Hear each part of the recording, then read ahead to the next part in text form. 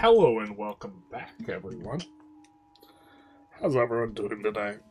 We are continuing here as Tuscany. Playing yesterday, but not exactly sure where we left off in terms of... Well, okay, we're fighting the Italian wars, and we're very close to winning. Or we're very close to what we need to win. The end date is 50 years from the start. So when I said we're winning the Italian wars, we would have to play at a very fast pace. We've been fighting some of these wars a little bit slow. Hey, Happy Chef, how's it going today? Shower stream, let's fucking go. Big nice. Big nice. We need to get... I need to get feedback on emotes. I think I'm gonna... I'm gonna be... talking with other streamers at some point about some stuff. And I need to kind of try and figure out if I'm gonna spend, like, $500 on, or something, or maybe even more, on, like, art assets for the channel, the best way to go about it. Like banners, updated profile icon, and emotes, this type of thing. Probably need to decide ahead of time what type of emotes we want. I was also thinking of doing a shirt. Partially because I just want a shirt. Like a merchandise shirt, more so than me actually thinking I could sell merch. I don't think people would just be that interested in generalist merch, but I could be mistaken. But we're annexing Treviso here. Let's see what CBs we have. We have one against Verona. We have one against Two Sicilies. I think I'm not liking spending a bunch of Diplo just to have more siege strength, to be honest. This was the idea. And these guys are now, like, not very big. So let's stop doing that. We have a huge stack. And I think our plan was to attack Verona, but we have a little bit of antagonism. We could attack and annex Verona, but I think we maybe want to rake back some of this antagonism. And if we're doing that, we can improve Diplo Rep and do Diplo Core.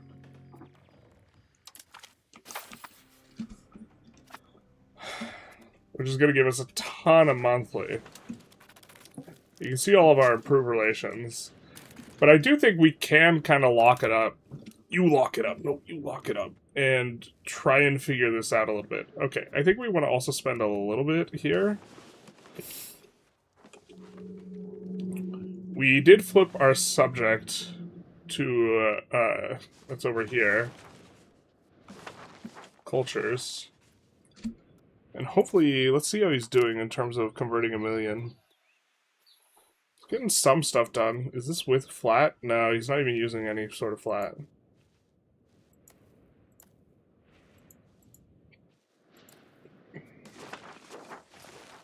So, cooldowns. Oh, we need to wait a month to see what our Diplo is, so maybe kind of pumping the brakes a little bit in terms of how we're approaching some things.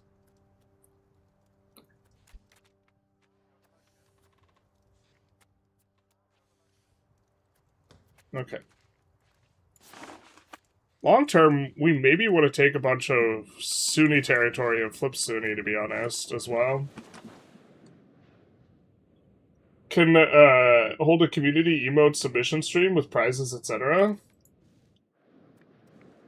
Could do that. Could I give out keys or something? I actually kind of like that idea a little bit.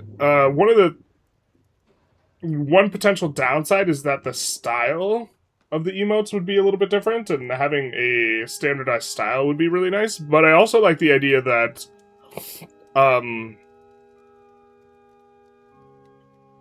I would prefer, if I could pay someone from my community versus someone not from my community, all other things held constant, I would rather pay people from my community.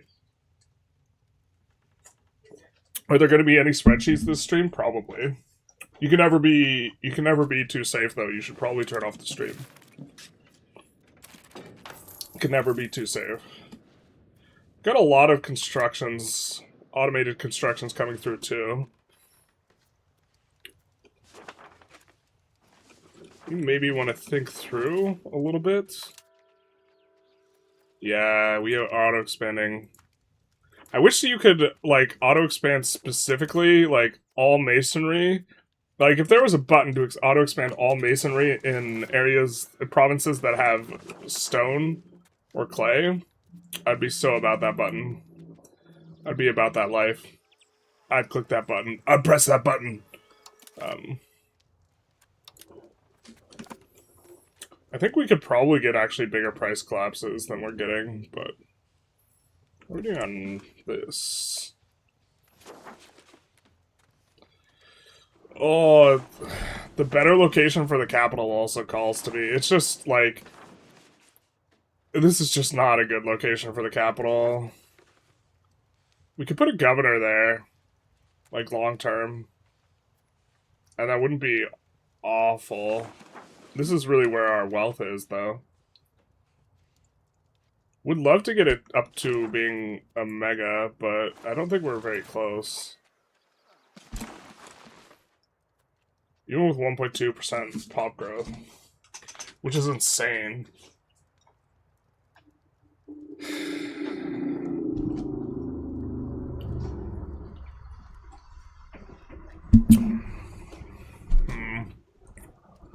Alright, let's kind of move things along a little bit. We wanted to do eco stuff. Alright, so we're gonna do a process we occasionally do. We should do this more often, but we just look at what's the most profitable thing, just like categorically. We're not gonna have uber profitable spinners guilds, but we see gunsmiths are profitable. Let's double check. So we don't have too much lead or iron. This is one of the issues. I also think, if I recall correctly, in our market, someone asked us to look at this, looking at local balance, like we're super unbalanced in terms of self-sufficiency on tools. The issue is that, don't have too many iron provinces, but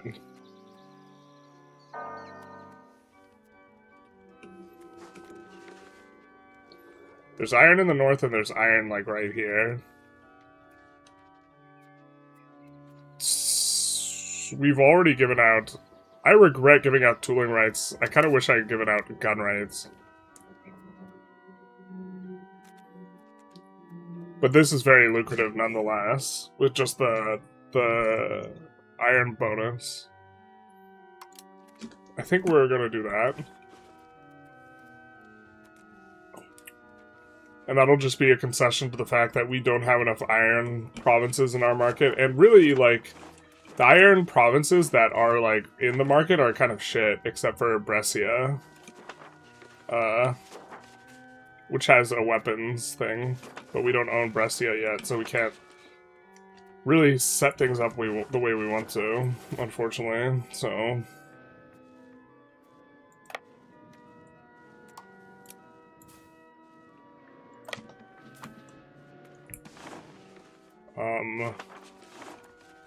and then we have all this stuff up here, which is just doesn't have specializations yet, or isn't moving in a particular direction. But we saw that cloth was looking reasonable, but... okay. These places could do textiles. Now this one's already gone over to being paper.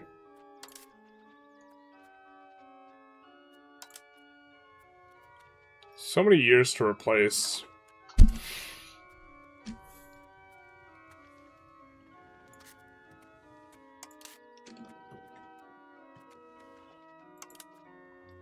If we take a look here, one thing that is noteworthy is the gunsmith costs a lot more. Gunsmith is a H2 building. It costs twice as much as a normal guild. So even though it, like, looks way more profitable, the year's return on investment is not as good.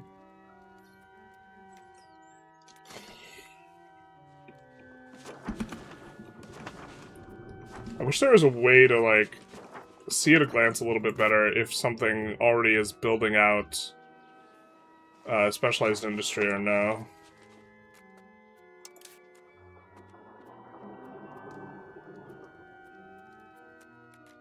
You don't have a prod efficiency bonus.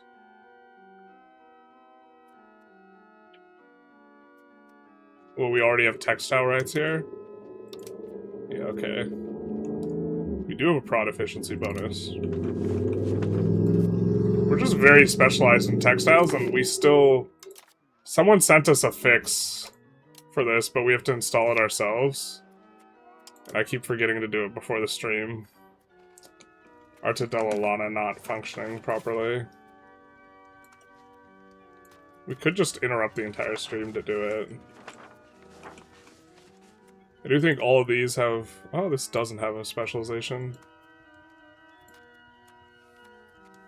This one we were planning on doing glass. The dyes is going to have a dual specialization, I think. The two things that give dyes output, basically. But we could sort by how much money things make, and then do this. We've been holding off on doing jewelry. Also down here is a reasonable place for weapons. Yeah, we have some firearms down here. It has a lead. But we don't even have, like... Yeah, we wish we had a little bit more industry up here. Or controlled more territory up there. Alright. I do think we don't have an industry specialization here. Now, it already has a bunch of textile things, but we don't have an input for it, and we have a ton of, like, provinces with wool and stuff, so I'm not sure we want to go textiles here.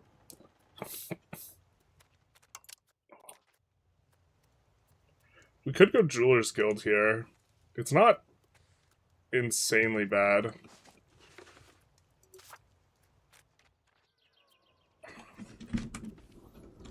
Colonize South America, make true Latinos. Rome is the one true capital for Italy. Unfortunately, Rome is like a meme capital. You put the capital in Rome, you're kind of trolling a little bit. I just farted. Thank you for the update. How much pop are you getting per month in the capital? We should be getting pretty solid pop growth. Wait a second. How are they leaving?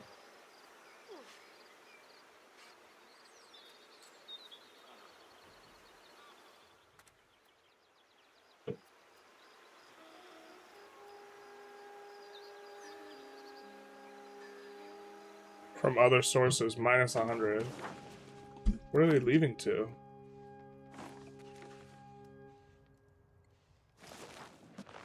Oh, is this we finished one overseas building? The issue with overseas buildings is they take specifically from your capital. It's actually pretty obnoxious. I think we might have built one. That way we could push Diplo further. Some of the New World going on a little bit here.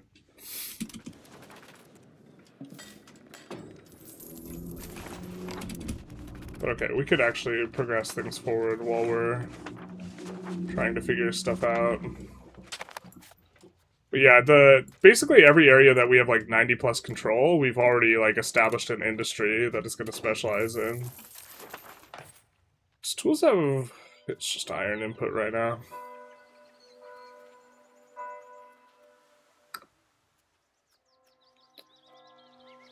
You don't see this sulfur like PM get used too much, and then it shifts to being only iron, and then it shifts to iron in this, and then it shifts to steel is what you want.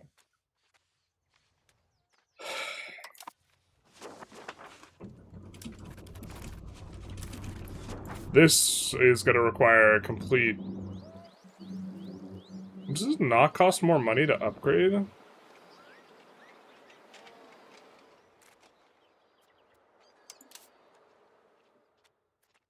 Oh, we don't like that the thing wants to upgrade these things.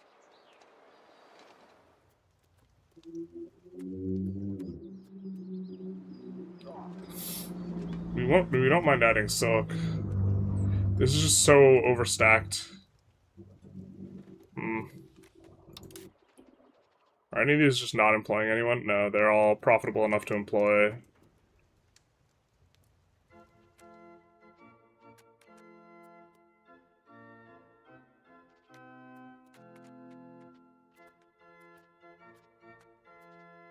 That's kind of wild. They're all profitable enough to employ.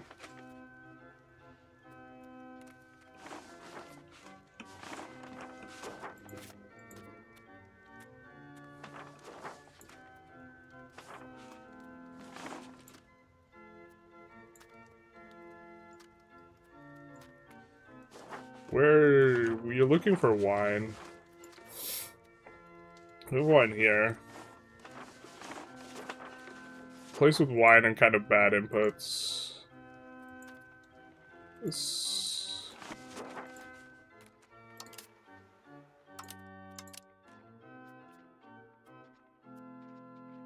I'm gonna let you do brewery, distillers guild, winery. And eventually we could put down the wining and dining one.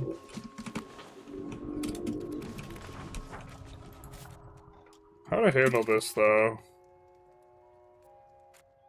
So, why we were doing it like that is we were thinking of deleting a bunch of those. Because it's costing extra.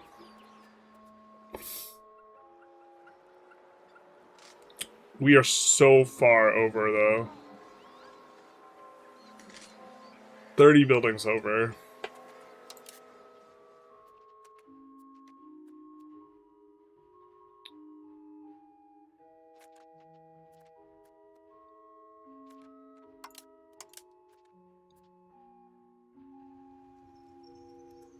The gunsmiths, I guess, are really expensive and we have a ton of levels already.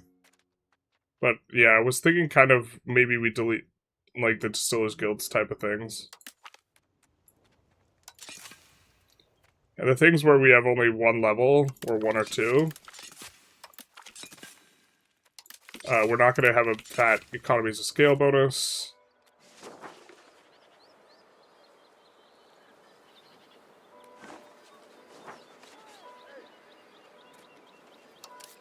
It looks like we're kind of in the direction of doing paper here, which actually doesn't even make sense.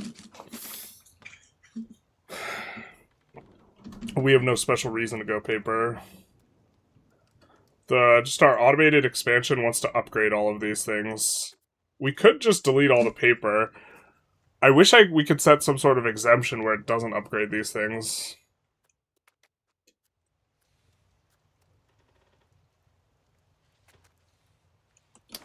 Maybe we just leave it alone and let ourselves have double cost buildings in one instance and not sweat over it. Hey RNG, how's it going? Thank you, but it'd be nice if you expanded on why it's troll. Generally speaking, what you're looking to do is to push proximity from your capital. Because the most valuable aspect of your capital is that it gives you 100% proximity, and it pushes out, right? It's a proximity source. In terms of geography, Rome is really, really bad for pushing proximity. It is right next to a bunch of rough terrain, so you'll lose a lot of proximity traveling through the rough terrain to get to other flatlands.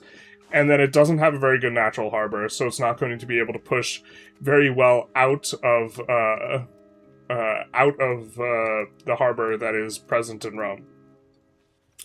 And so Naples is a lot better because Naples has a natural harbor of 75.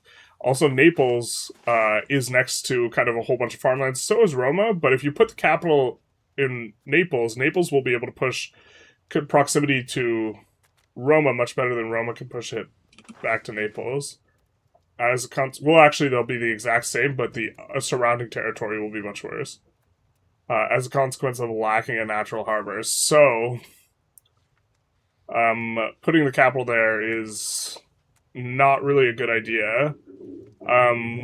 like, this is a funky location for the capital, but you also, like, value in EU5 generally is kind of an overlap between development, population, control, and market access. And so what this means for us is that creating the strongest overlap possible between these things is what we want to do. There is a lot of pops near Rome. There's nearly 400,000 in Naples. So Naples will get to be very valuable, and if we move the capital there, we'll also get to mega it. Which is, like, less the case for Rome. Rome has some really nice bonuses for the city itself. I do believe, we have some holy site action. That gives, like, extra prosperity. And max control. But max control also is, valuable when you don't have 100 control. That's kind of like a niche thing, though. For where you put the capital, you should be less focused on the actual value of the province itself and more focused on the geographical relation of that province to other ones. One of the reasons to not move our capital away from Florence is we have an enormous amount of dev there, so the pop there is very, very valuable. And development's giving us a whole bunch of goodies. But including local proximity efficiency, allowing us to actually project the proximity better. But once we core up Naples, this province is not exactly a bad one to dev. It's got a couple olives in it, but once we get Columbian Exchange, we would just, like, build over the olives. But, yeah, apologies. I should be a little less flippant. Maybe. But Rome's just, like, a very bad location for a capital. As far as, like, Italy goes. You could pick, like, anything that is a natural harbor that's green is gonna be, like, better than Rome, basically. Shikogia, we are planning on moving, our governor to. So we're gonna have a governor in Shikogia, which is going to be really good for proximity over here. And then a capital in Naples, and I think that overall will give us pretty good coverage.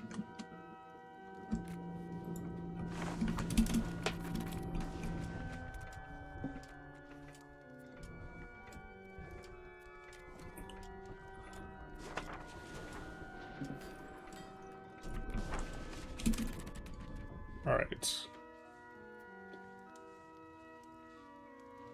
I think we're improving relations with Tyrol. Let's improve with Gorzia.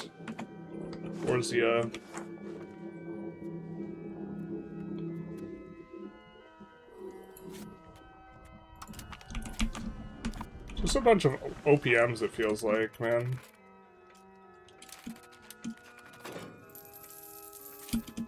Should maybe be focused on some of these bigger ones.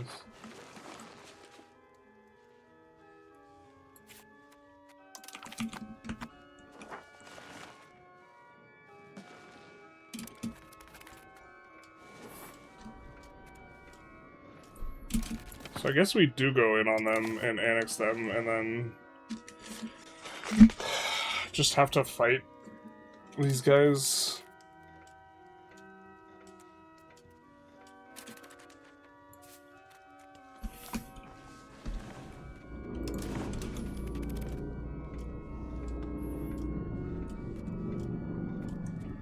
Could also annex multiple subjects here.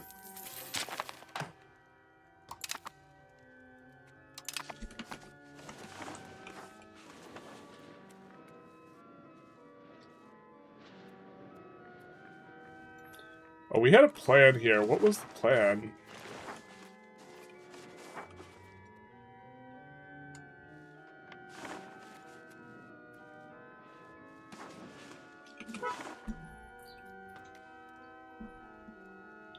Anything EU5 related you want to try, but fear your viewers may not care? I mean, in general, I'm playing in Europe mostly because the Europe stuff tends to do better.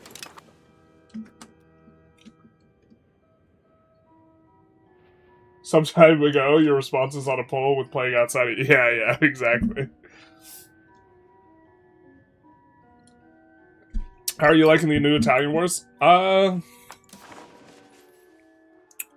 like it. I think that we entered, like, the Italian Wars was very strong.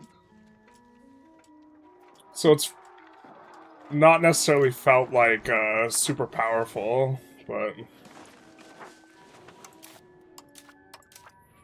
I know the rewards you get at the end of them are pure dopamine.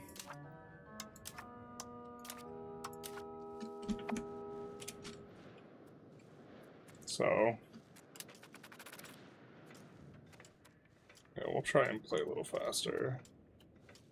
Yeah, I guess just kind of in an awkward spot. I want these guys out of the coalition. Mainly because this way we can be able to foster other alliances.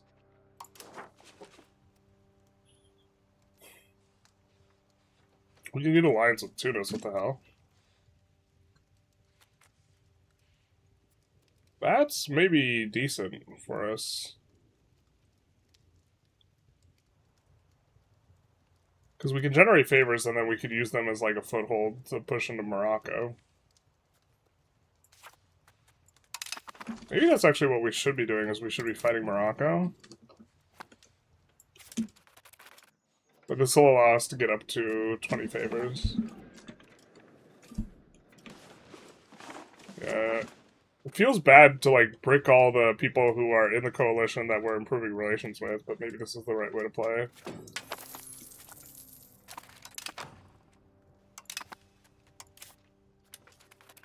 Yeah, we're going down the left side of the tree right now. Let's take a look at our artists.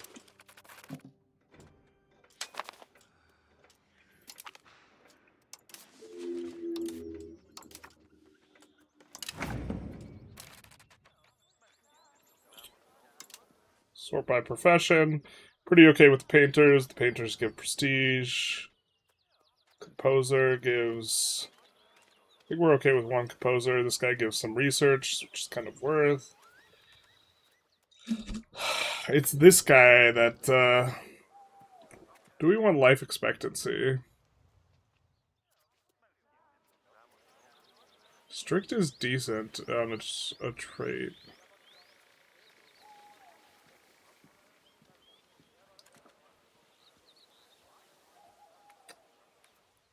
It would help to keep our guy alive longer. Wait, what is this guy? He's a painter? Why did he not get grouped with the other painters? I think we'll say goodbye to the doctor. Maybe we won't.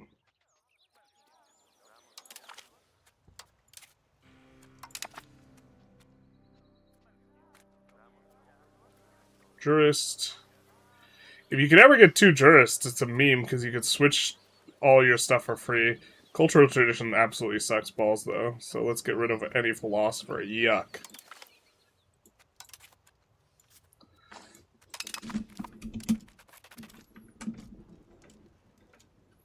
Thank you, that was very informative. Normally I rolled with historic capital your playthroughs. Recently did campaign with Maya. Hoping for 1 North Africa, Spain, and Spain here in the DLC. For situations, I'm expecting we get something like that, yeah.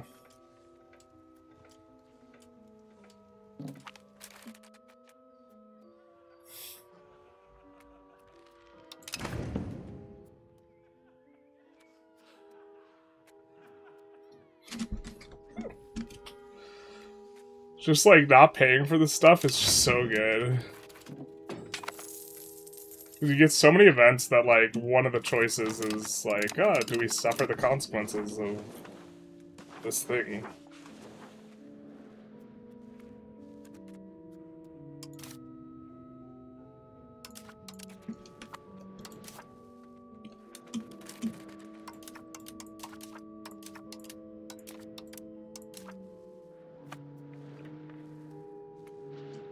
You can also lift Tyrol's territory.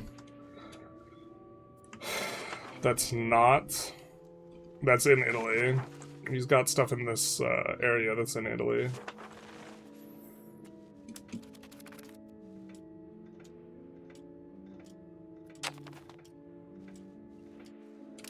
I mean, we have this big-ass merc stack, too. It feels so bad that we're paying for it and continuing to pay for it.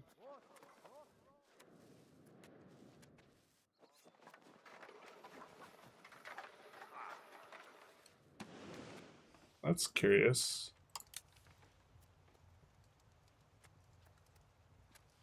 Our truce just with them barely started. Why is the truce to co-belligerate them different? Well, then we might wait. Is this an Italian Wars predictive thing? No.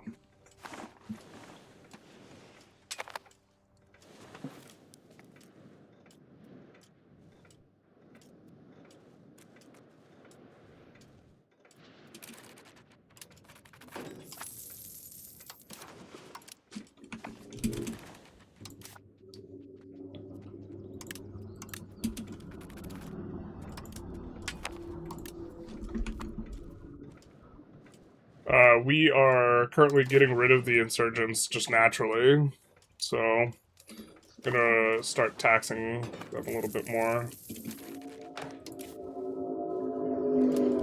Is this not moving?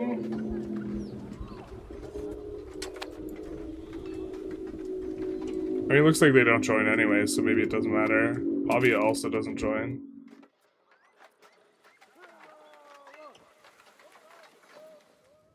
Pavia not joining is a little curious.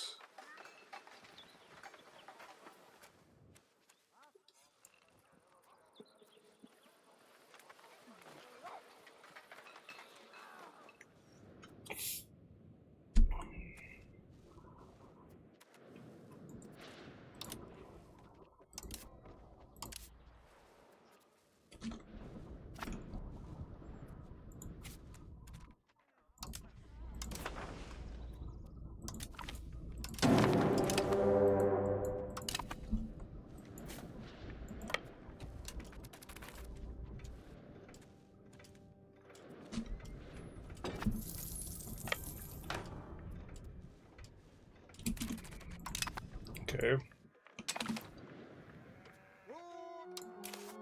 think in general we kind of want guys with admin.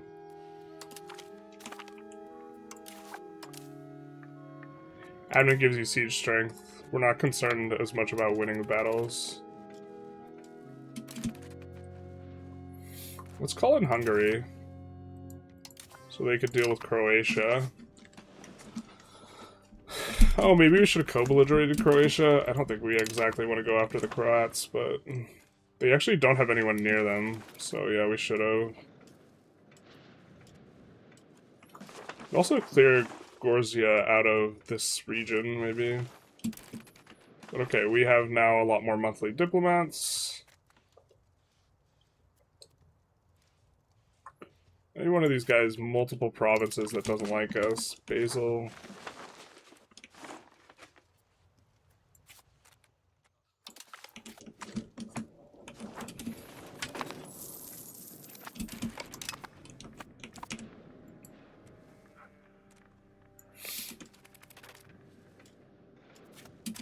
Right.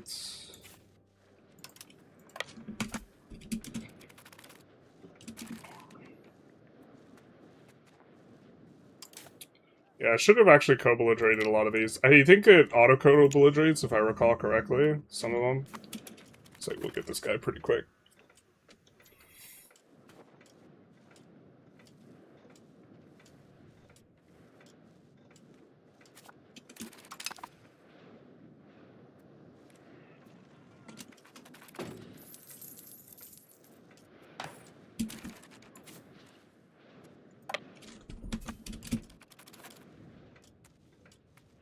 We're not as concerned with the guys in the north. It's kind of whatever. Looks like Milan's getting some expansion done.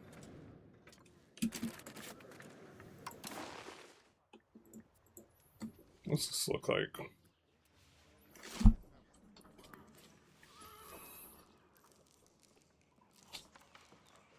Huh.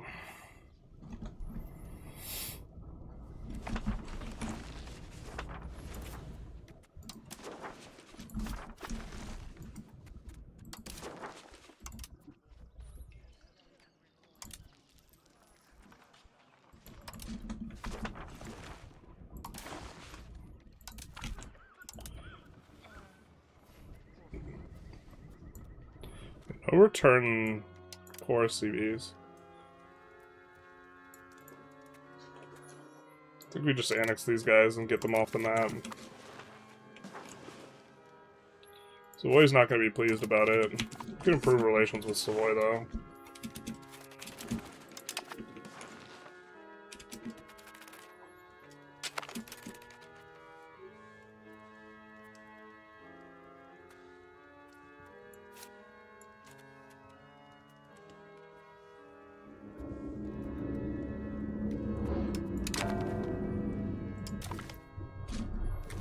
I don't like that they're the war leader, but we'll see. We maybe should have said no. Considering Pavia is basically about to get annexed and there's not a whole lot we could do about it. We should have said no.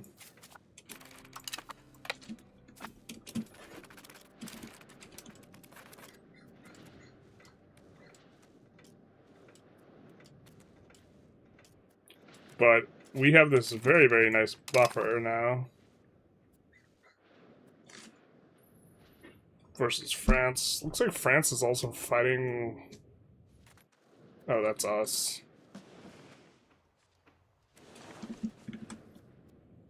Is Verona still alive? I think we released them. Or actually, I don't know.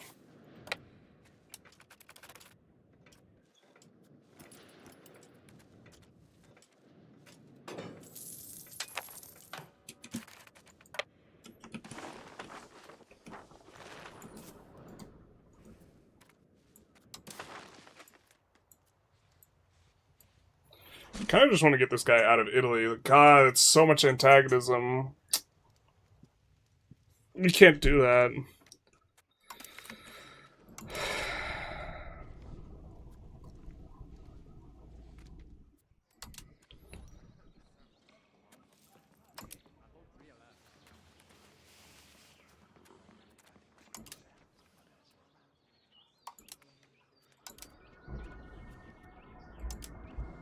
So we gotta enforce on this guy first, and then return something to Verona so that we could take it from Verona instead.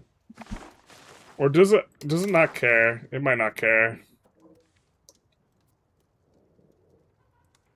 We declared on Verona.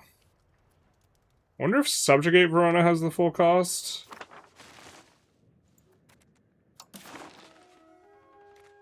We could look to take this later off of Verona, and then subjugate Verona in our peace deal on Verona, and then expect to fight Tyrol again. Kind of a little tired.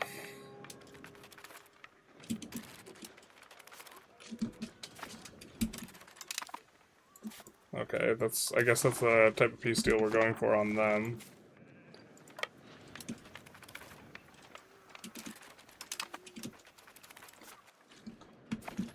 Ooh. A little stranger danger there. 9. Or since they're German, it's no. 2 Sicilies fighting Otto? Looks like it.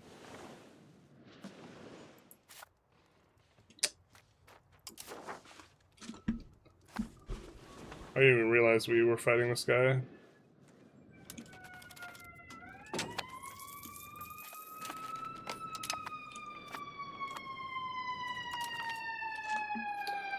Oh, France doesn't even have access, Oh no, wait, France has a border with us, so what am I saying? France doesn't have access to us. We share a border, dog.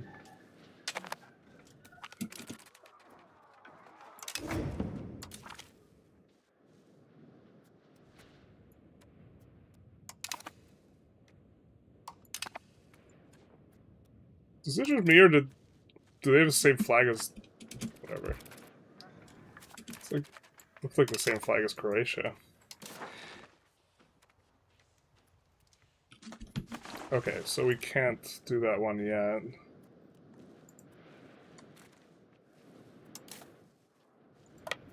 Maybe you have to divert our attention.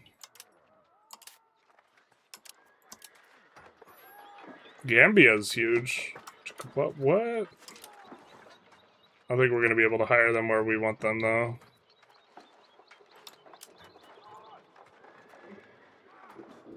Or Egypt, maybe?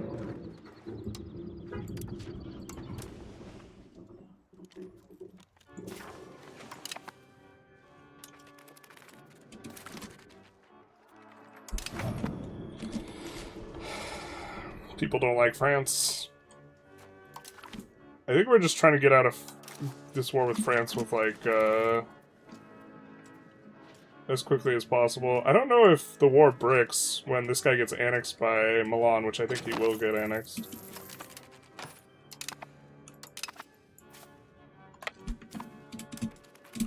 Not sure what exactly happens there.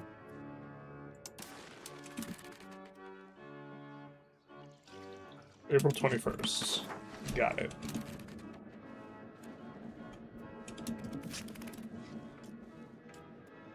The word on the streets. Hey Asa, how's it going? Welcome, welcome.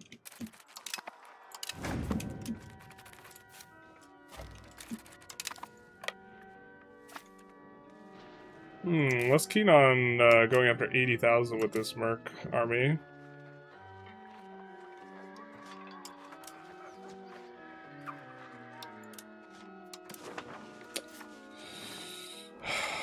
Every time... I feel like every time we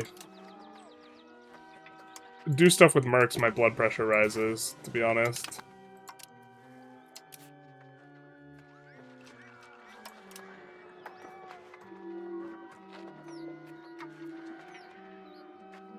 I don't know exactly how the merging works either when you have multiple Merc stacks. But, like, just made it unnecessarily tedious.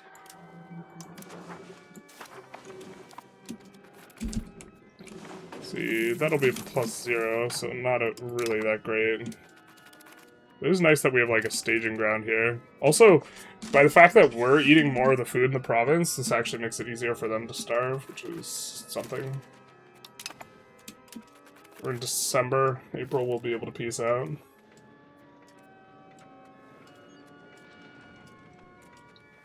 That's a +2. Pretty sure we beat that.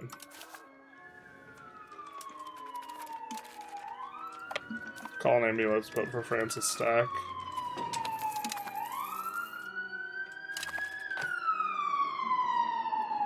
$150,000. We could just let them take that and Nice and withdraw to our actual, like, plus fort. But yeah, the cavalry, unfortunately we get oversaturated on one flank. I'm not sure it matters, but cavalry's just too fucking good. Cavalry's just too good. Here.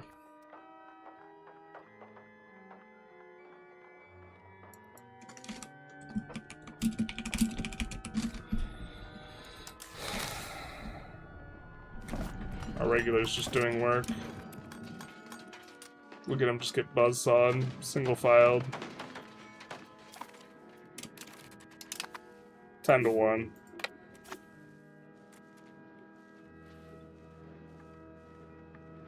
I think we need, like, at least 50,000 for that.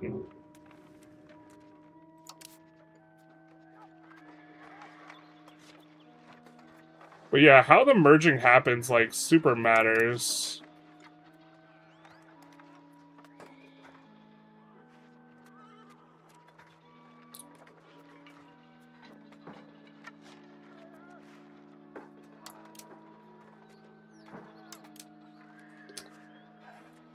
My kingdom for a filter for the H3 units only.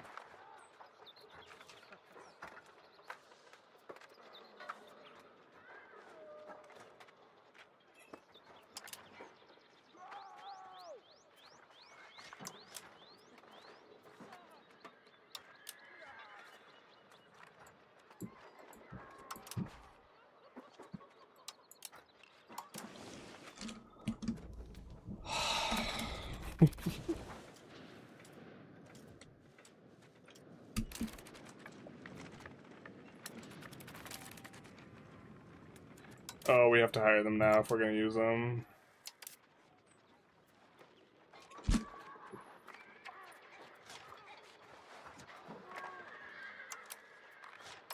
That's not exactly what we need.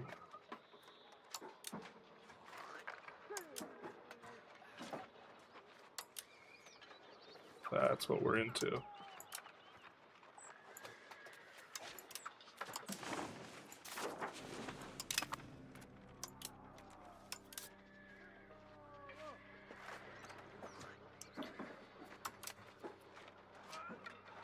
Also what we're into.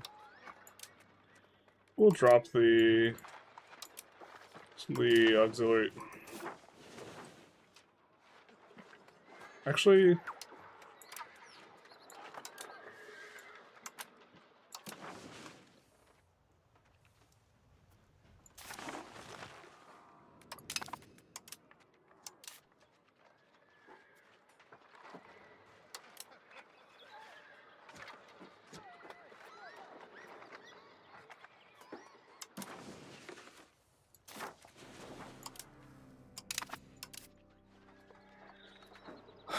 Upper Saxony, I think, was out of range for where we wanted to put it. Mecklenburg's almost certainly going to be out of... How does Mecklenburg even range us to begin with?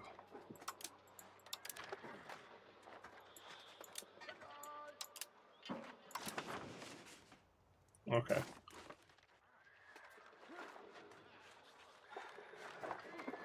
We have all of the... Or not all of the French ones. I thought we had all the French territories. We did not.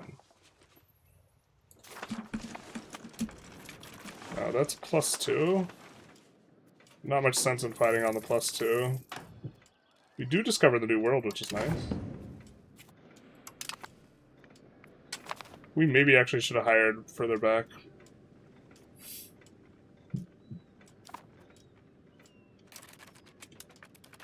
It's like a +0.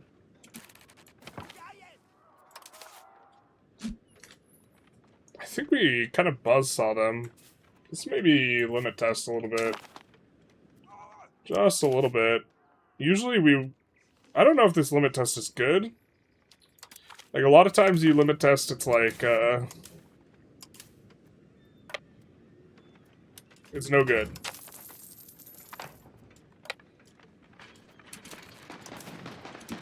But here we get Cav in. We start going through their troops. We got 10-to-1 ratio. Our reinforcement's going to hit pretty soon here. We get decent saturation in the middle and the right. Not very good on the left, so if we fail, it's going to be our left flank. Kind of thing. Yeah, this looks like this doesn't quite work. Maybe a little close.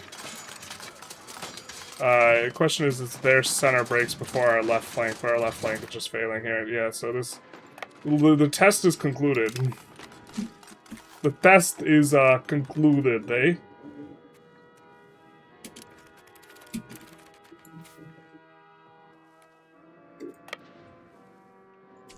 Not quite in. The humble 100k stack? Yeah, basically. You hate to lose to it. It's kind of okay, though. I felt that was a loss either, like, going into it, so... Don't really mind it too much. We still traded 2-to-1 on our loss. And then we retreated.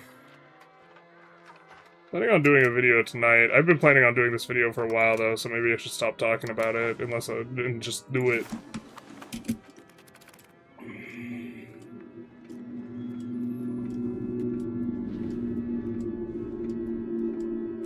Do it. Do it. Yeah, okay. Now he's got another reason to not do that is it's +0 or +1 or whatever it is. And we could just wait and get a better engage elsewhere. Oh, but it is past April, right? Yeah, so this will kind of be fine enough for us.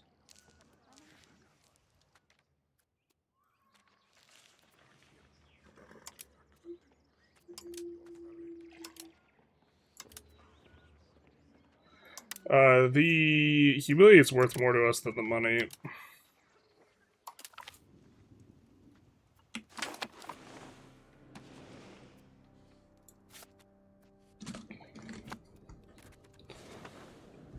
And then...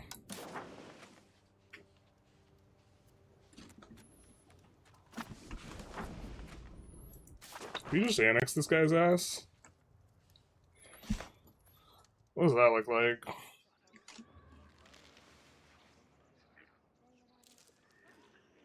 Gorzia really cares.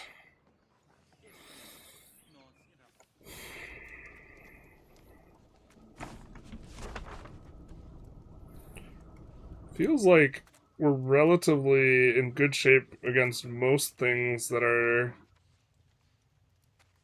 proximal.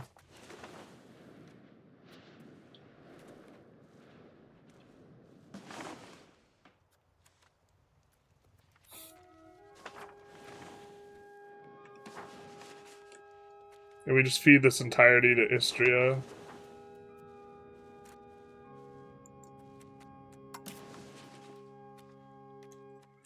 And we get to get them off the map. Alternatively, leaving them with some territory.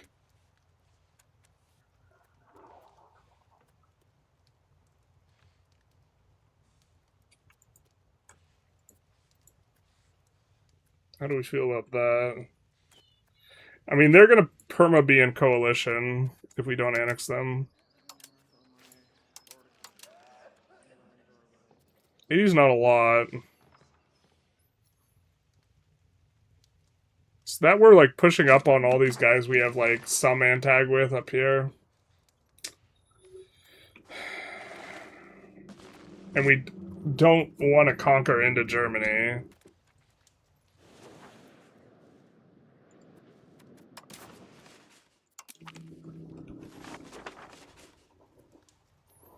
It's not very good territory either.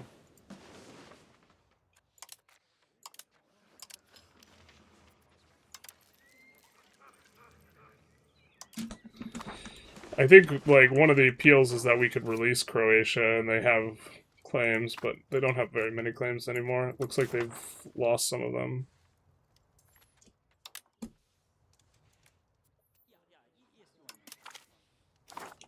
Let's just do that for now.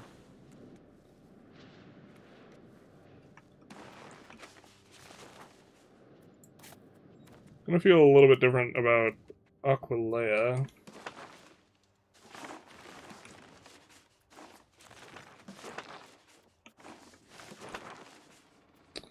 They don't have cores on anything that we don't own. I think we just get cores out of Italy.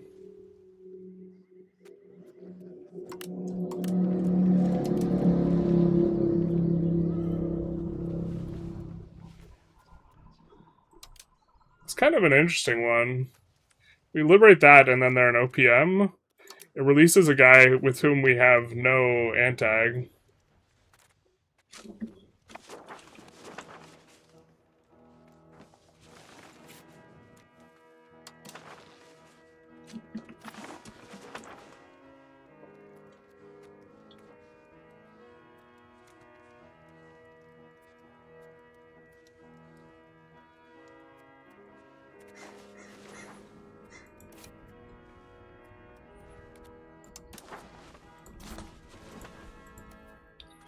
Istria already has one location in that province, so we'll feed the stuff to Istria.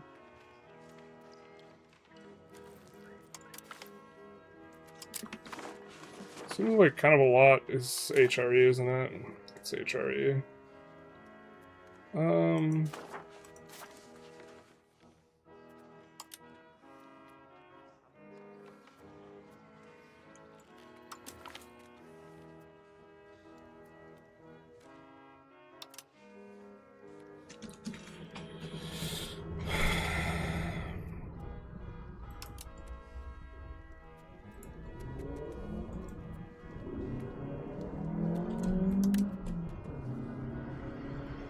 Let's just do this for now. I mean, it doesn't matter as much because Istria... They're not going to use Dev Province. Seems that they've forgotten how to use it. But yeah, we don't want them to be Southern Bavarian. And it's going to take some time for them to get on that. Maybe we just do this.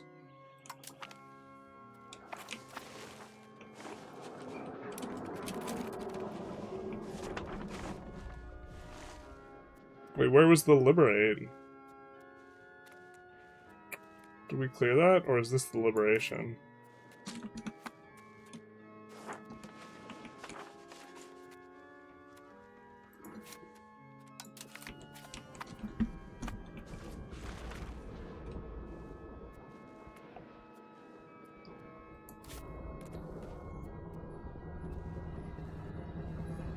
Alright, I think we wanted to actually just subjugate Verona. Still haven't gotten that off them, though.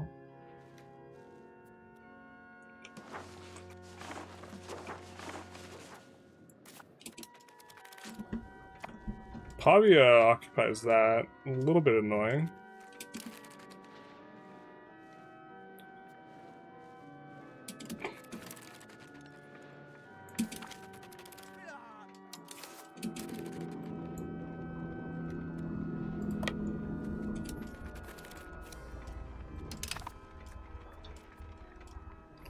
I think we ought to win here. It looks like they're having food issues, so even if we win, this is like a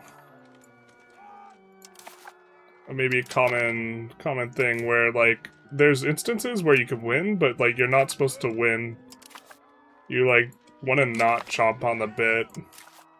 Where we can win now, or win more later.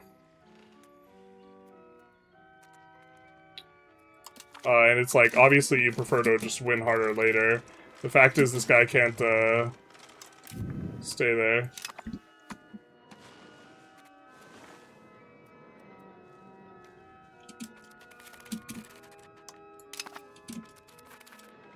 And is getting food pressured. Because you can see he has no food, because this is decreasing, and since we own the province, I think we get first priority, so us sitting there makes the food harder for him.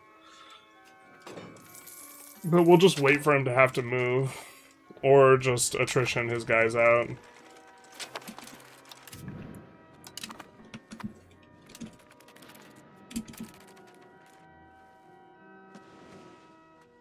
Oh, Boho joins the mix?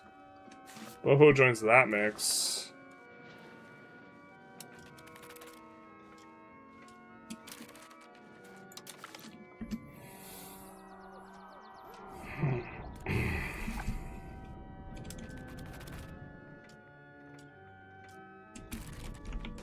What do Verona's claims look like? Okay.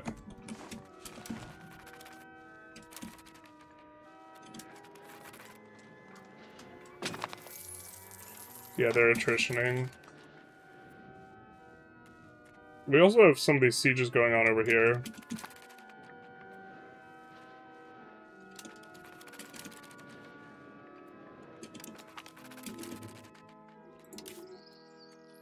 What type of artist are you, bro?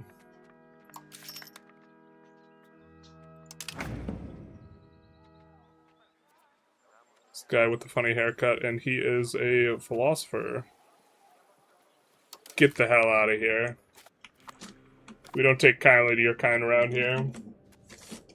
We understand it takes time to set up waterproof cameras for the shower crying stream. Take your time. We're working on it. How should I manage the same continent colonies? Colonize Australia as Vijayanagara, but lower control messes with crown power research speed? Should I release vassals? I think you either want to put a naval governor there, or, kind of more likely, you want to make them colonial nations. And you can do this if you just move your capital, like, to the Middle East, I think, and then just move it back to wherever you want it afterwards. You should probably be constructing multiple megalopoli as, Vijayanagara anyways, so there's maybe a productive way to do that, like, in theory. If you move it far enough away from India, you can also build a bunch of plantations. Build a whole bunch of plantations in India proper. Okay, I do think we want to get this guy's territory specifically. Aquileia has this guy as a subject, and we kind of want all of that.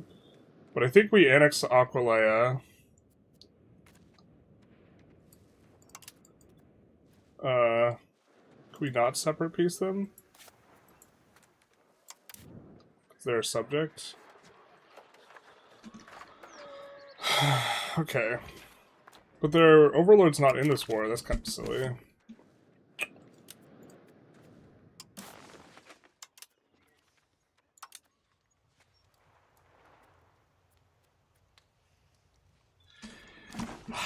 Feels like that should be... maybe it's kind of okay. I mean, they're fighting us in another war. Their overlord is Bohemia. I mean, we're not going to be able to claim this. Then... I could have sworn we could have pieced them out. Maybe we're just not remembering the rules. We might have been looking at the other guy too. Alright, so if that's the state of affairs, then I guess this is what we're doing. We can take territory over here too, I suppose.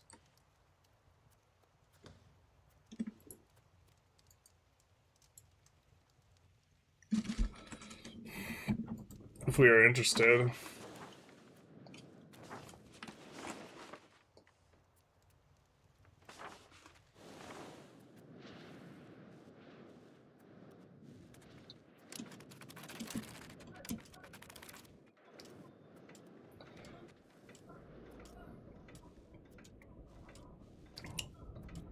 These guys are going to be in for a world of discomfort.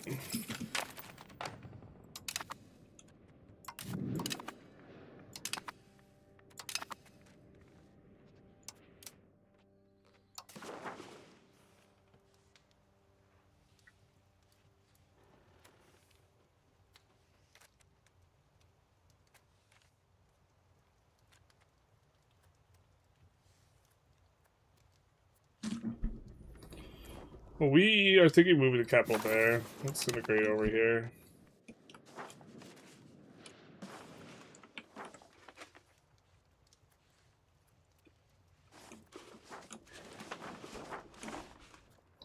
How high is this going? 90 control? That'll be useful. That'll be nice. Looks like we already set our thing up there.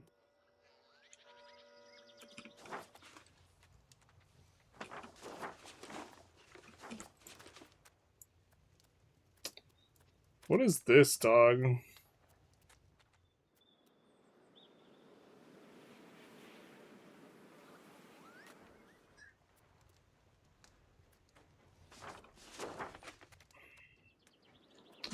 Not cord, so we can't downgrade it.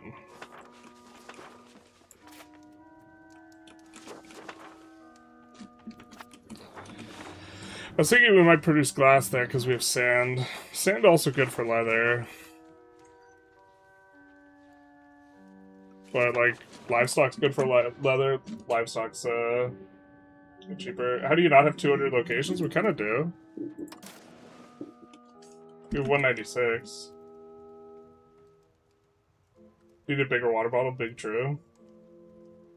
But will naval governors do anything for the massive continent on age 5? Is that the only way to get more control? I mean, you can build bailiffs, too. I kind of don't think you should directly control the land is the issue.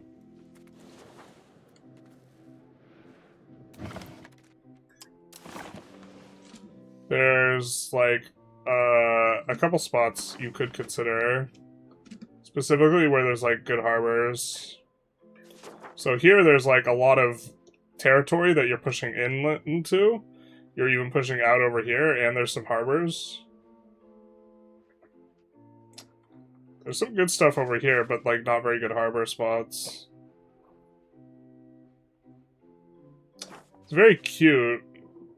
But, no, this is not traversable. Just kidding. Is this one province? No, it's unfortunately not. Occasionally you get provinces like this, where there is a province plus a trade wind area, and the trade wind area you actually can get naval proximity in. It's very cute. So my thinking was you could actually like patrol this much easier if you can just put a ship like off the coast of this province, but alas, these two more important trade winds do not have attached provinces. Let's see if we can find an example. So here is an example,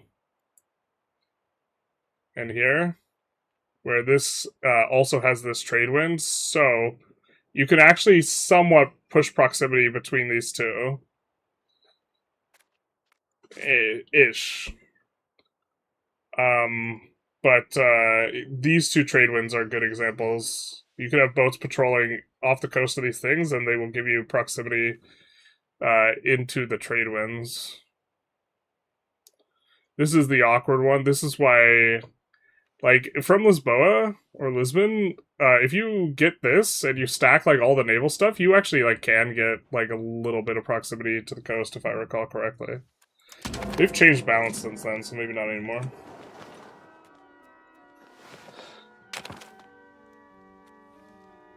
Does the situation end as soon as you have 200 locations? No, it does not. Or this is what we've been told. That's why we're not rushing it. Do you plan on doing a debt economy run with minimum loan interest? Not really. The issue is that, like, loans would be really good if you could get a good interest rate early. Here we have an interest rate of 2%. The issue is that, generally by the time you get the interest rate low, you will not have really good opportunities anymore, and or money's already free. Money's not, like, the throttle for us, so, like, it's... We don't have much reason to borrow. And, like, when you start the game, you don't have enough opportunities, generally speaking, that have good enough ROI to justify the higher interest rate. It depends. People were having a discussion about that on my Discord earlier. I think it was yesterday. I think, like, there's probably niche cases where it, like, makes sense to do. Like, you were playing Bohemia. Maybe.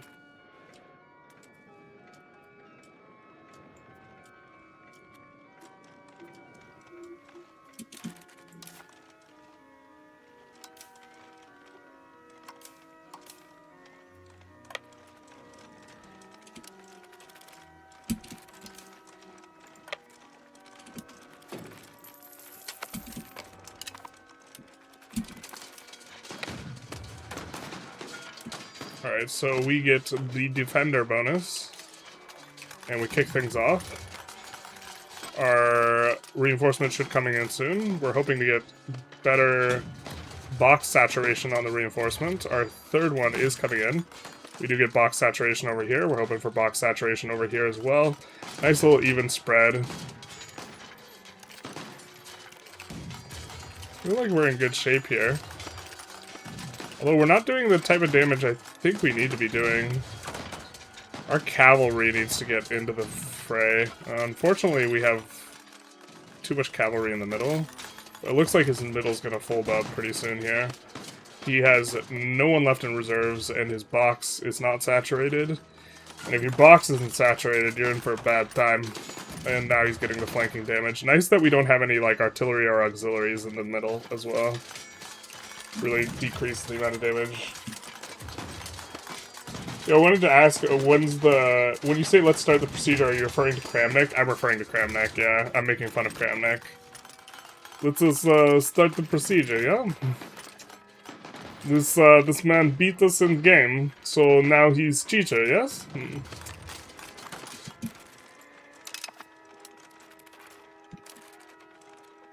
Yeah, I'm making fun of Kramnik. There's not much reason for us to take a +2 there, or -2. We must begin procedure. He beat us in games, so we must beat him in real life. Send the goon squad. Yeah. Yeah,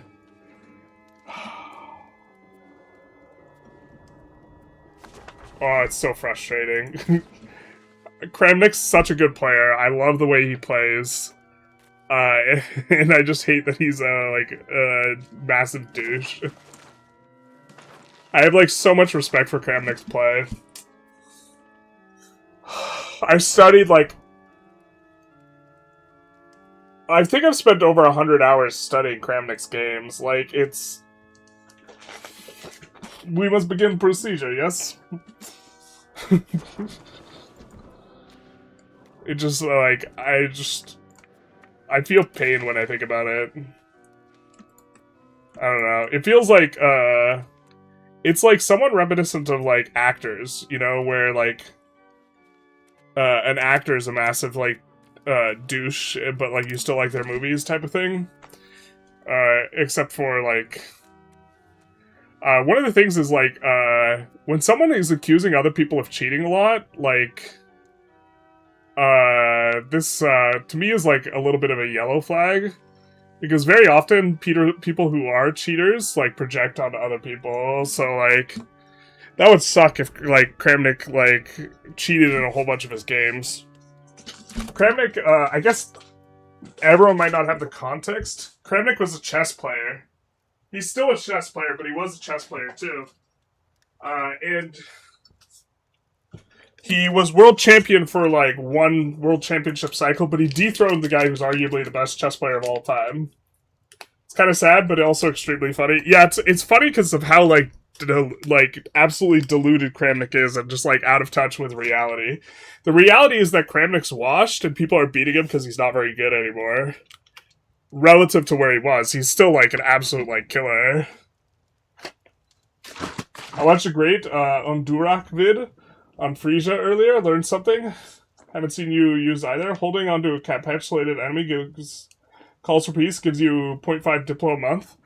Holding on an enemy with calls for peace, though, also racks you up a ton of this. Which gives you negative pop growth and negative prod efficiency.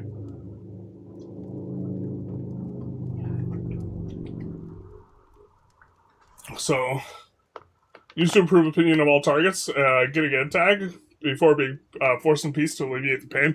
So, something we actually have to use up more of our diplomats. Something you may have noticed with the way I play is I don't ever run negative diplomats, and this is, like, incorrect to do. I think, like, as a, like, exploit, it's, like, I'm not interested in running the exploit. But I think that, maybe we don't do Diplo Core anymore here.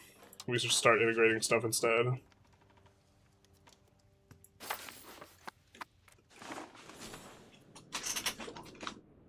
Frisia as a nation seems like it has some pretty cool, unique content. Yeah, Frisia, you get to do the, Peasant Republic. The thing is, Merchant Republic's just so much better. It's, like, interesting, but, like, Merchant Republic's just much, much better. How do you even cheat in chess? Computers are really, really, like, way better than people. So if you have a method of feeding you computer analysis while in a game, then it's very easy to acquire an edge. I think this is what we do for the rest of this.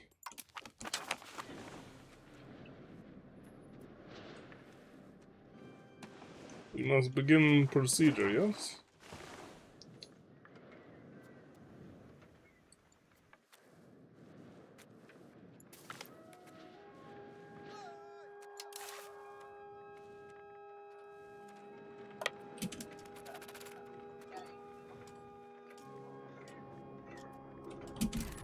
Okay, let's detach the mercs and consolidate the mercs. For whatever reason, I don't trust the merc consolidation button. We'll split the units.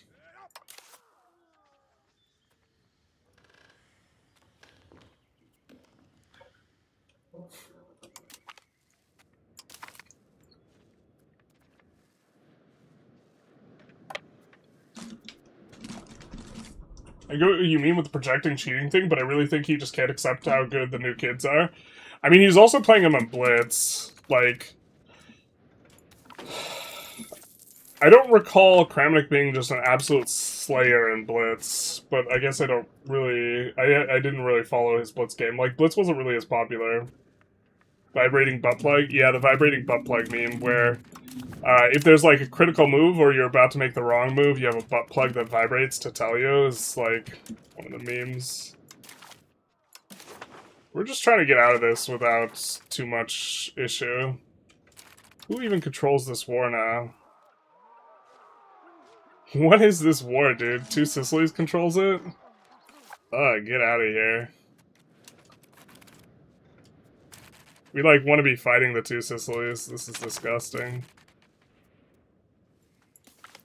I mean, they just, like, instantly re-siege and don't even regroup. I guess we're just gonna go after them again. I ignore this in the north for now. We can slough off these guys. We might need more mercs. Piedmont, not where we want them from.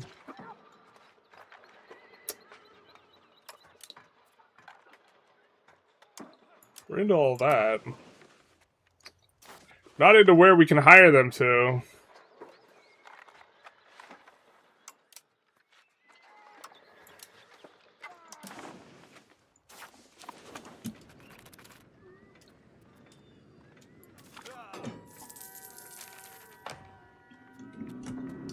Like, take a bathroom break and then consult ChatGPT. Yeah, this would be, like, a way you could do it. Or even just having someone give you, like, hand signals from the crowd. Would be a pretty straightforward way of doing it.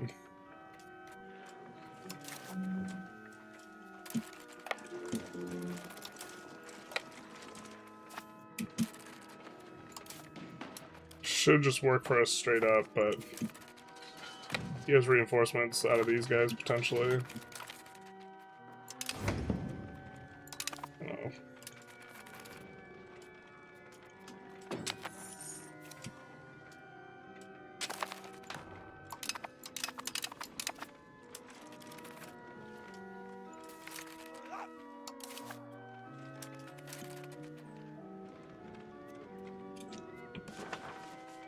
Oh, I forgot this is our +3. Hell yeah, we'll take that fight.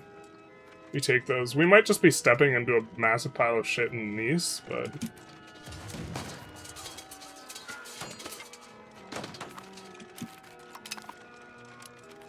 like, if there's a big fat stack just sitting in Nice, that's a problem, but... we will risky to get the bisky. We'll split up.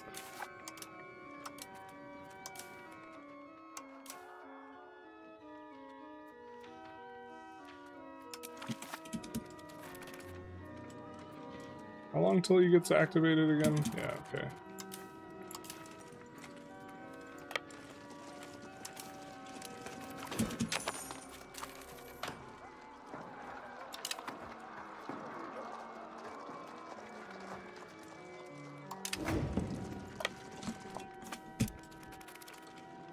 So we should get a good battle here as defenders.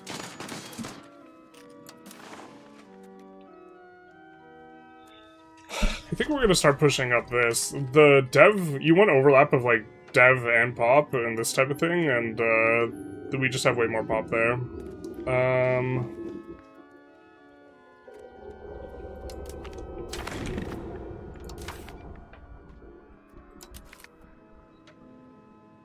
Rough. We actually want to pass this.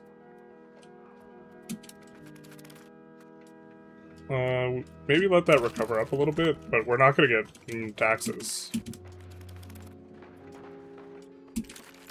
Wow, that's wild.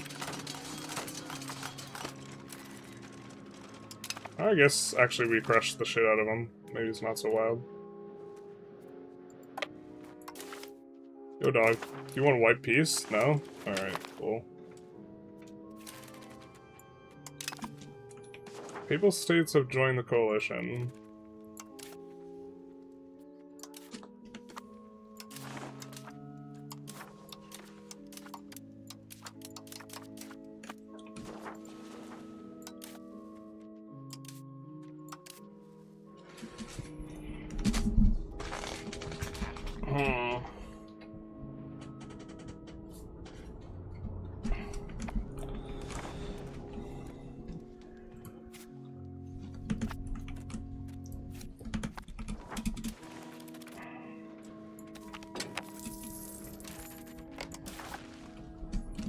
So now it's going to decrease and then increase back up. We're exactly one location short. It's kind of cute.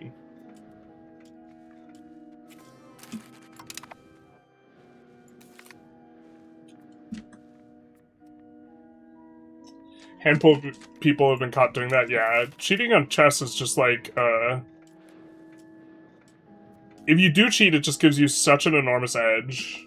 So, there are objectively correct moves in chess, and computers are really good at finding those moves. Yeah.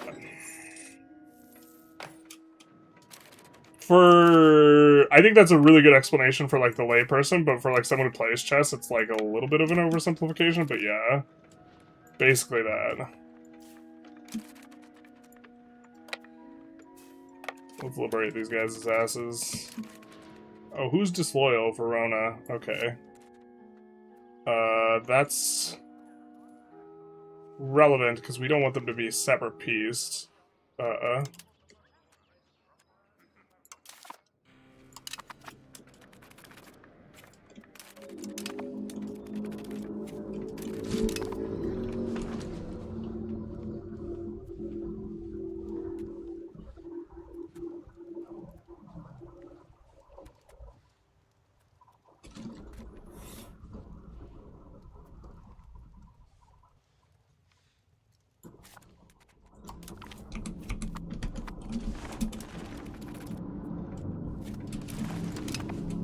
He's coming for us.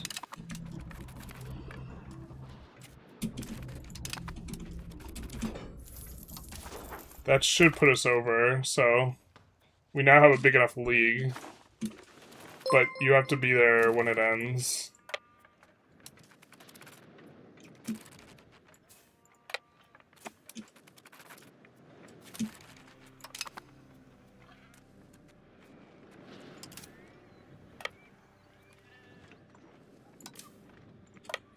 Let's do some of this.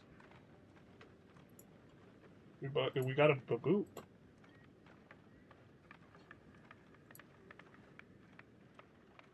Real chase face. Thank you for the follow.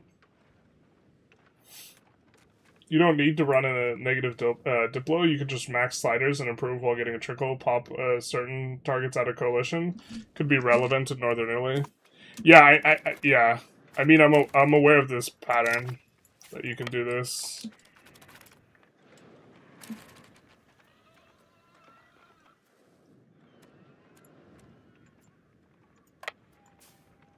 I think we'll just go for this and then reinforce. And come back. Because we have more troops than them anyways. And they have levies and we don't have levies, so this should be like a pretty comfortable roll. But we don't want them completing the siege. Which was a possibility.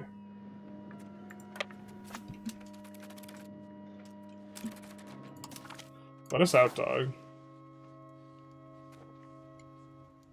Actually, to be fair, we kind of would love to annex Aquileia.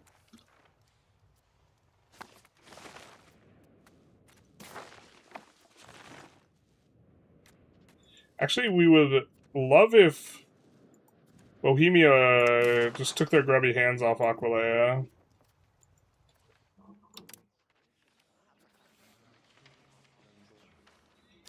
But we would need to peace out Bohemia, and we're not the war leader.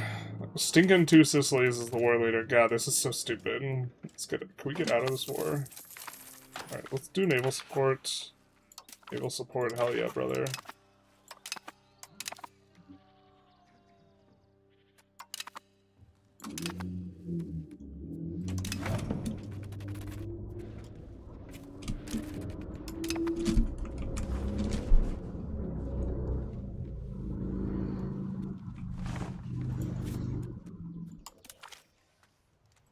They're a subject of a subject.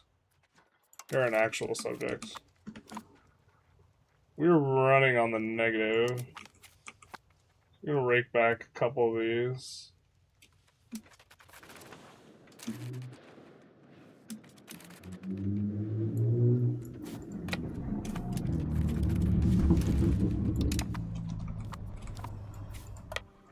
Let's do...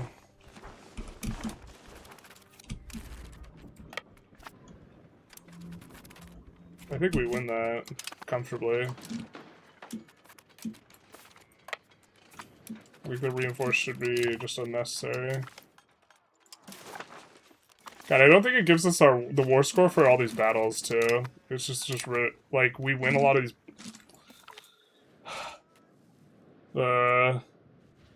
Being in a war, not as the war leader, is just such a miserable experience, because there's 23% war score. Most of this is from battles. These battles, the ones that have been going good are our battles, but at the same time, we have minus 7.9% with France. So, like... the way that it's done is just uber punishing if you're not war leader, because you don't get any of the benefit from anything other than occupations and blockades. So it's just like, oh, we gotta deoccupy a whole bunch of stuff.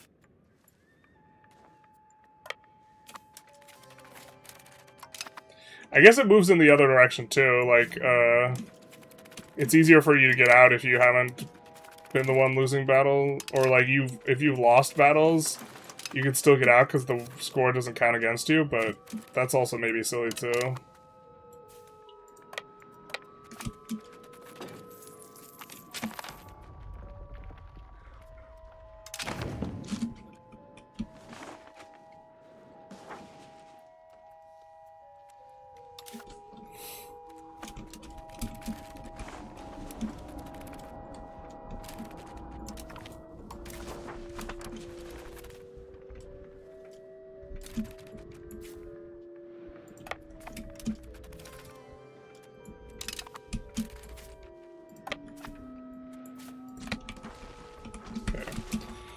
We win that.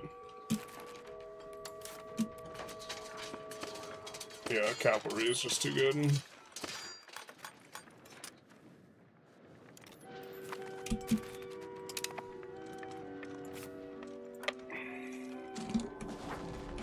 So they're getting like absolutely shit on here and can't recognize that. The principle of the thing is I don't want to offer humiliation, but this is probably actually what we're supposed to do.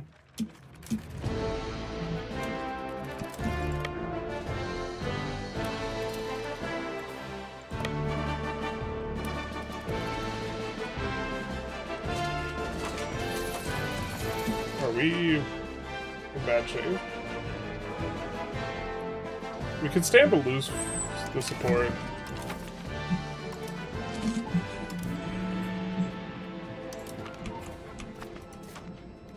Alright,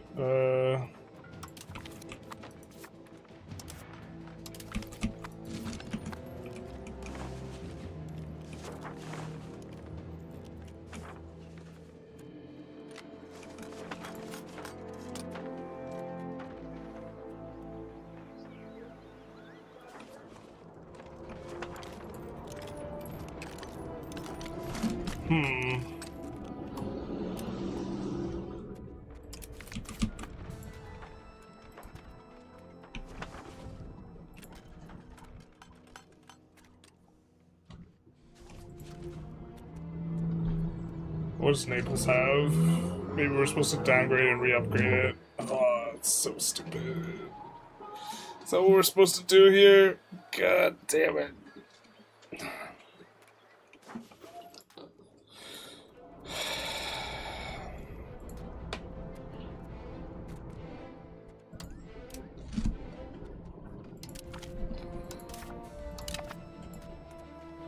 Yeah, I mean, we make enough money that it's cheaper for us to downgrade and re-upgrade it. Also, losing a bunch of these buildings isn't that bad.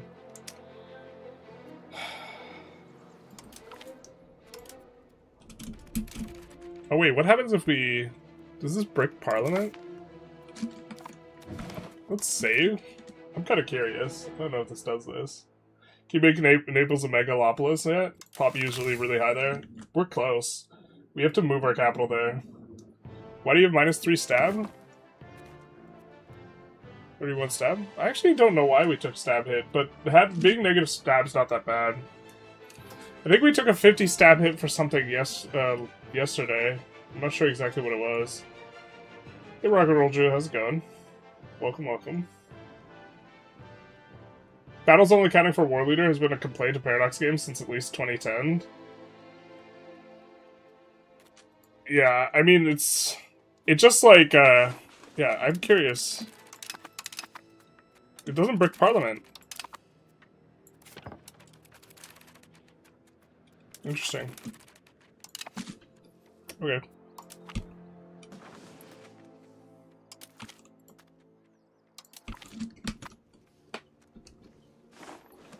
But, we're starting to establish some stuff over there. We'd really like to turn Florence into Mega first. But I don't know how that's gonna go. I'm thinking it's not.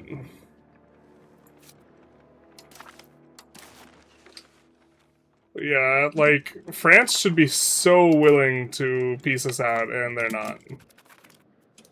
Also, this war isn't even against the initial war leader.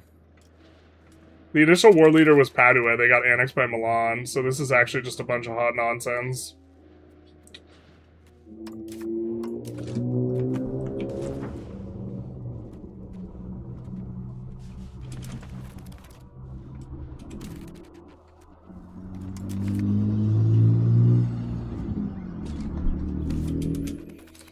And I'm hoping that we don't somehow get it forced on. Because also they could just give away a bunch of our stuff.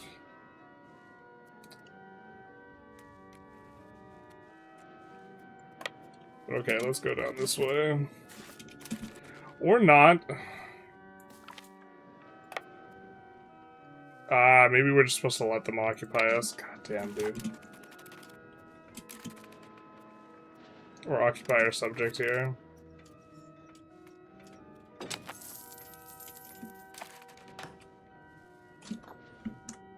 Was the huge stab hit from earlier? It was from last stream, I think.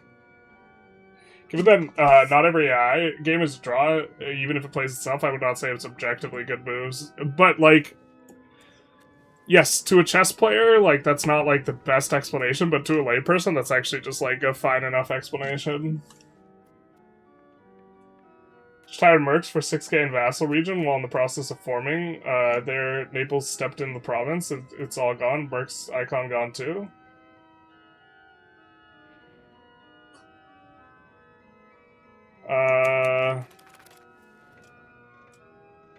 Can't remember if it refunds you. Was it the one from removing a privilege? Yes, we removed a ship privilege. That's what it was. And we have another ship privilege to remove. I rarely have stab below 80 in this patch, so negative stab is mind-blowing to me. We removed one that I think cost like 100 stab to remove or something. That's what had happened. We went to like negative 57 last session. Hey Sink, how's it going? You ever pay attention to what school you get assigned from swapping Sunni religion? For me it seems always the same, but someone told me it'd be random. I'm not sure, I just know it's never Maliki. Big sad.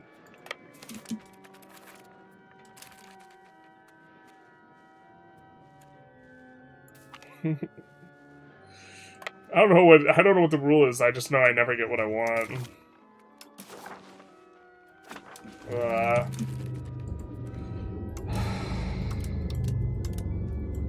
I'm just tired of being in this war, man.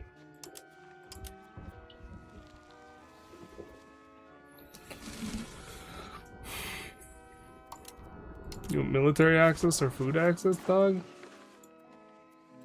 How much money do you want to end this?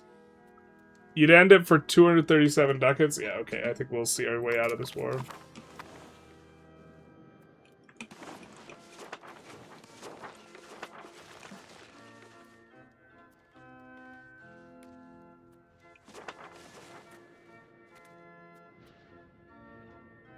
And then we'll clean up our borders a little bit.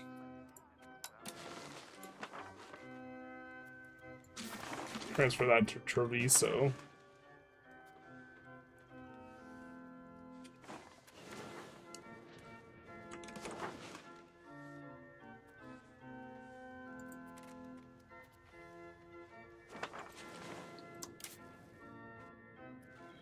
Okay, we could cancel their alliance with Hungary.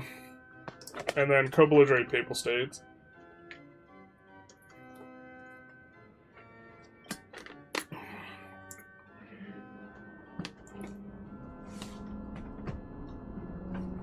Do we want to do this from an antag perspective?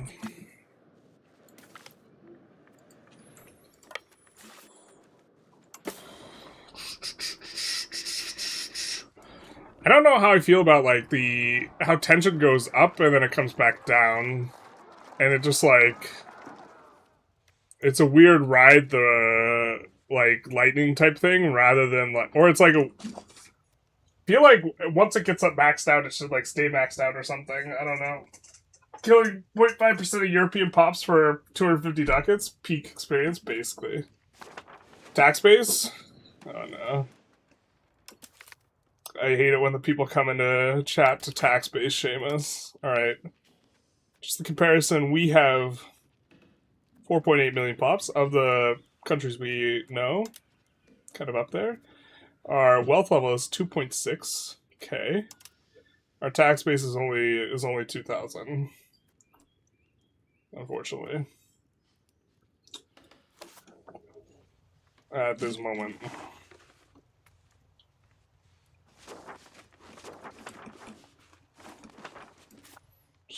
Just like, always eco shamed. Let's see if we could clean things up a bit. Oh, we should be doing more exploration.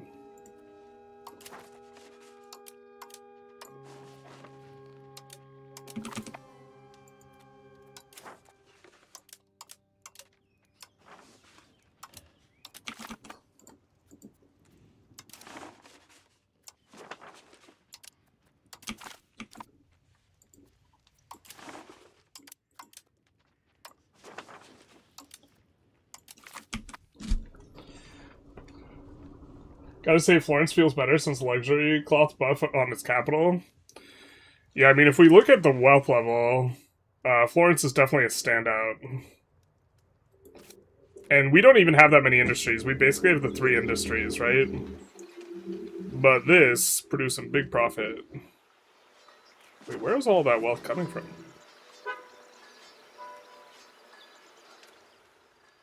The fuck? Is really so much in here? Tax base per level 4. So 56 from there, and then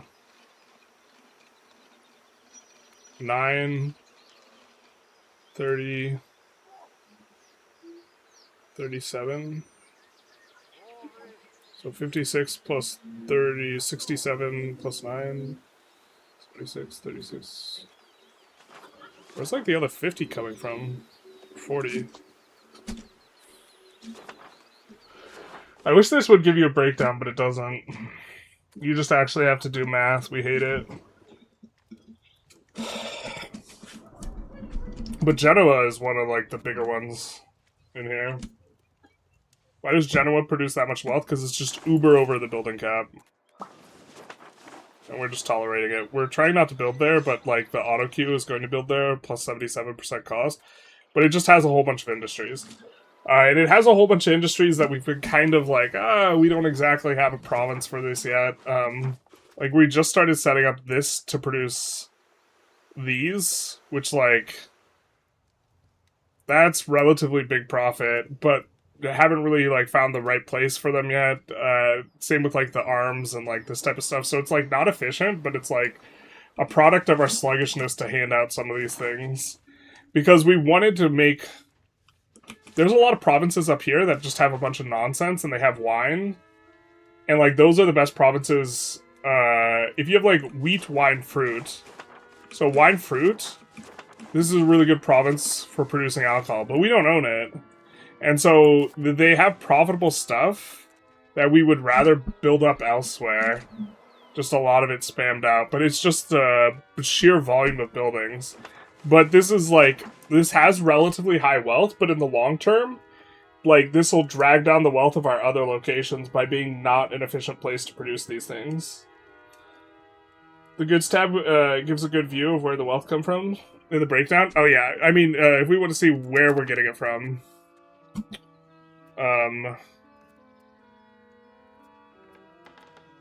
This one is kind of the best. Holy shit. Like, I would have not guessed it was lumber.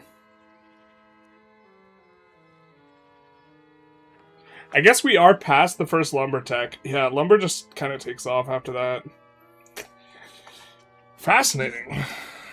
I know we have lumber on auto-expand in some spots, but yeah, so the level 15 lumber, this is actually a big source of our profit. We have a ton of lumber production. What we need is tools. I gotta find more places to put tool production.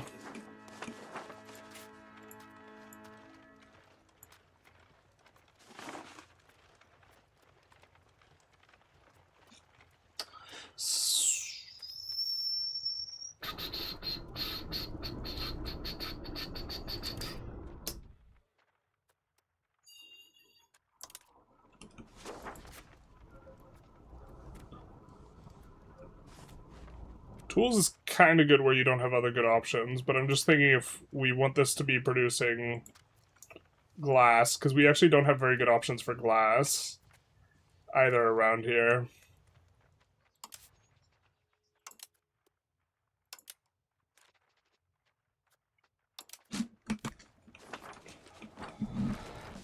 Glass because eventually we could do masonry rights or whatever.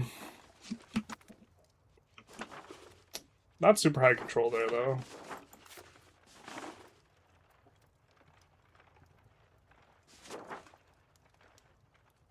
I guess one of those might be okay here.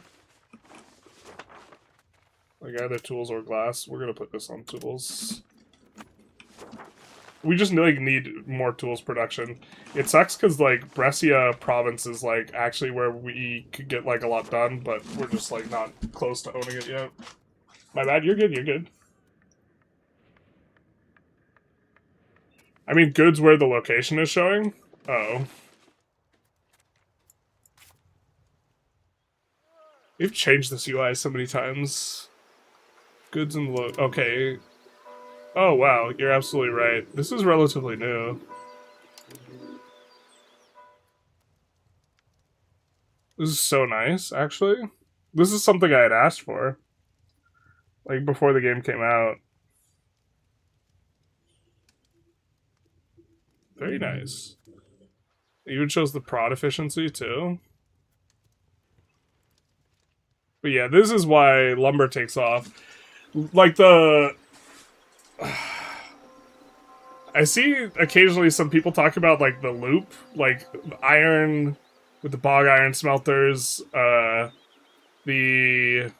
lumber mills, and then the tools. And they talk about how it's this huge economic thing, but, like, without qualifying it, it, like... That economic loop sucks balls. It sucks balls until age 3, and then it's really good. Because you get the iron output modifier in Blast Furnace, and you also get the wood output modifier here in Dedicated Forestry, and then it's absolutely tremendous. It's also kind of okay if you have cap economy maxed out, but if you don't have these things, like the base PM for...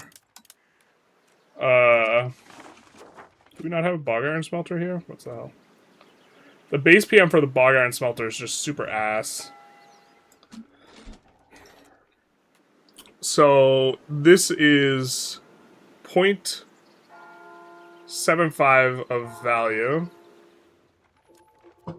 And this is 0.9 of value. So it's producing marginally 0.15.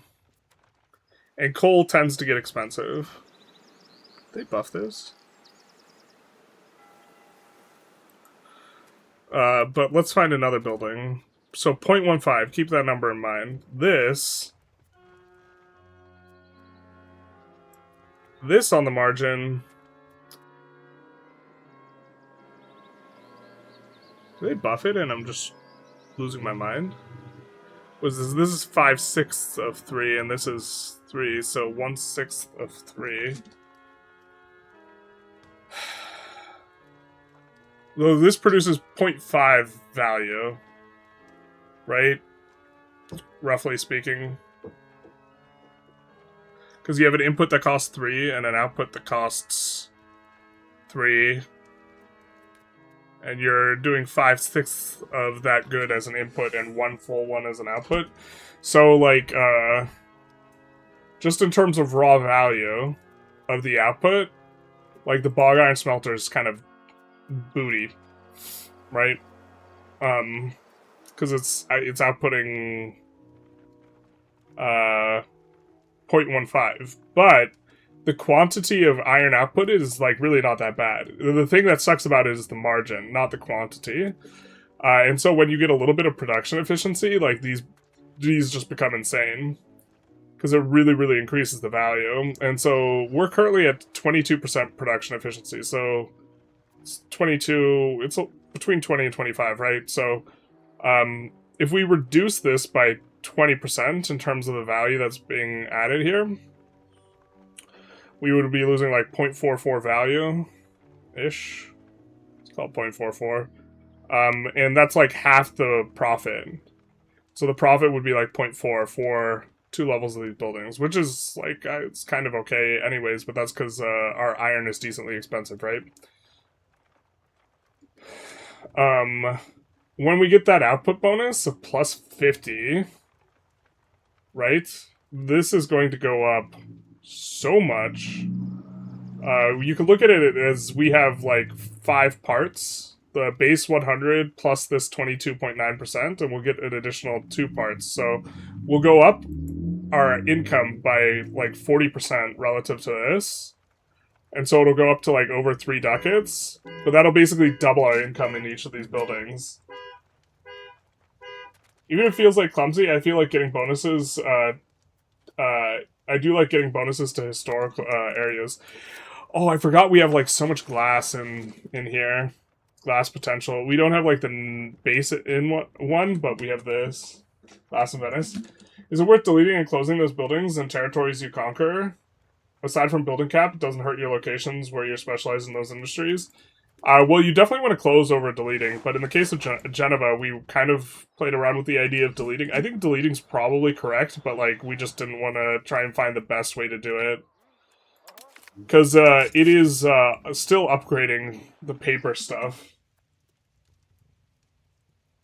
Base resources can sometimes be remarkably insane without you noticing. Yeah, we also just have way more lumber mills than I had realized. I think we built too many, to be fair. We built a lot once we got rolling. But yeah, this is probably a little bit too many. It's not that bad. But we set up auto expands and then we shift-clicked once by the looks of it. I think we shift-clicked it after we'd gotten the lumber output, though. Like, trying to spin up the 3 of those industries together is just like, in the early game, is just a huge noob trap.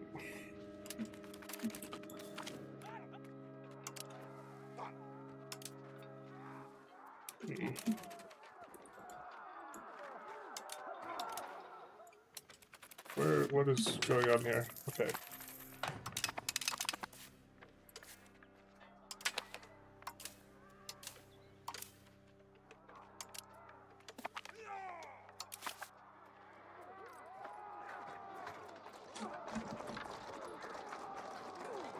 Get out like glass from Venice once the annex finishes? Yeah. Brescia is such a strong province. Tons of tools and weapon production, 100%. Milan's not using that iron. Yeah, it's feeling like we're supposed to deck on Milan.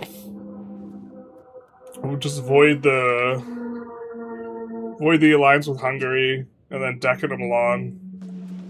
I don't know if we're supposed to co-belligerate the Papal States. This'll trigger the coalition.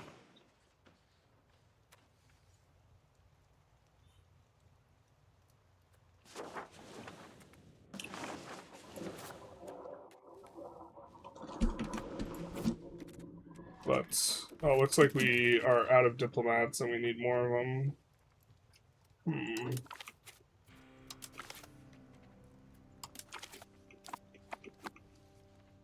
think we're paying the maximum right now.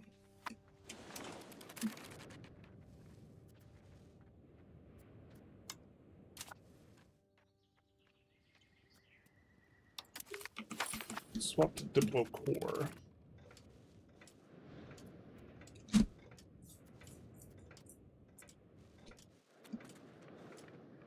About halfway to the annexation here.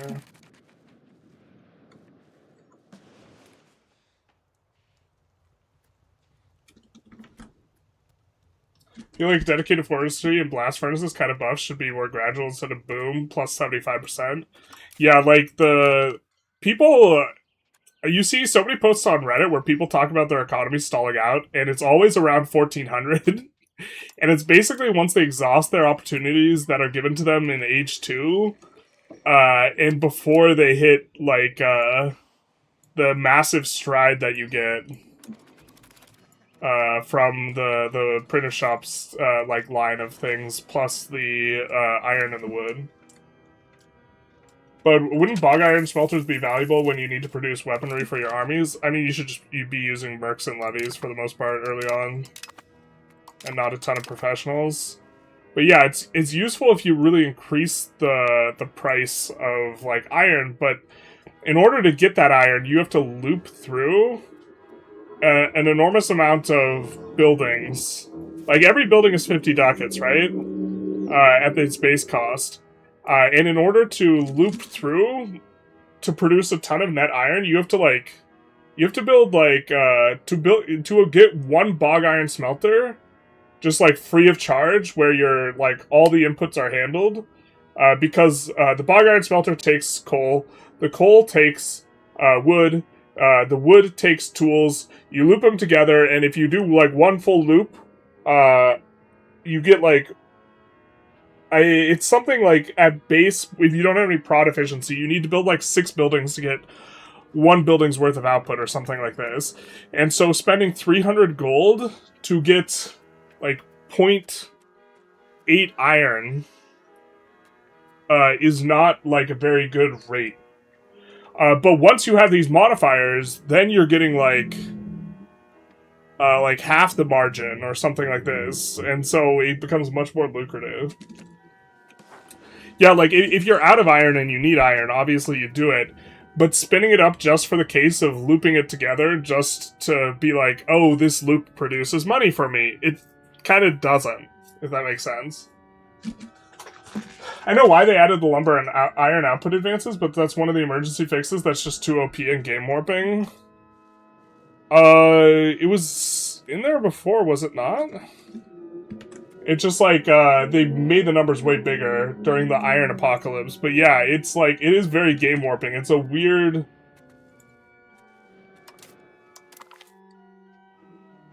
the balance on output modifiers, as it relates to text, I don't know that much. I bought a book on early modern history economics. I haven't read it yet.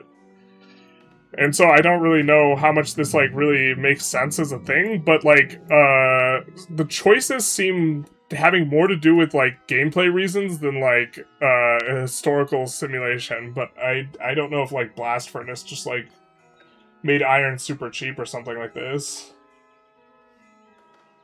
I always felt like EU5 is a fantasy game about the Industrial Revolution starting in the 14th century.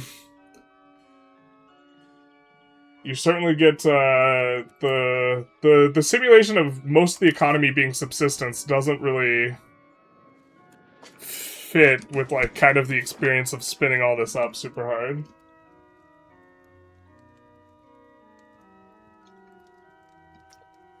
Maybe the advances should be increasing max lumber and RGO level instead. That would be a more, like, muted way of doing it, yeah. Roughly speaking, would it be fair to say RGOs are better early game and buildings are better late game? Roughly speaking, yes. Because RGOs don't... Most RGOs get better because you get output modifiers, if they do get better at all. A lot of RGOs do not get output modifiers, like, period. But more of the buildings... You get all this, right? Like, these are just better. They're way more expensive, so it's complicated, but they're better.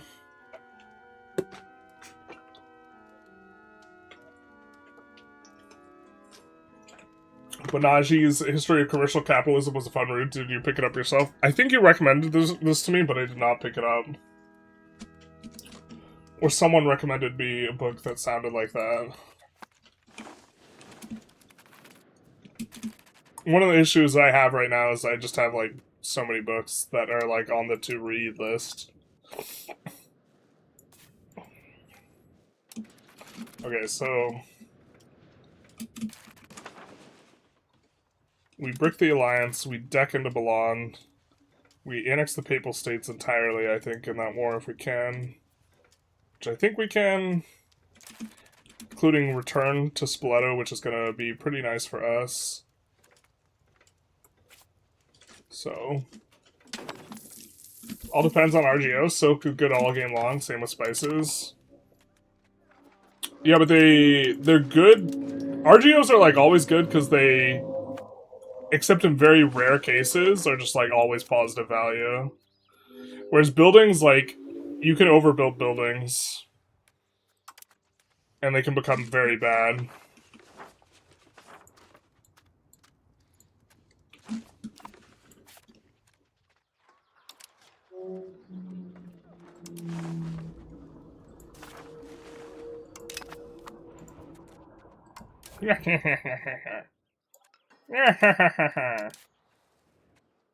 Oh. Hopefully they don't make another alliance in 2 months.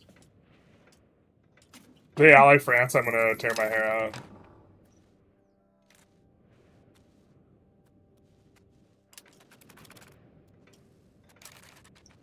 Actually, let's get in place for dealing with the Papal States.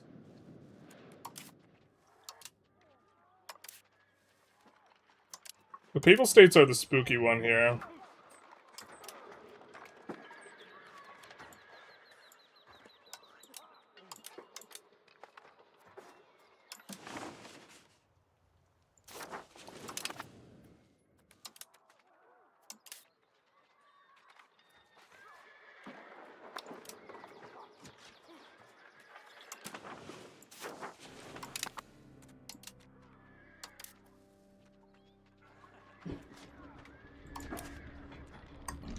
Macedonia has no tech yet, huh?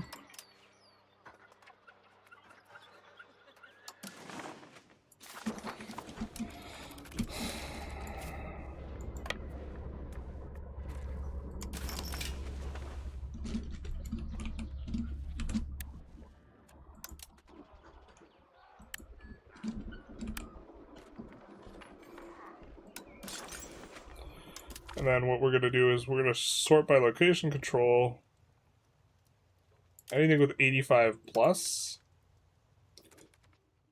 we're going to mass build armories in. So not a huge uptick in armories, but we're obviously having difficulty reinforcing them.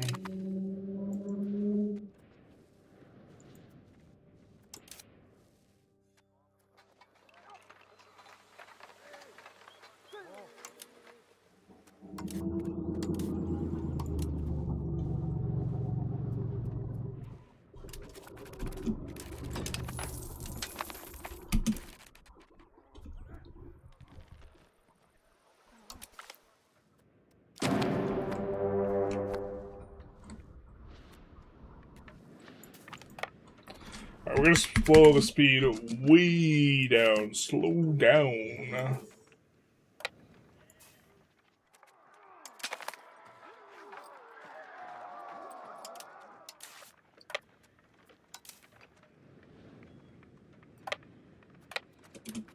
And go hunting for their stack. I suspect it might be in Rome, so we might be in for a little bit of a surprise here. Oh, alright. We will void their levy raise here. No. Wrong way. And be ready to support Rome.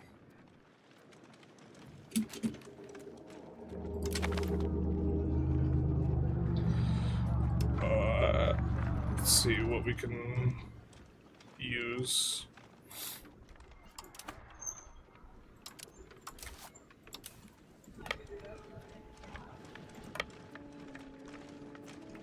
do this into this.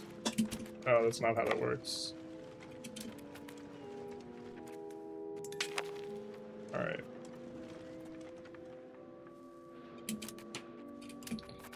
I really wish Ally would siege that.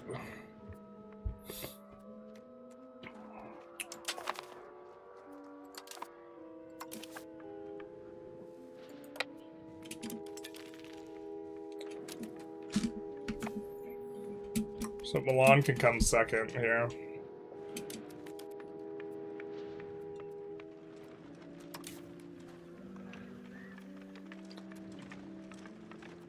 Where is the stack? I know you're somewhere. It said you had 20k troops. Where are you? These guys, I think, are safe-ish. Although they could be in here in the fog. Where's the stack, man?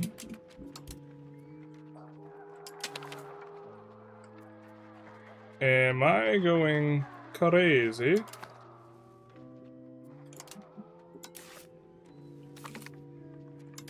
Was the stack just the levies they had? No, they have a 10k. Okay, it's 10k. Where is it?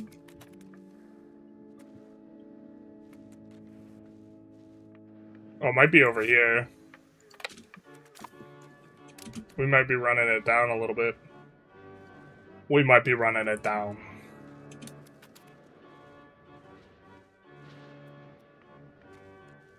Yeah, we should have had something over here. Oh well. If he dies, he dies. No? Oh, he found something. Looks like he could take that, though.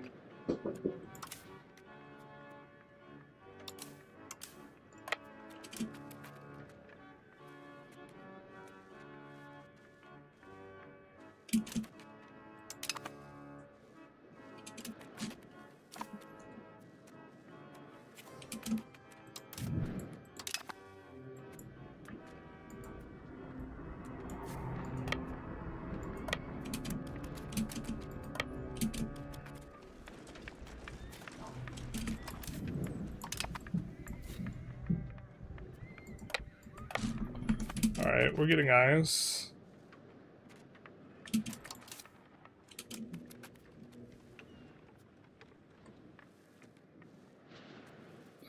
We're like, kind of have these gloves on for handling Papal States just because they can hire so many mercs.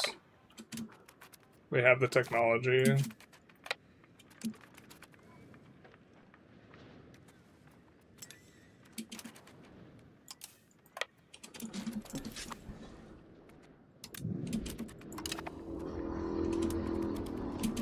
There it is. Found him.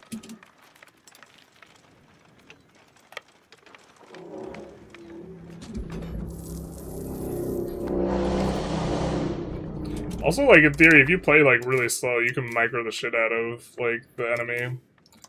Before release, you used to be able to siege stuff with captured units. It was very funny. It was very amusing.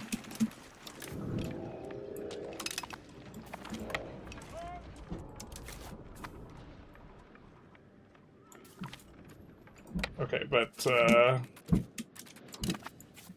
now everything's getting occupied, so...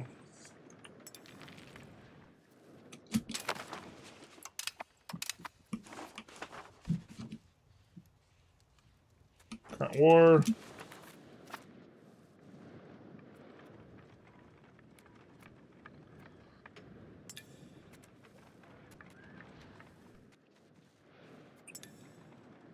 Yeah.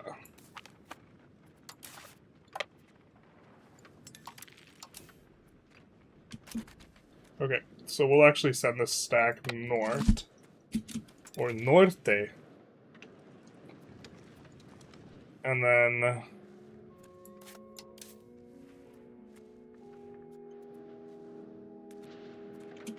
Ooh. Where do you come from? Doesn't really matter.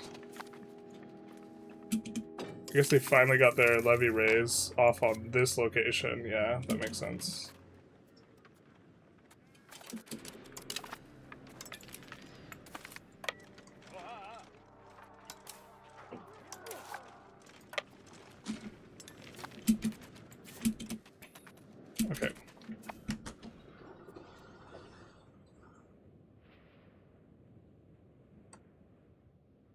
You think they will nerf Granary Town eventually? I mean, I think they're just going to nerf food storage, and that's going to nerf Granary Town by extension.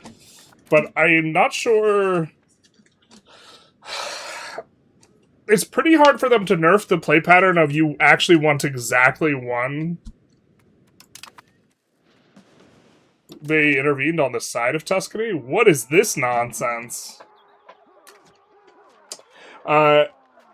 That's very cute. They might unrival us now. What was the question? I think it's always going to be, like, if you have 2 urban rights slots, I think you're going to want one, like, production slot and one utility slot. And so they could just make the other utility stuff better. You know. We get to improve cultural opinion of one of these guys with us. We could do, like, Venetian. I think in theory we want something that's not Italian, because Italians are cheap for us to accept anyways. So we could maybe hold on to that cooldown, but maybe that's a little bit of an issue.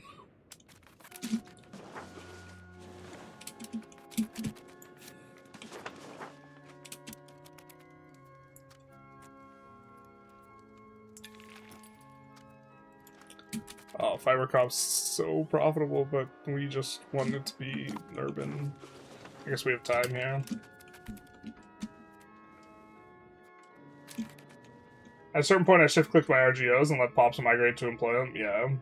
ChatGPT said that blast furnaces increased iron output 100-fold from pre-14th century to early 16th century. Local outputs went from 10 to 30 kilos to 1 to 2 tons.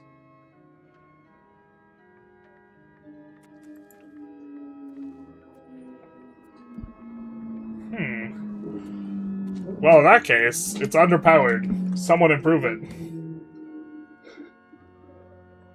Chinese had blast furnaces from the 300 BCs, yeah. They also had invented the immovable printing press like centuries before Europeans did. Chinese technological erasure. Production permits were handled by the king for contributions of wars because that player just built everything. It just starts the Industrial Revolution. Yeah, let's go and get a piece of this guy. Socrates himself was playing EU5. He must imagine himself happy. Wait, that's the wrong. That's the wrong philosophy reference. No. Would Socrates imagine himself happy is actually an interesting question.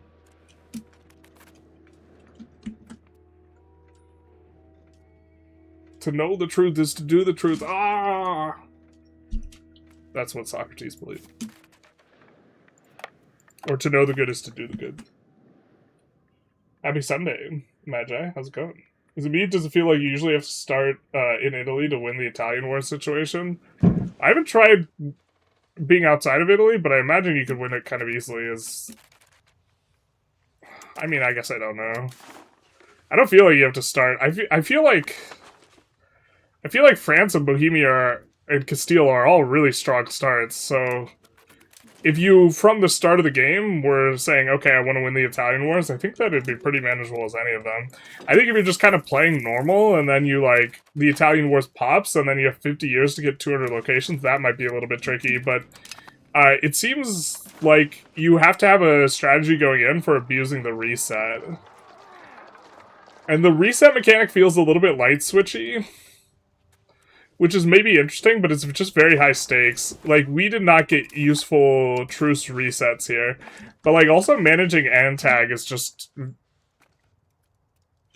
maybe one of the harder... would have been one of the harder things for, like, France, Castile, Boho. In regards to that. Bohemia, you have to, like, intentionally lose Ghibellines and Guelphs and then do it after, it feels like.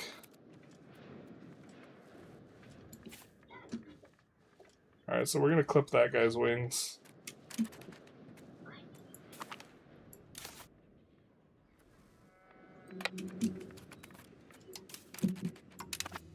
We're actually gonna come with these guys and, ransom them.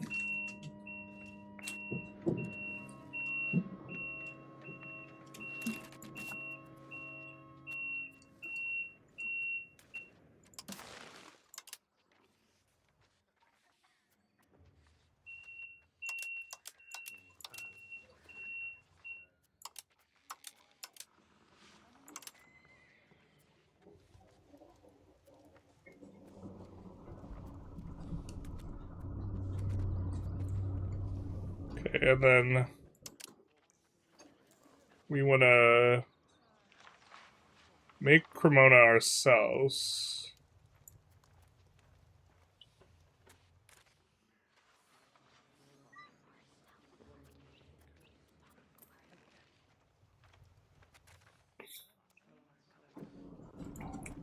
Actually, making a province with these two guys makes some sense.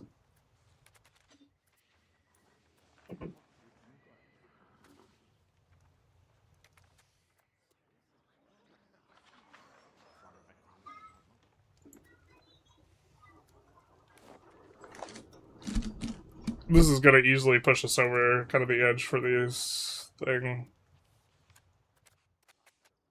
And we'll be setting up a bunch of returns or wars to do on them later, basically. Or we're setting up getting Cremona and this other place going, and we're exhausting all the opportunities we have on Montferrat and this other guy.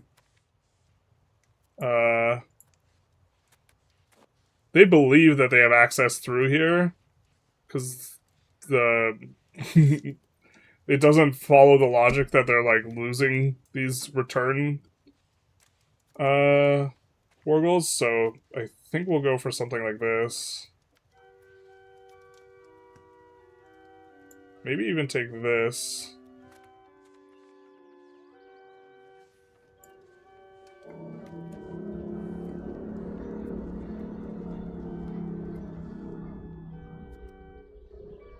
How much do other people get mad? Pretty bad.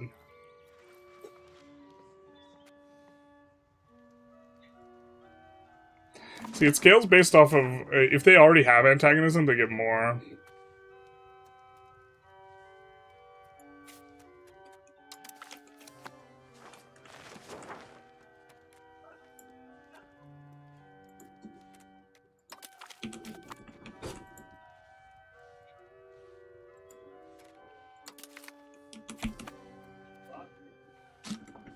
So, kind of maybe try to do that. I wonder if they get more from, like, positive antag modifiers. So, like, when we ransom this guy, we get antag, and I wonder if they have more antagonism, this gives us more of a antagonism, like, negative hit. I played Castile, but I had a lot of trouble landing my troops in Italy since France blocked my area. Naples cramped the only places I could land. You can hire a bunch of mercs. If you build a big enough, like, navy to beat them up, you can hire a bunch of...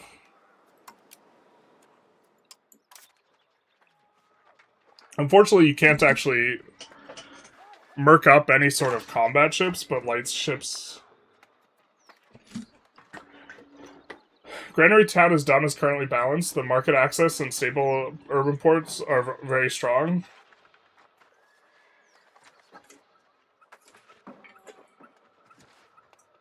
Are you saying it's bad to go Granary Town? I don't know about that. But I agree that the stable ports is pretty strong. Getting market access is also really valuable. Like, I think the market access one is really good in Constantinople. If you just, like, move the market to Smyrna, you can still get 100% market access in Constantinople, which kind of feels... that kind of slaps. I'm not gonna lie. ChatGPT just makes stuff up. This is true, but you can verify. Trust but verify. Usually they have links, though, right? Or if I use the Google, like, version, it, like, gives you a link to where it's getting it from, so it's, like, harder for them to just be, like, imagining something. But I think we're just gonna actually fully annex this idiot.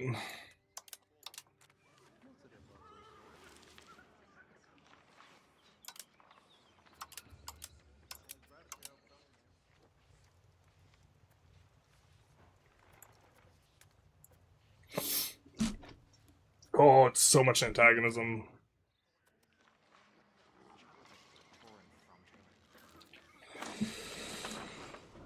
These guys might just be, like, permanently on our backs. The North German, like, bunch of little dudes.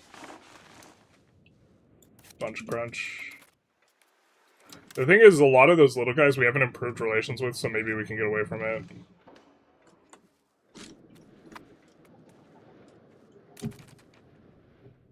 Let's actually go dip endeavors. That's gonna increase our improved relation speed. This is maybe unnecessary, though. We could just say we're in turn and burn mode, but I don't feel like conquering North Germany, man.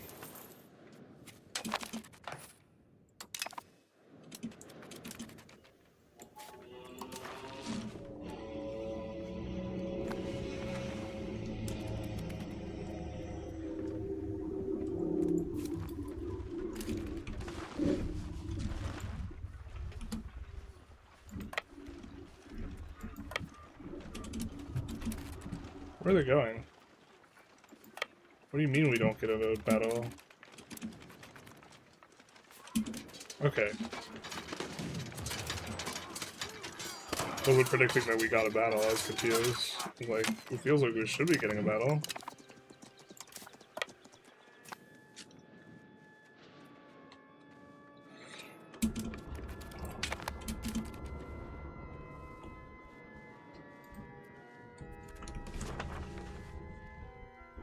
Messian, Hesse, and Luxembourg are all decently sized.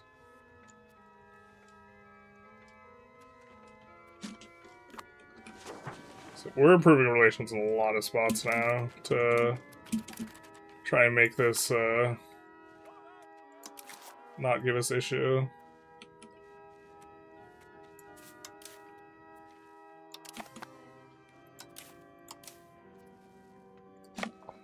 Maybe do a little bit of that, and then here I think we could ransom these now.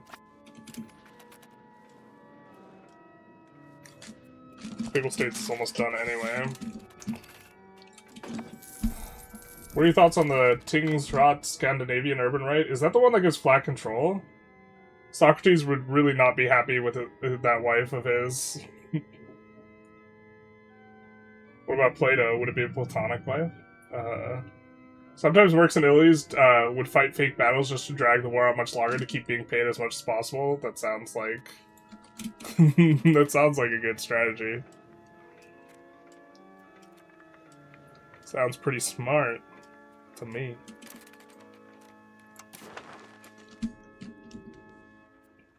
Wow. Tunis being annoying. Not turning it over. Ooh, what's... Can we know what type of artist he is?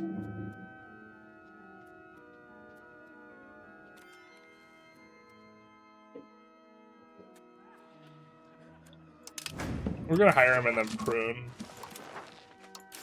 It didn't really look like we could see what type of artist he was gonna be.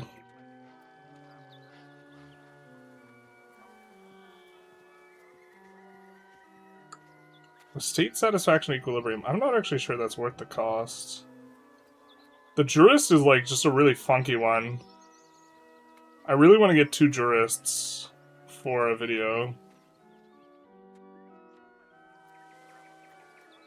I don't think we need 2 of these guys though.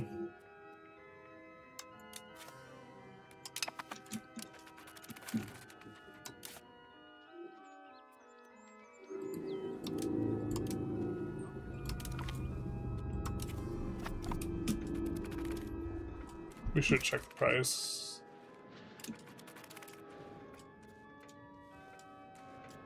Were you thinking of playing in the Balkans when you get to it, or are you undecided yet? I'm going to be doing like the 4 formations in a row Balkans run idea. I don't know if I do past the starting steps, but just show off the idea that you can do like a chain of formables in the Balkans and have this be kind of like a neat little thing.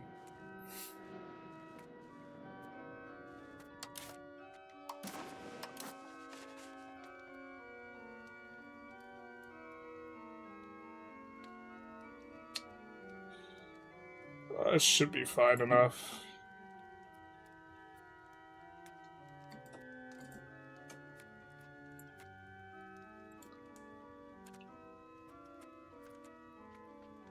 We just unlocked new top levels, so I'm gonna add.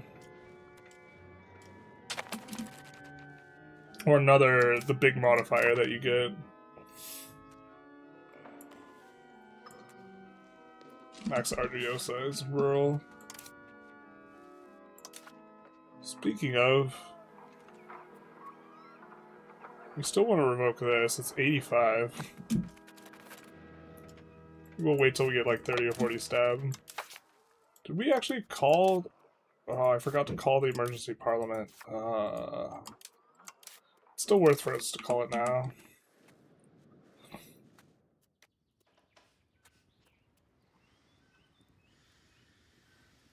Trade efficiency over land plus 120%.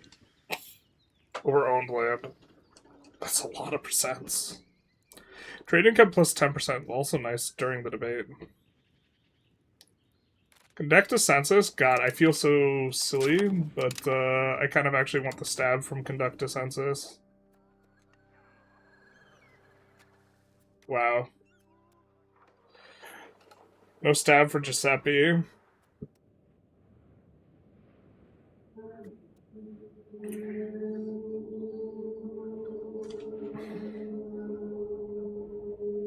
Yeah, we can't click any of these buttons. This is like a one parliament situation. It doesn't come up that often, but I think it's like pretty annoying. I wish you could pay like support to reroll. Or something like this. Or there was a way you could reroll. My last Italian war victory ended in HRE being coalition against me until the end of the game. Was worth it though.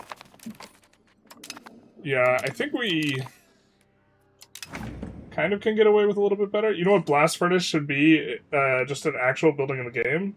And China starts with a bunch of locations. Classic Eastern... I mean, like, the premise of, like, the institutions and stuff just kind of, like, erases... basically, for the most part, the East.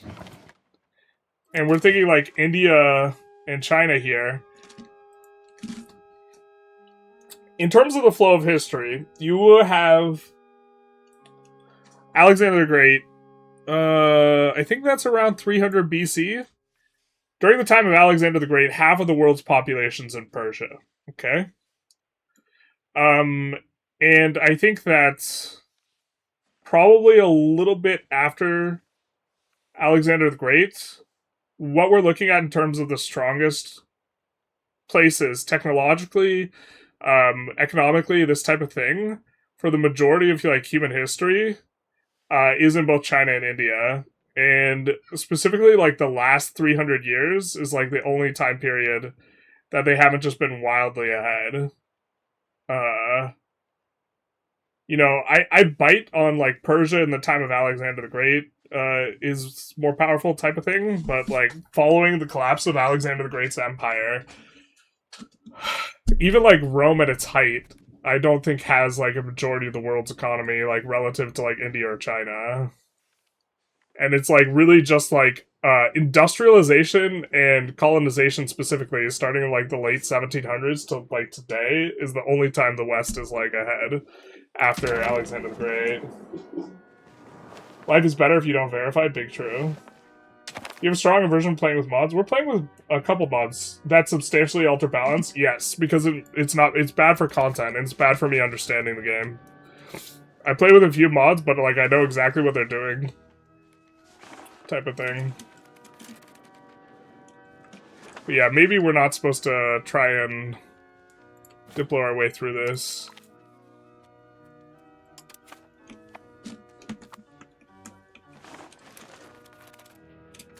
This guy actually, this is stupid. We're just gonna annex this guy.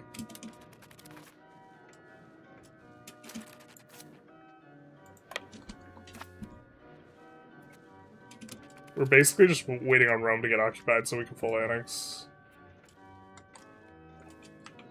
But we're trying to... yeah, Luxembourg was the one we wanted.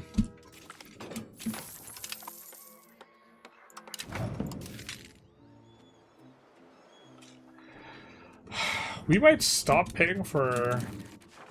maybe we should just not hire any more mercs rather than stopping paying.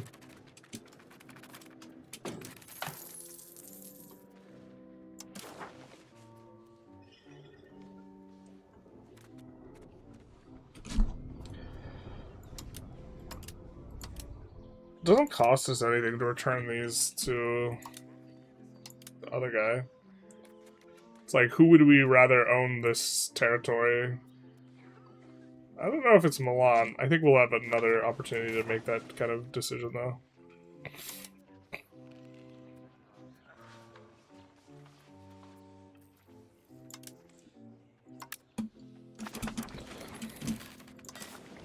Yeah, we're at 212, so it just ends, like, after 50 years.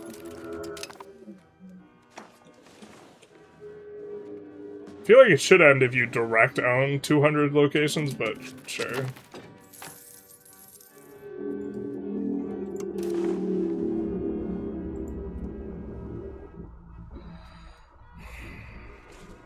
It's not possible.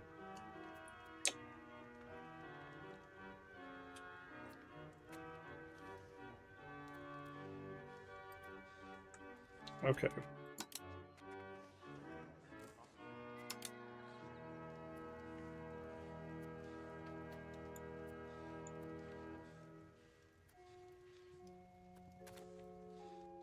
So we reduce them to this.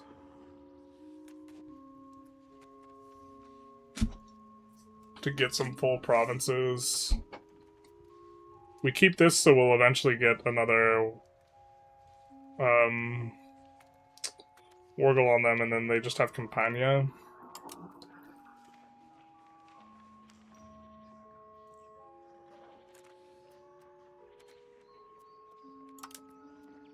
Is there a liberate people in this zone? We could liberate them in the north, actually.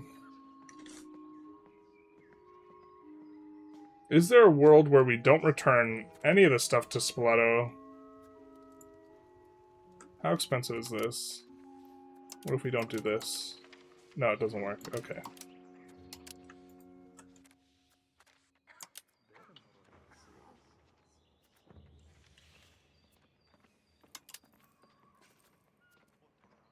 I think we could use war reparations on them anyway. Oh, if we flip Sunni once we have Rome, that's an issue, right? The hated of heathens control. That's okay.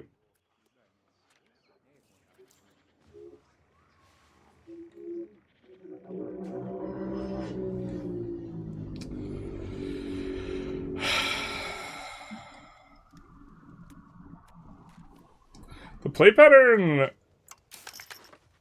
of this just kind of invalidating the antagonism system or a lot of the tools you have, just by virtue of it really light switching up antagonism super hard, kind of feels bad. If the optimal play is to urbanize everything, put a granary town in every location, it's a clear balance issue in my mind. I think you're correct, but if they just nerf food storage, then Granary Town gets a lot worse. But the thing is like, the issue is population is just so unbelievably strong. So, like, population is almost the issue, because it just lets you get more pop, and that's the only thing. Tried to do the thing with ChatGPT, and the numbers it was giving me, and made errors specifically every time I asked. The sources didn't show the numbers they had. I know it's illegal, but if you open up Microsoft Edge and you use their, like, the Google search from Microsoft Edge, where it uses the AI, it will list sources. In Constantinople, you have too much market access attraction. Yeah, but, like, if you move the market to Smyrna, you don't. I think that's kind of, like, what you want to do. So... Mesoamerican levies kept beating your professional troops, which confused you? Jesus. Feels bad, man. Do they have good, like, late-age levies? Like, age 4 light infantry are really good.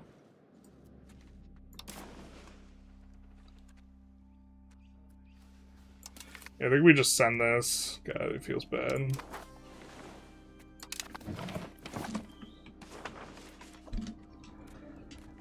And now Milan is going to be perma against us. Which is fine. We also have to occupy a lot more stuff to actually...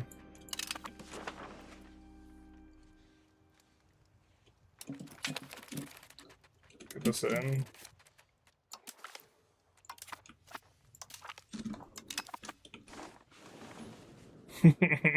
They're also split up.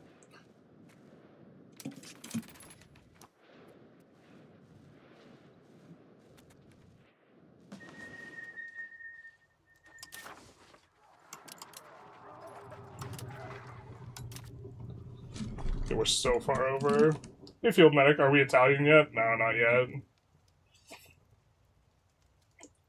I want it as the Balkan League, but yeah, you want to use the position, use the truce reset.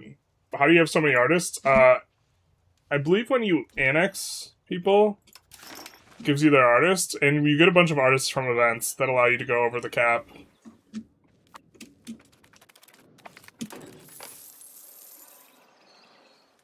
We want to pass this.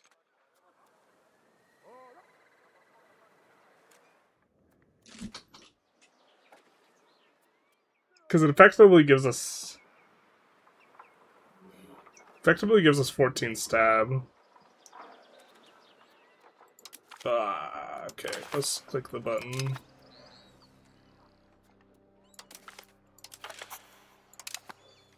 Yeah, so we'll grant the seat for the 14 stab. Effective.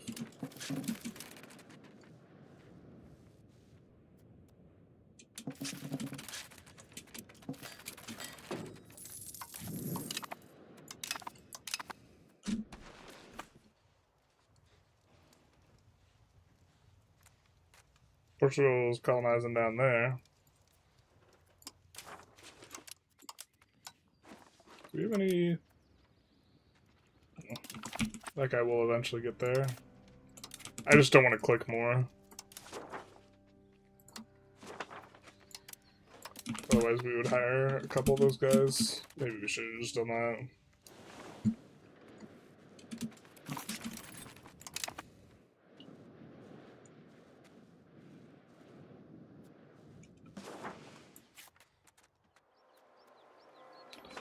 Masonry is so expensive. Jesus.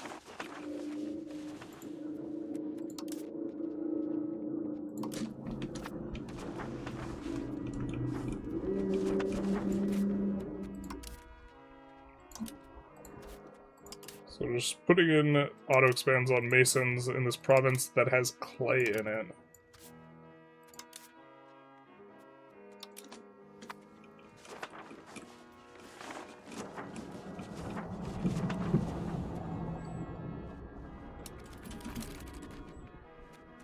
Two Sicilies is getting bodied.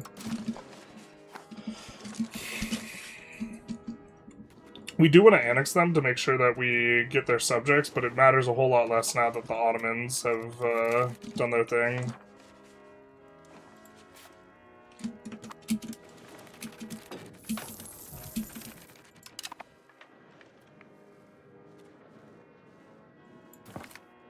Let's get these guys up here.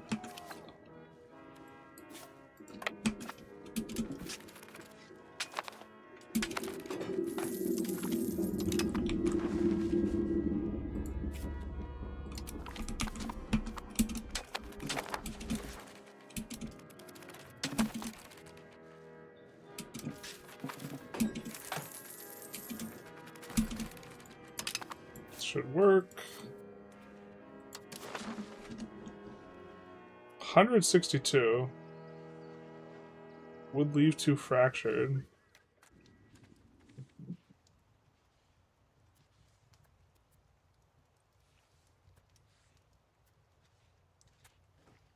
Not like that? Yeah, they don't like that.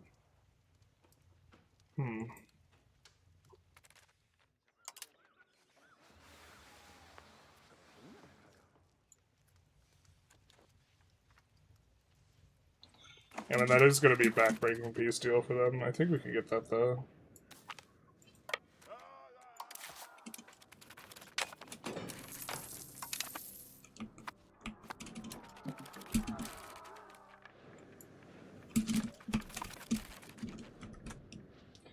If you ally the Emperor and attack a nation outside, as an outside nation, attack a member of the Empire, does he auto-join? Can't remember. What formables are you picking? We're not forming Turkey, but you can go. What is it? Wallachia into Bulgaria, into Serbia, into Romania, into Biz. You should just max Republican tradition at this point. It's so cheap when you've gone plutocracy, and the inability to pay for stab is annoying.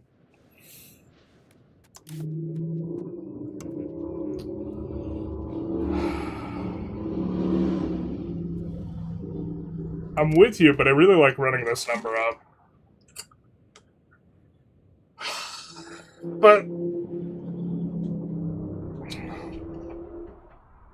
we might get more income in the long term if we can revoke that bad privilege sooner, is an argument.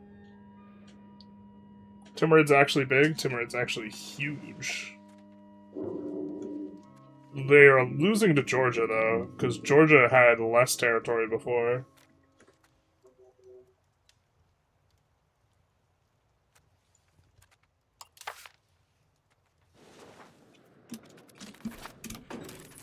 You take 10 years and just annex vassals. Yeah, this might be what we have to end up doing if we want to avoid the antag. I kind of hope someone cleans up the center of the HRE and annexes some of these tags, but I don't think that's likely to happen. Teutonic Order joined? What a time to be alive.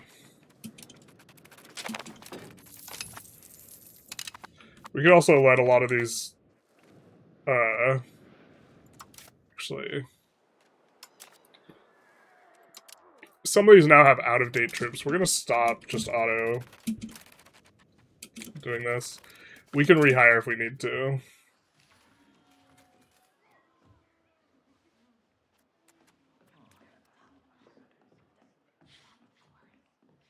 Do we want to just gain 10 prestige and piss off the guy? Yeah.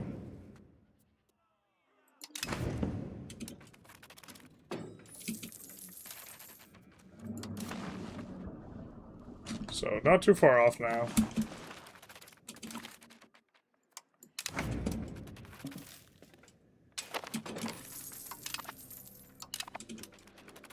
Not that we're gonna hire any artists.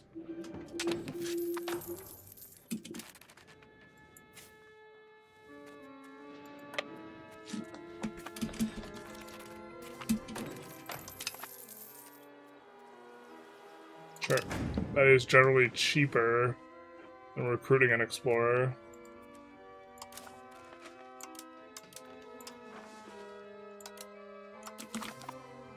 And then we want to get a foothold there and actually own it. What I'm thinking.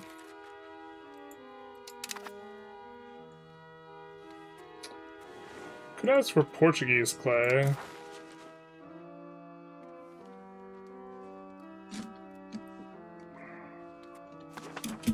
Probably supposed to take.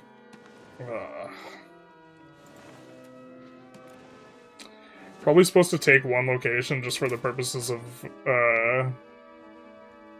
colonization and a foothold in the future, because we could transport a bunch of mercs there and or hire mercs out of there. I mean, we're gonna own this location, but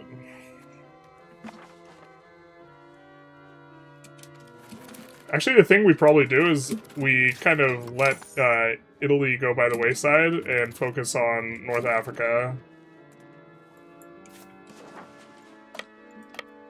We should have this here.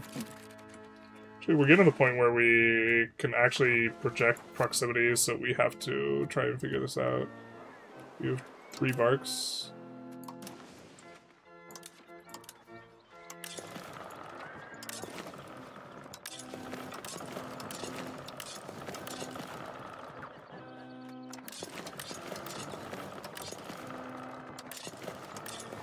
$14, $15, $16, $17, $18, $19, $20.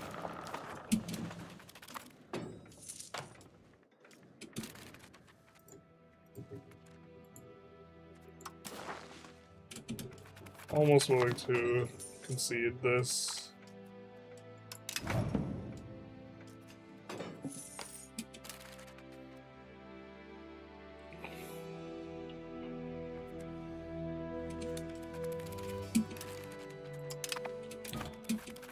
wonder if we want to grab some gold or more gold along with this. Probably not as useful as being at pieces.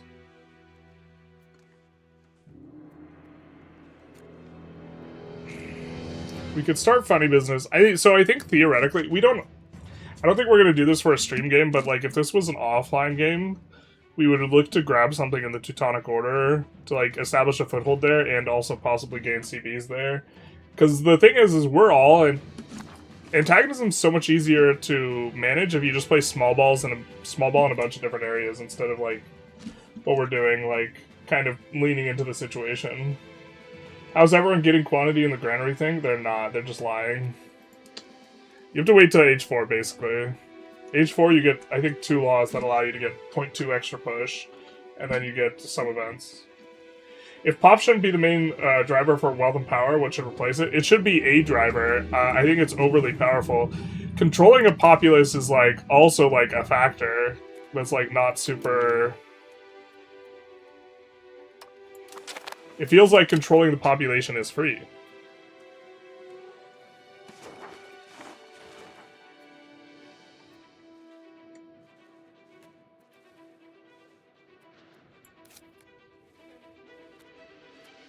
Wait, what's this?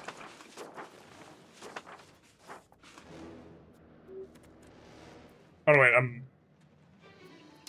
being silly.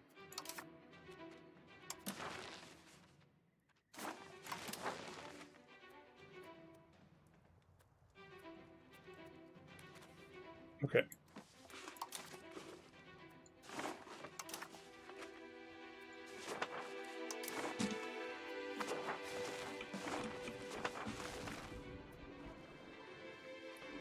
Just like confused.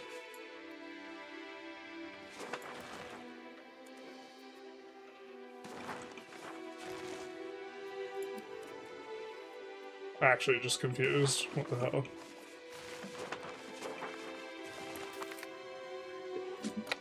Our purple and Milan's purple are similar enough that this is actually visually confusing.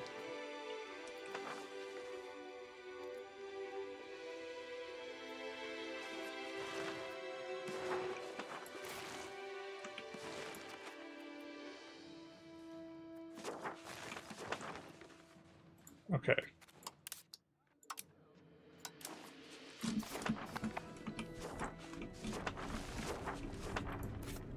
We want this guy to have 2 locations.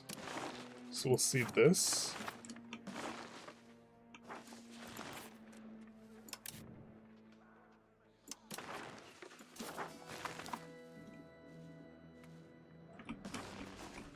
And then Cremona can get the other province here. Okay. Okay. Okay. So they all have 2 provinces at least. This guy has 3. Okay. The plan was to give this stuff to Montferrats.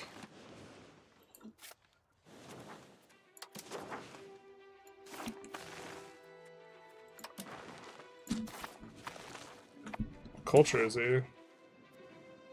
Piedmontese? Let's double check. Actually... Wait, this is our... Okay. It's all Romane. It's all Italian. Oh, wait. Okay, we're fine from a language perspective. And we're fine from a culture group perspective. Mostly.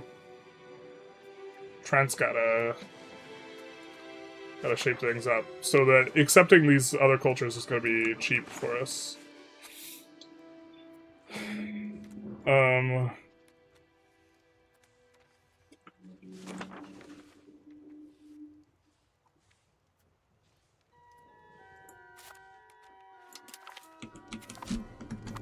Yeah, this is gonna be big antag.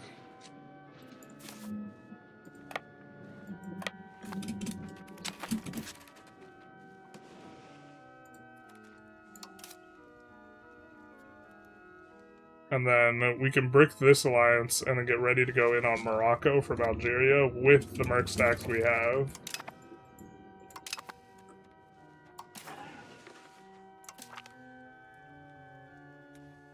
Eat shit, bro. Let's catch up on chat real quick. Ottomans be looking nice. Ottomans do be looking nice. Hey, Cavalry, how's it going? Does Anatolia even have a good location for breadbasket province? They're a little bit on the dry side, but they do have rivers, right? And some of those rivers do have, you know, when we do this, we see there's places that have rivers and this type of thing. Their plateau, I think, which I think gives a food penalty. Does it not? No, it doesn't. So you have some. It's relatively, like, in the context of Europe being the norm, it is one of the kind of lower river places. Greece, South Italy, and Tunis are really the worst areas. In, like, kind of whatever plus. Transylvania is an interesting tier 2. It has decent advances in Romanian territory if you're interested. Is it better than Serbia, though? Serbia has really good content. I'm Indian indigenous country run, and I'm about to get access to first 9 institutions. Which do I pick?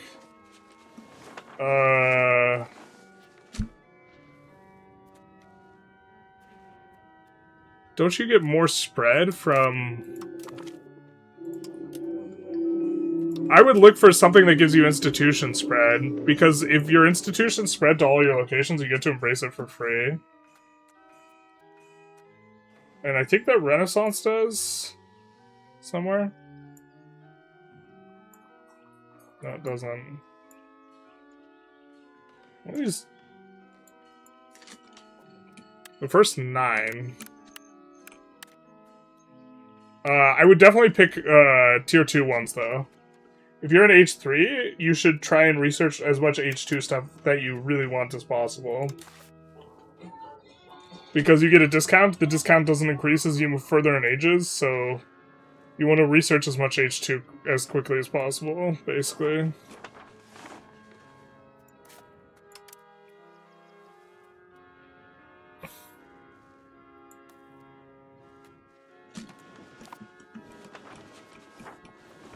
We move our assimilate area at this point.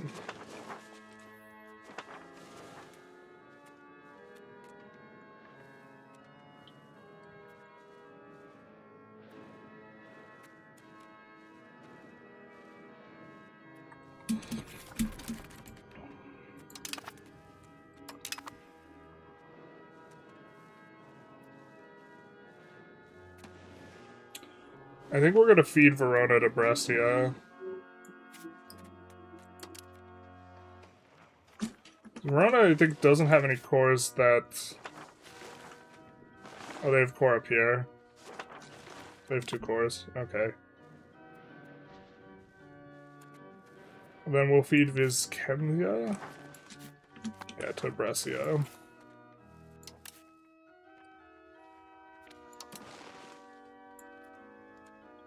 How much money will you give us? All you can? Sure.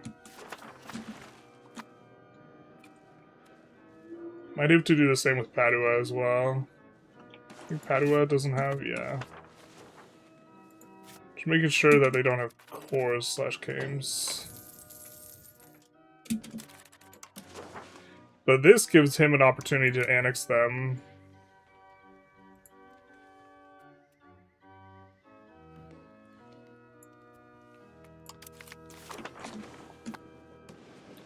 Do we have a rebels brewing? We don't.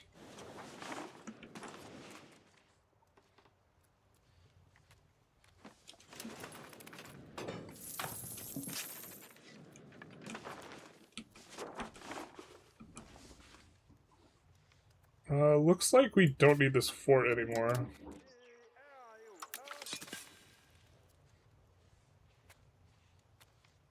In terms of controlling the land.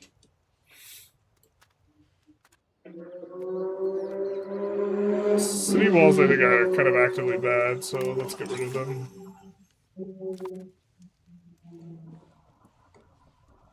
Gonna have to fight this guy eventually.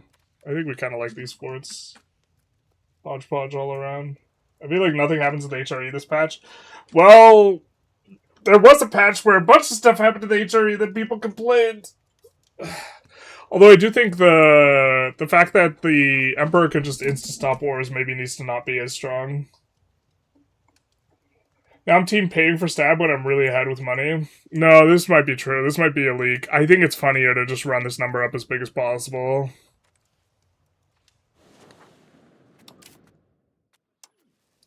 And the thing is, our cost of court's not even that expensive. Like, relative to how much money we're making, we're probably supposed to... We'll start paying for stab. This is fine. We'll start paying for this and start paying for stab, just because we have that enormous revocation that we want to do, and we're, like, not revoking because of this, and so... Yeah. Antagonism, the fact that we're revoking, like, 2 100 stab things and we didn't plan ahead for doing it that well is, like, the main issue here, just to be as clear as possible.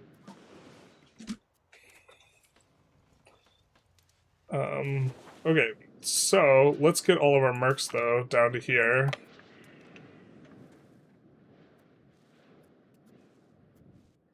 And then we're going to transport them down to Algeria.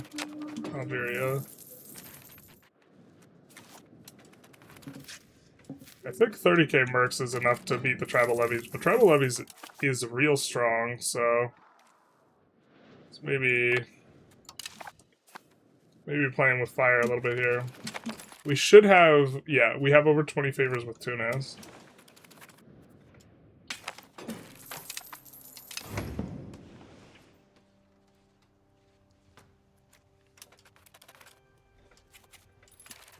Antagonism is mostly crazy right now because Italians are all rich, high dev, high pop locations. Yeah, I mean, we also, there are like other issues too.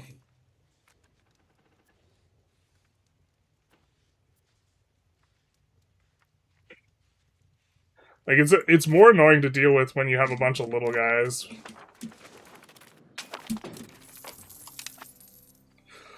My kingdom, to actually just be able to pick the mutts that matter 100% of the times without needing to click anything.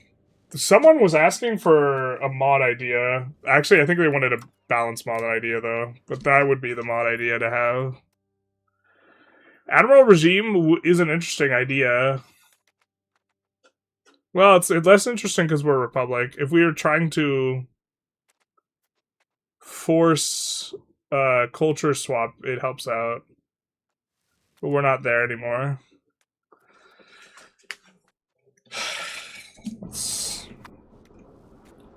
I think we actually want to build a bunch of marketplaces, so let's do that before we forget.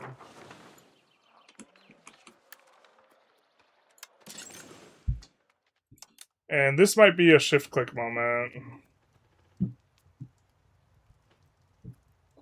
A shift-click and then decrease it around.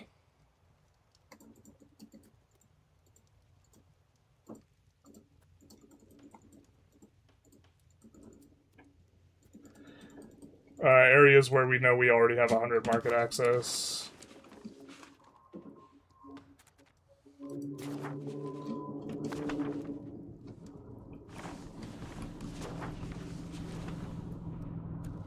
We didn't shift click when it was super expensive, did we?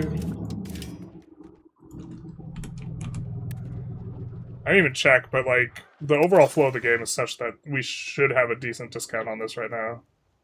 Yeah, we have 17% discount. That's fine. So, our trade capacity is giving us nearly a full ducat. So we're just like criminally under juiced on this. But also, I feel like I can justify this more to myself when more of our income or a higher proportion of it is coming from trade. I really like that they made 3 tiers of river. I agree. HRE definitely plays reasonably well at this point. I think it's kind of in an okay spot, yeah. I must say that I really liked playing on the high... the patch where Bohemia would consolidate, but I don't think that that was, like, realistic or whatever. Holy shit!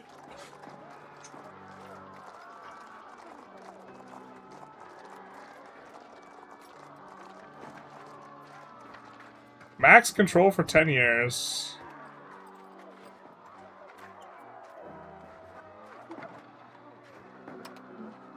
Okay. I thought that might have been us winning the Italian. I feel like if you get to a certain point, you should just win it, though.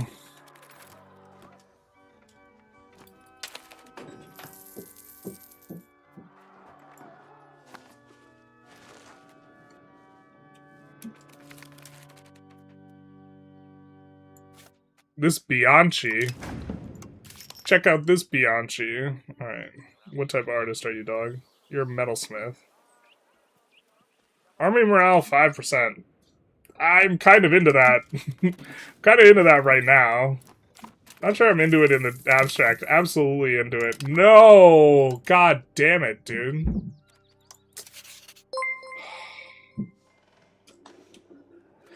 You know what's interesting is economic hedge is like... The value of the cabinet action is...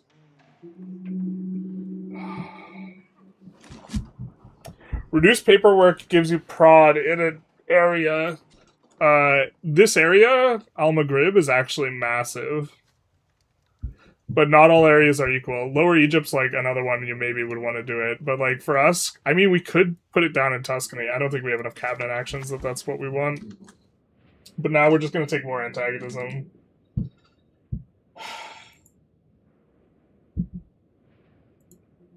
And so... Kuro Novo, thank you for the follow. You've taken a ton of valuable territory relatively quickly, yeah. Oh, I'm just in so much pain. We don't want to be the eco hedge, it's just like actively bad. Have you finished the cap economy push? No. But we're beyond where we could push more by virtue of grabbing one of these. I believe. We've clicked enough buttons that this wouldn't push the needle, but yeah, we have to continue looking through this. What do we want?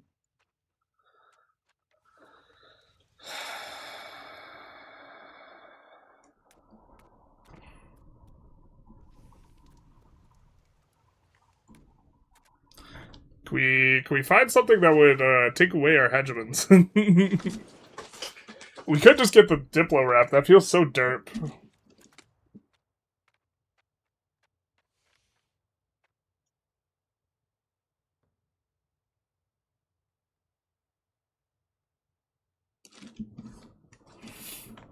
We could push Humanist more, I think. No. We've already pushed it.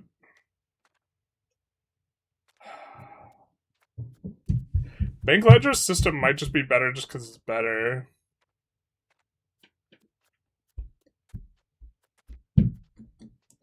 We just lack a push and there's something we could put in that we would want. We would want universal serfdom.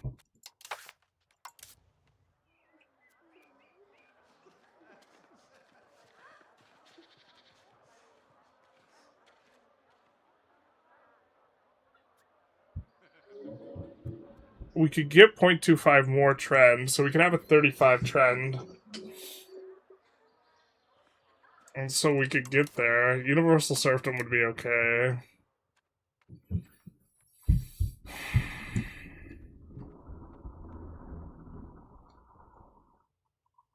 That would involve pulling off 2 peasant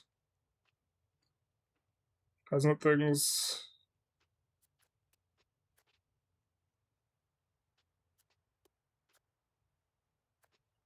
This is actually maybe going to be good next patch. You can only do this on a food province. It doesn't say you can only do it on a food province, but it's only on a food province. But if food is like omni good at producing pops, Charter of Religious Freedom actually might be lit. I think that people think that traditionalist, like going traditionalist is like... So innovative is like clearly better, but like just in the abstract, the difference between innovative and traditionalist in terms of value, I think is not as big as people generally think. So I don't know, I don't think it's necessarily the biggest concession.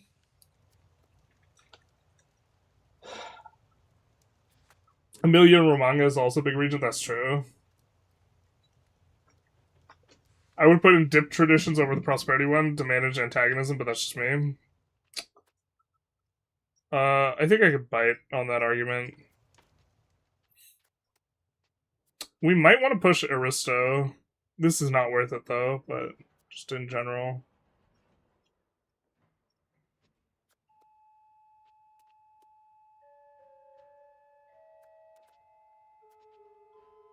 God, the possible clerics, just being flat possible clerics is such an... I don't have no idea why they even put this in here. Because this modifier is not scaling. It's not per 1,000 pops. It just feels like... This is just like a waste of a line of text.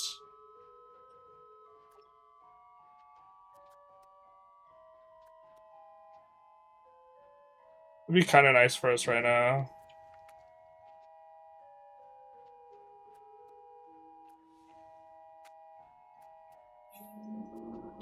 Yeah, I mean, I think we'd almost actually want aristocracy for some of this stuff.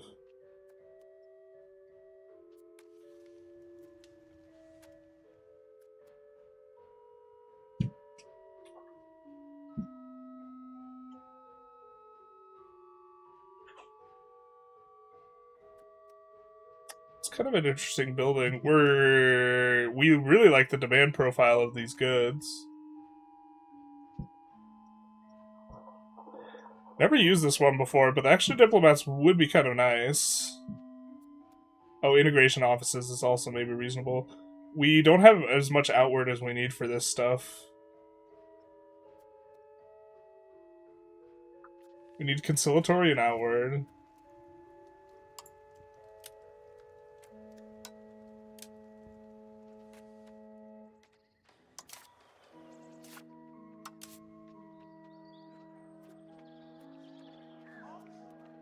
I think we've already pushed this as much as we can. Oh, I don't want to leave it blank. That feels so bad, especially in a world where stab is so cheap.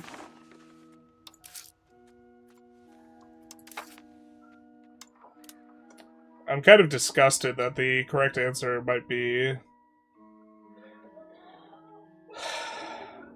Actually, what is our loyalty issue? Dessert?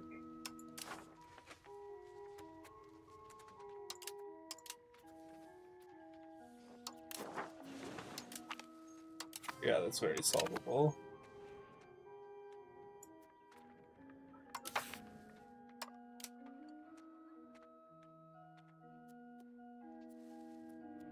This gives us progress towards conciliatory too, so we can actually maybe push conciliatory.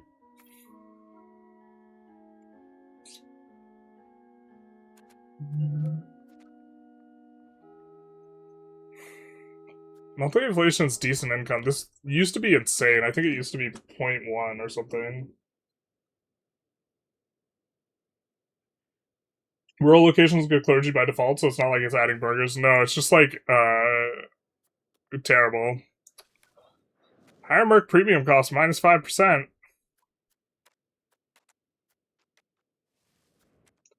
Expected dip spending. How much would that save us? That'd give us 30 gold. Expected dip spending is like such a rare modifier.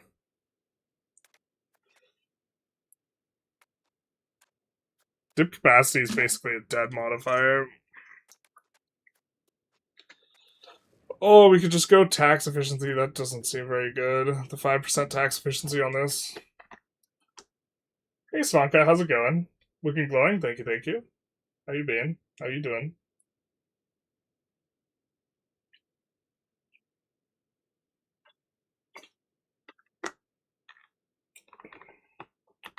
Bank Ledger would give you more minting and trade.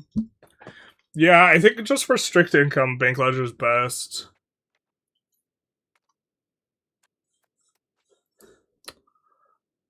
We might go Bank Ledger. Ethiopia, because it gets 50 quantity, yeah.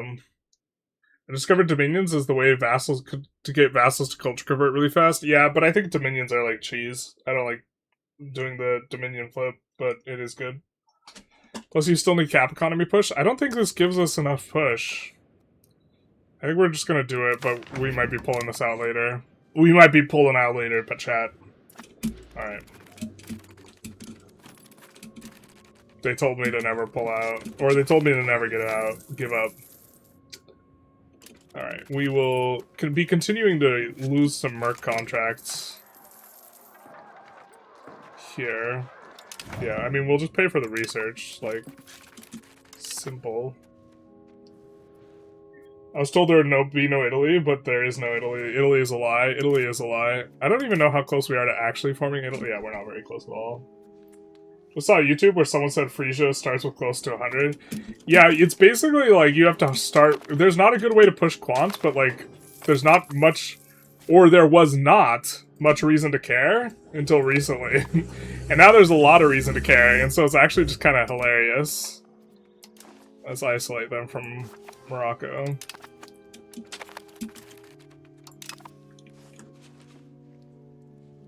It's nice that we have truces with all these cats, so they can't join in just yet. It is not nice that we're gonna have to do Navy logistics.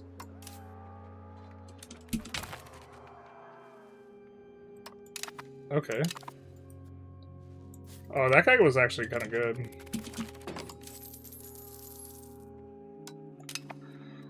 Not the naval hedge, too.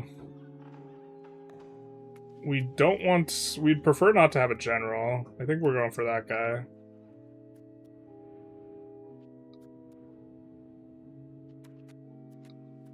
What was this secondary modifier?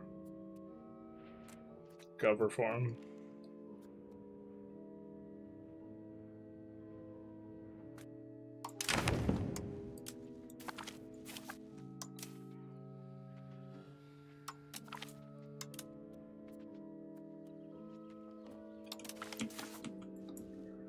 Okay.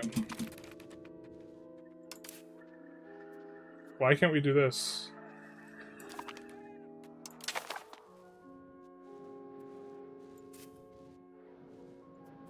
God. Damn, dude.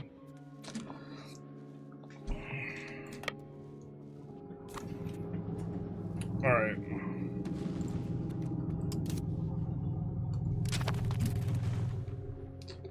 Let's pull back on some of these with whom we have a pretty good opinion, so we can get faster diplomats. You're my entertainment for the day? Well, welcome, welcome. Because you've been playing League recently, right?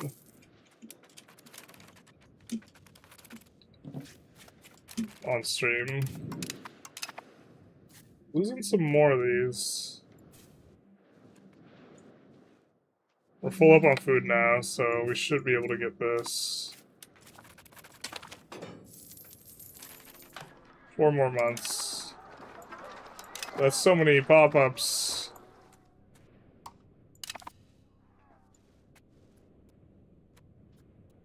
Rush emergency supplies.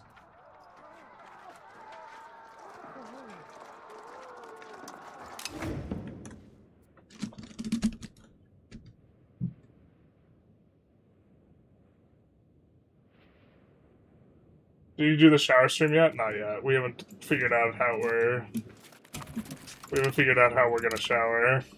Not like this. Oh, okay. We're keep losing guys. I mean, that's starving them out is one way to get rid of mercs.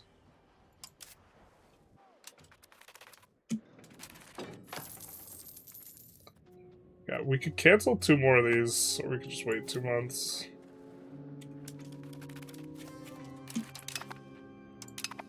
I really hate that I can't perform logistics.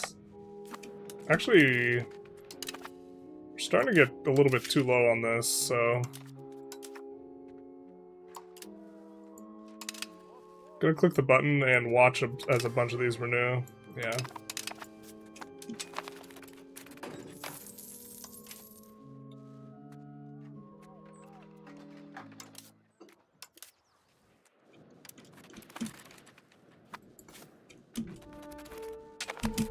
Alright, that's full. Alright, we can have some gold.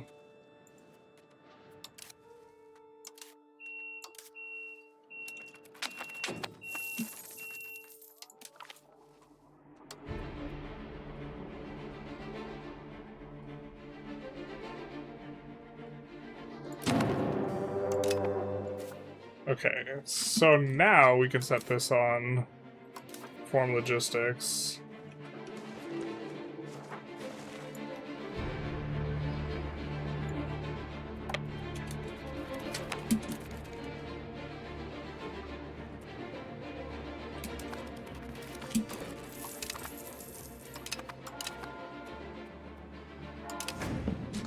Okay.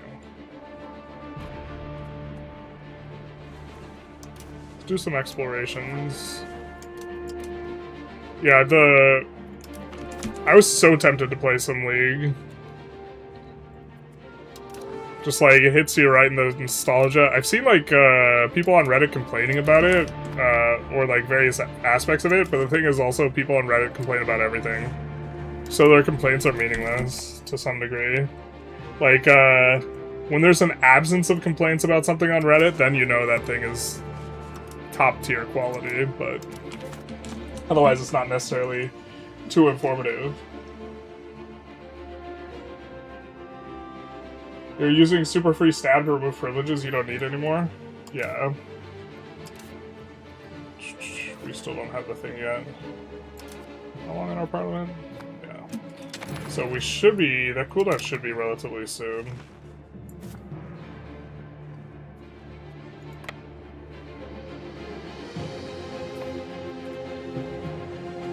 God, it's so gross. I don't think we have enough marks. Lower Egypt now has these stacks, though. Very nice. With the 6 arquebusiers.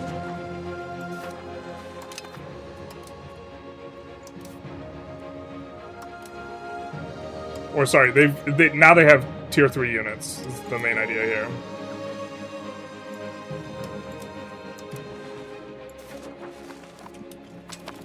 So it's good that we filtered through our mercs that were H3 mercs.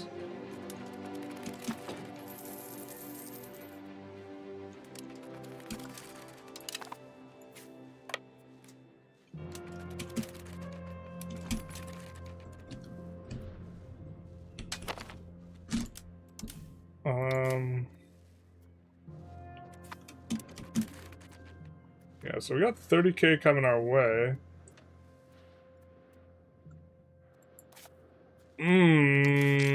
It's annoying. It's annoying.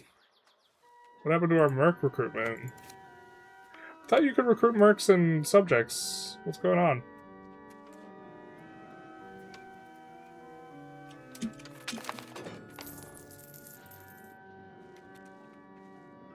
I mean, we don't have enough mercs. But we also bricked the merc that we could recruit, the group. We bricked the Egyptian mercs by trying to recruit them there. That's a thing, I guess.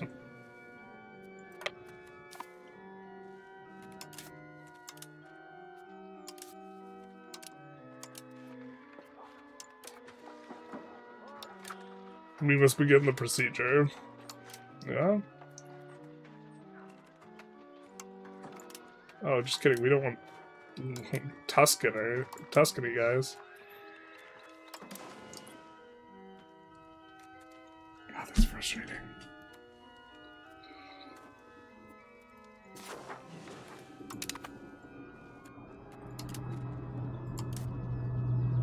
Did it refund our gold too, or did it just take our gold? I didn't even notice. Might have just taken our gold. That's been something I've been meaning to check.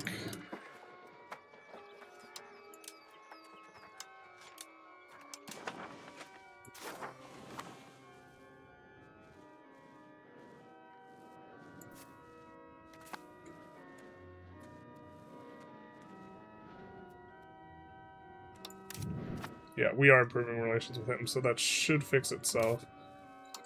But we are starting to hit to the point where Diplo needs to get resolved on these. Lesser Poland will not be able to hire anywhere here, close to here. Gascony might be good.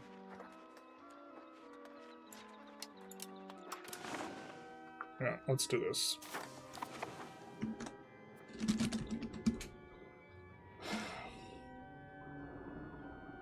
Is the dating guide spreadsheet updated to the latest patch? The dating guide is not updated. I need to make a relationship guide. I've made the dating guide.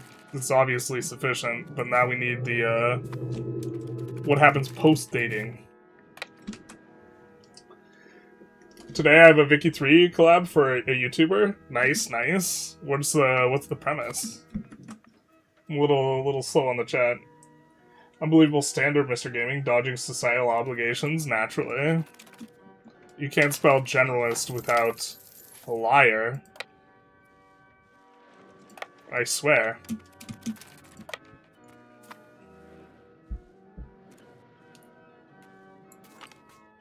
Okay.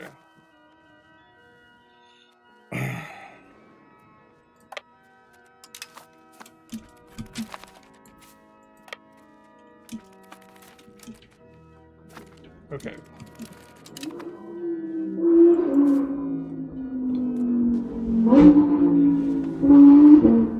Oh, the Navy logistics won't cancel. Oh, yeah, okay, the Navy logistics won't cancel, but that's fine. Let's do this, then.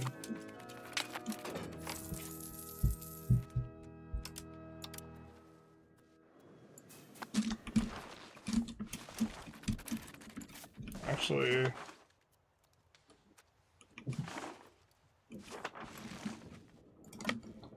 maybe come here and do this. Making that slight adjustment because this is a +2.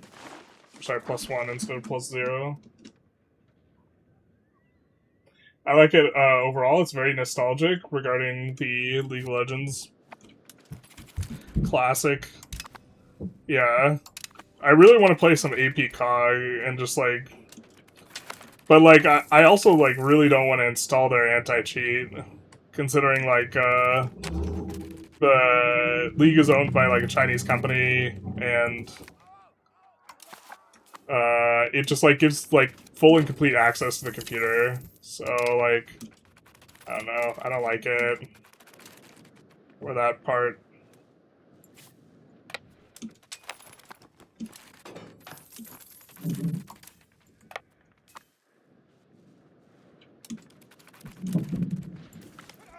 Alright, so we have this fat stack. Let's...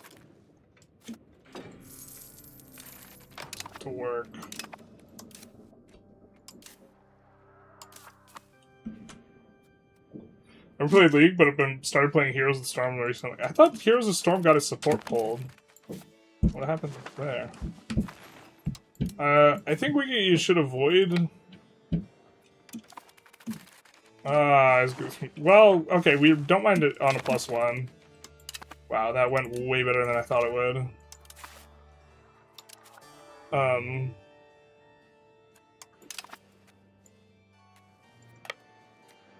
was about to say, I don't mind, I don't want to fight on, like, +2. Did that even have tribal levies? It was like a fake army, it wasn't even real. What?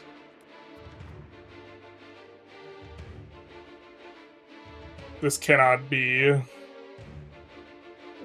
tolerated.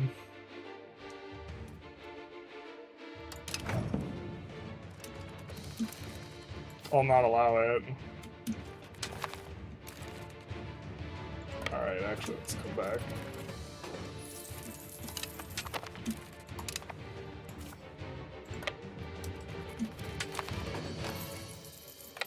I think we could wipe this guy quick. Oh, just kidding. Why are we shitting on him so hard? H3 units, I feel, don't do this well against tribal levies. Does he have a lot of not tribal levies? Is that his issue? No, he has like 5k tribal levies. I guess it's like half not tribal levies, yeah. That's like not the experience we had when we were playing Morocco. Or we were only raising levies out of places where we had like only tribal levies, so... Casually starving your army before war? Based?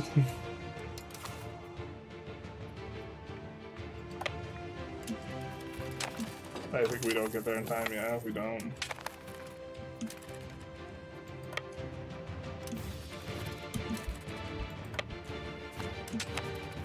Alright, so it's looking like we're just crushing these battles, so... Gonna continue to do some of this. If we had more favors with them, we could use them. Everything's looking like this.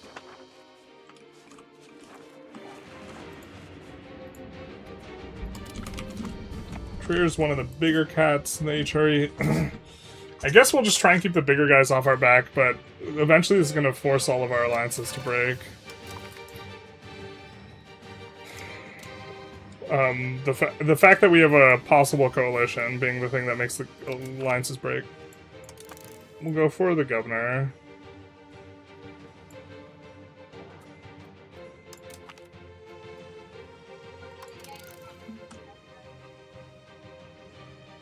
Reddit front page be like, this is the best game I've ever played, followed by, does literally anyone ever have fun playing this? Yeah.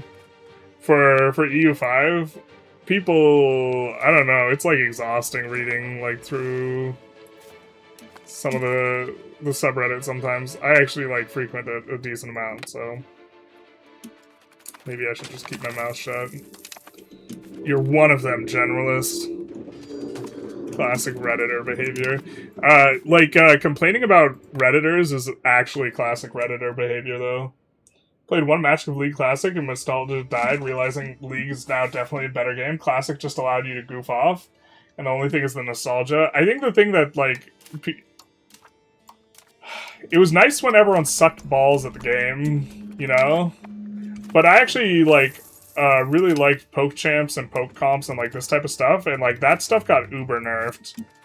Like poke is like unplayable in like modern League because they decided it wasn't fun.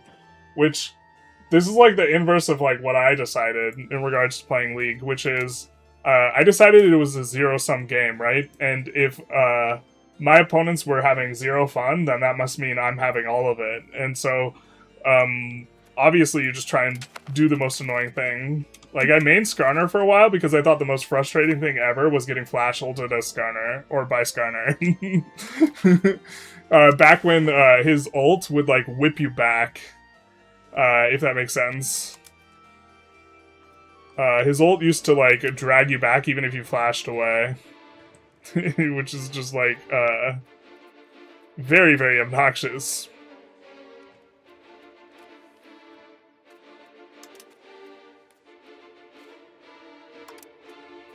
Can we not return Marrakesh to Marrakesh? What's going on here?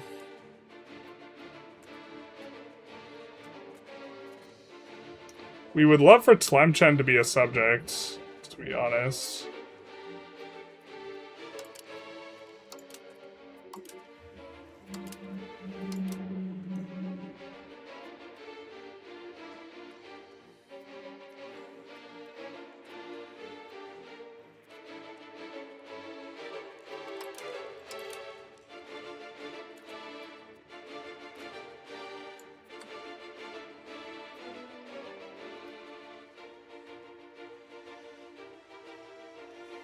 I think we could feed this to Kudu.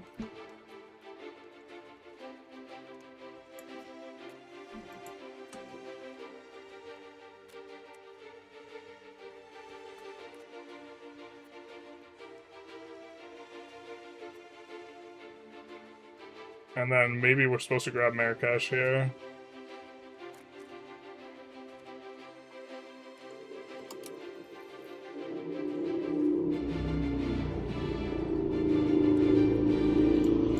That'll be nice to grab Zeus as a subject, so not too far off.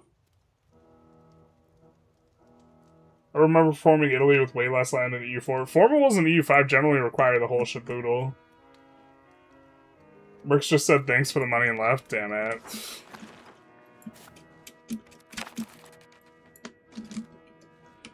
Mercs and usable UI. Name a worse duo. I mean, like, the Mercs were, like...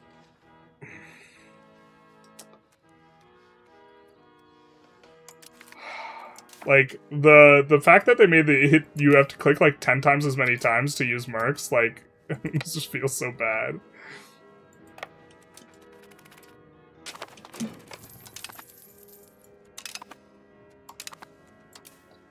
Can we...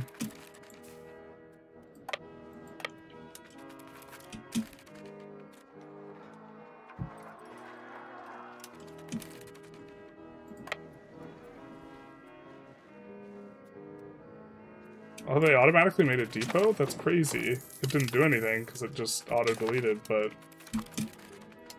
Fascinating.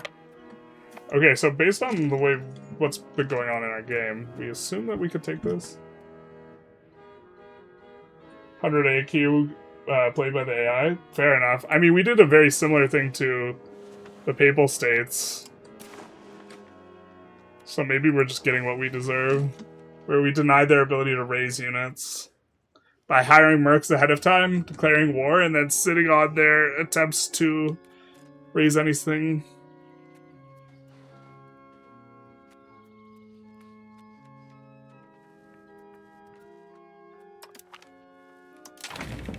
Yeah, so we have a free pass here.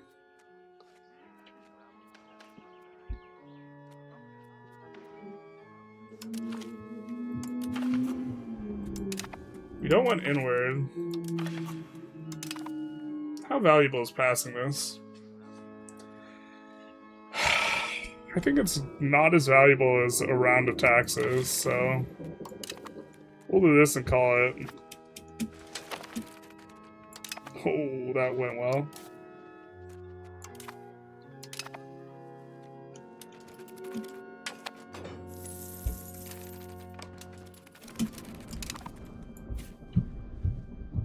Looks like our subjects are starting to get in there.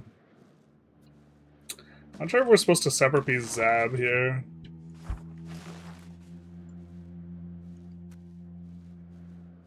I guess we're just supposed to actually just take more stuff, just generally.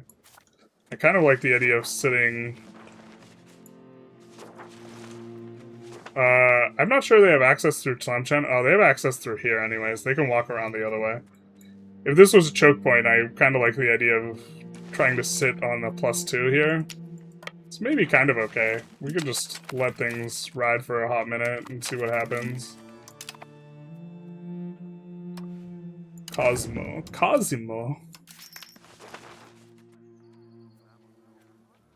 What type of artist are you, dog? Kind of okay with the monthly prestige ones. And Minar Vicky 3 with PvP. Nice, nice. Oh man, I'm behind. Random North Africa adventurism. Correct letters are in there. I love playing AP Nunu. Oh my god, AP Nunu was so funny. Because, like, you recover... You heal, like, infinite as well. Like, in addition to, like, being into Empire people, but, like, the problem is like, League players, like, aren't... League was more fun when people were fucking brain dead, right? Like, and I'm not just talking about, like, your opponents, but, like, you yourself as well.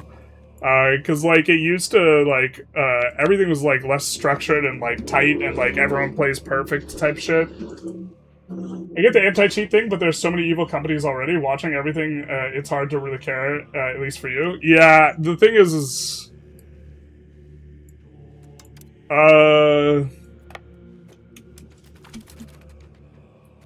I worry a little bit because of, my both being critical of my government and also being critical of, like, Putin and the Ukraine war and this type of thing. Like, if I didn't say anything political ever, then, like, I wouldn't be as worried.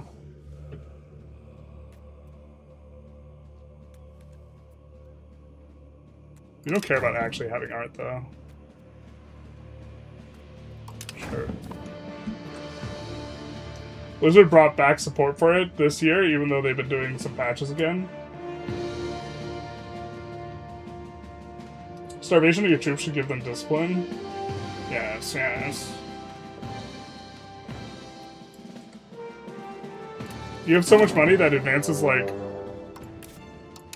They declared on Montferrat. Why? Why you do that, dog? Montferrat also looking a little caked up here. This is some Italian Wars bullshit. While we're having an adventure in North Africa. Would be really nice to have these massive stacks from North Italy or North Africa, huh? Would be nice to, like, not have gotten our things bricked. being able to range, like, Egypt is, like, such a big deal in terms of mercs now with the changes, because, like, everything gets reduced to just, like, 1 unit of mercs. But not them. They have enough. They have the technology. Alright. We'll hire in...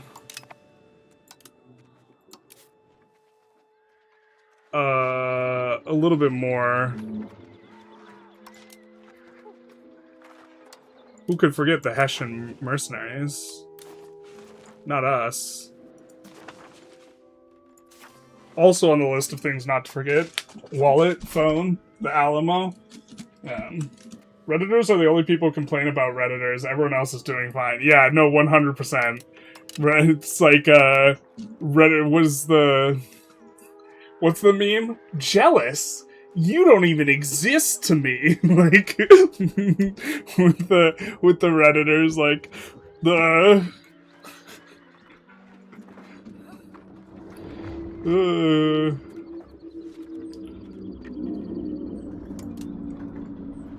100%. That's the real take. Reddit? Y'all don't even exist to me. Okay. Ah, we have to actually care about losing Republican tradition. No, no. Terrible. Why did we decide to start paying for it? Ah. Exhausting. We are fighting Boho now. Did Hungary not come to our aid? I think Hungary abandoned us. Oh, no, they didn't. Okay, cool, cool, cool. Well, we have a lot of war score on these guys. So...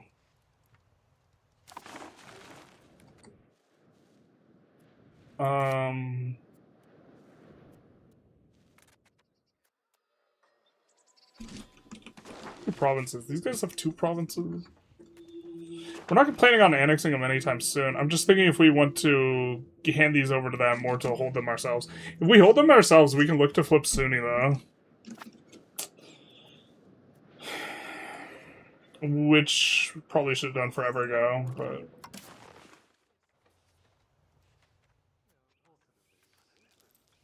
We're gonna liberate Suez.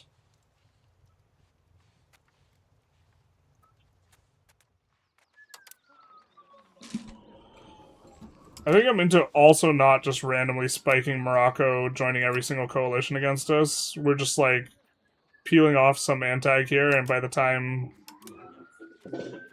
they, our truce wears out with them, you know, we should be okay. We'd love to get Tlemcen, but I think we could just let them annex Tlemcen. Or Tlemcen's not even, like, on the table, actually, for us. They're not a part of this war, they're not subjects. I don't know why I thought they were a subject. Did we get war reps?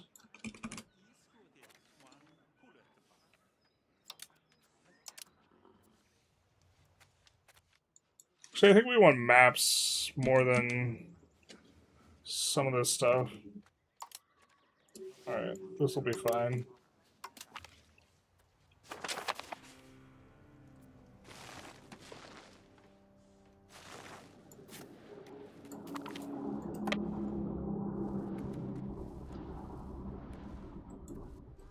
And let's put these guys over here. So the expansion continues. Just current war situation. Note to self, don't play League with Generalists. Yeah. Actual bully behavior. Has anyone ever seen AP Cog? Like, the way that go? Like, that was, like, I played, like, I didn't play a bunch of different things. I played, like, Skarner. I played, like, the odd one type junglers. Like, I played, like, Maokai and, like, these, like, tank type junglers. A decent amount of them. I think, like, Maokai and Udyr were, like, my next most played junglers. And then I also played mid lane. I played mid lane and jungle for, like, ranked. And for mid lane, I played, like, Ahri, Karthus, and AP Cog.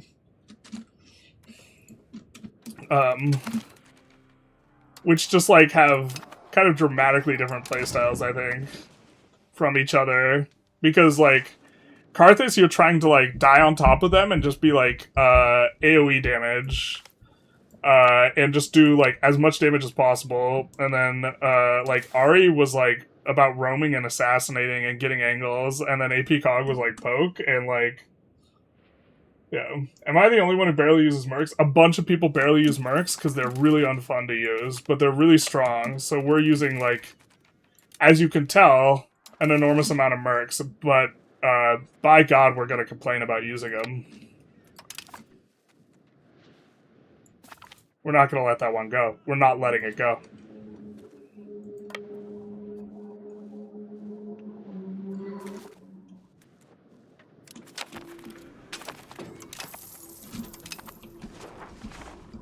How are we doing disposition-wise? Friendly? I think we might have rivaled these guys. Covet's land, yeah. Every time you say inward, I hear N-word and I do a double take. That is, maybe I should try to enunciate better. Every game is fun before meta develops, and then it sucks the fun right out of it. Yeah, I mean, trying stuff and this type of thing is, like, a lot of fun. I really enjoy it. I was thinking about it the other day, and I honestly just, like, really enjoy learning. Like, I hated going to school, but, like, after college, or since college, like, since I finished college, especially, like, right after, I was just an absolutely voracious reader, and I read, like, 70 or 80 nonfiction books a year. A lot less now. But, like, also with, like, video games, it's, like, evident, and, like, I, like, just want to learn, like, the way the system's, like, all plugged together, but, like, I don't like doing challenge runs, and, like, it's just, like, the understanding it that's, like, interesting to me. But, like, it's like the same in games, and, like, once the game is, like, solved, and, like, there's, like, only one way to do it, and you, like, have to do it this way, like, yeah, it becomes a lot less interesting. Just generally speaking, I feel. Oh, we should have taken Maracus, maybe. Maybe it's fine. We can improve relations with him, get rid of the antagonism a little bit. As we try and fight this war that, like... Alright. Okay, we'll fight the war. And, like... Brother, we almost have 250.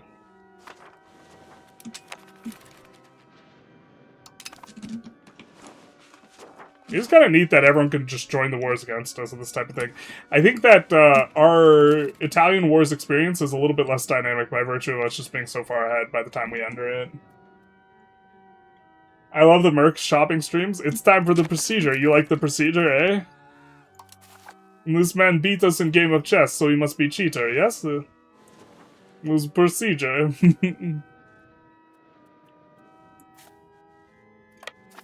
Maybe we're supposed to actually just have a spy network on France? Forget what the infiltrate administration, is that? Yeah, like the actually good thing, lifts fog of war. I think we actually kind of are into knowing what's there. Wait, what's the... How do we add this to the front? Let's get this. Let's get that.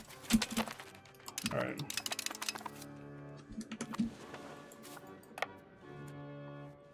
So we have a fort here.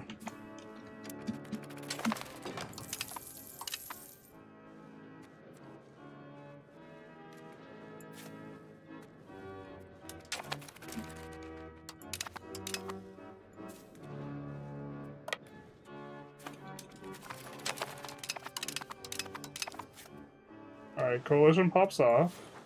What did we do that just popped the coalition? Did we generate antag in some way? No, I don't think so.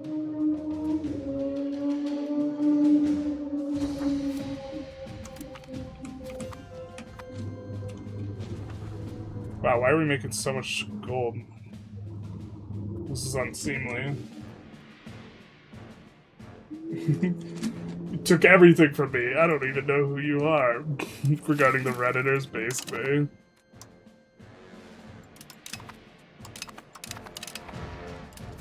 So we wait a little bit. Alright. They've shown their colors.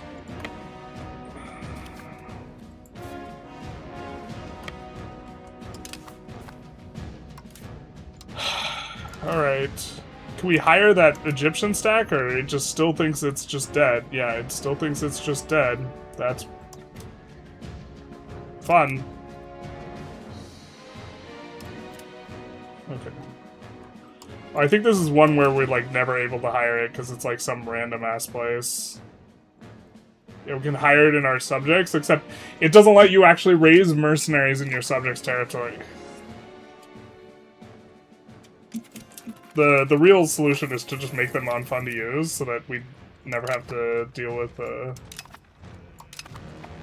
we can go back to pretending mercs don't exist, like everyone did, at the time they came out.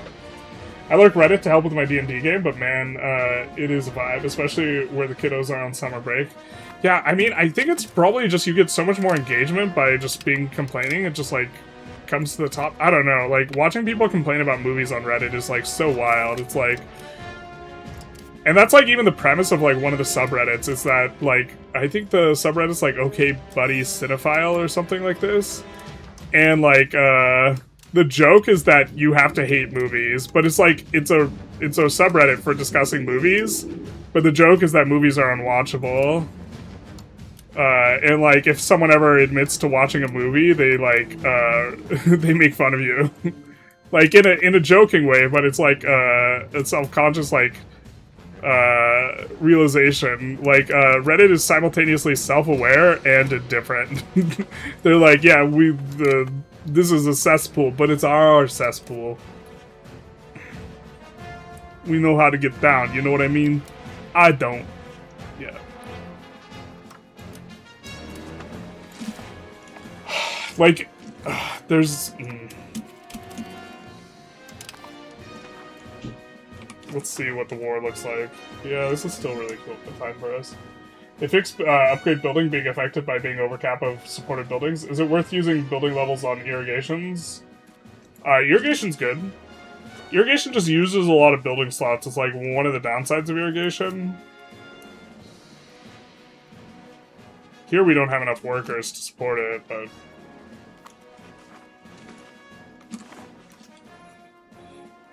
They are migrating. I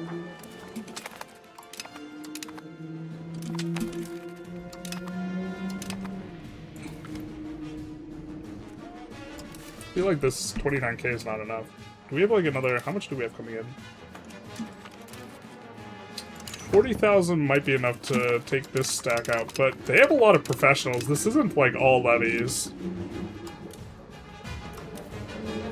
This is not all levies.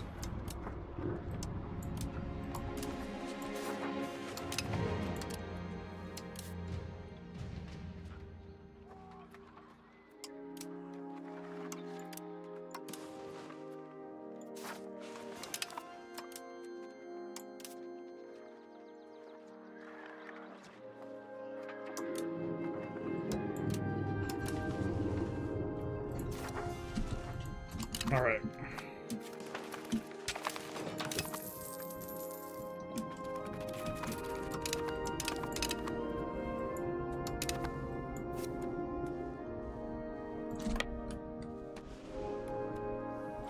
Oh. We haven't even brought everyone over. Yeah, this is gonna be more than enough to dust these dudes up. Now, yeah, we are also the war leader, which is nice.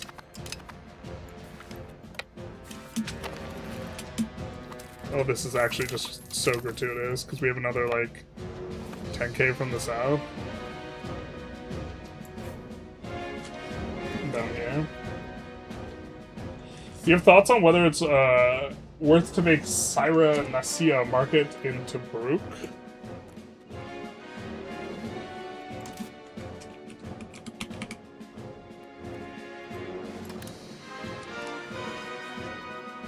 I don't like the market, like, here.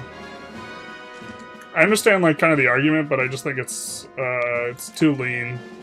You could just use this for, like, lumber and sand and clay and like this type of thing. Because if you had exceptional control over here, like maybe there's an argument, but you're not going to have exceptional control. Nor is there enough going on for you to want exceptional control.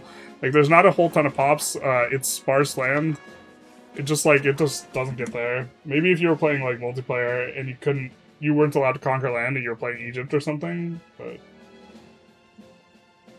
the more you complain about mercs, the better they fight. Does making a man a merc make him a better fighter? The answer is yes.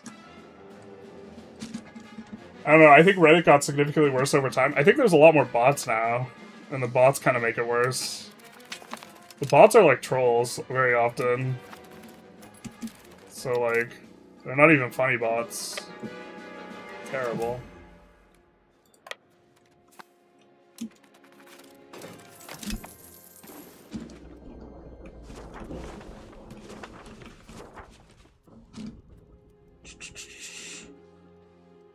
Oh, I forgot we got Venice unlocked. Nice. I think we want to put auto expand on glass. They should be glass specialized, but they might not be. Okay, they're over cap on it anyway. Yeah, fair.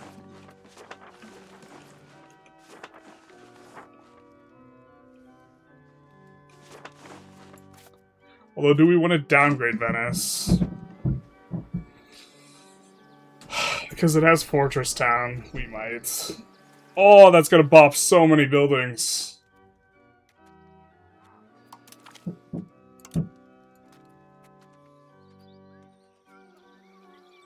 Now this has textile rights and another right. I think we won't...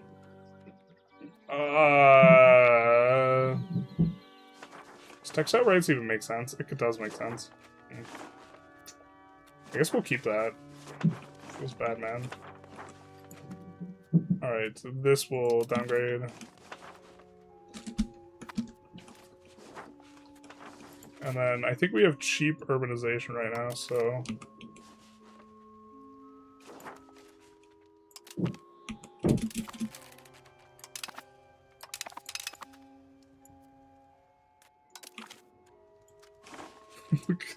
this play pattern is just so insipid. It's so stupid.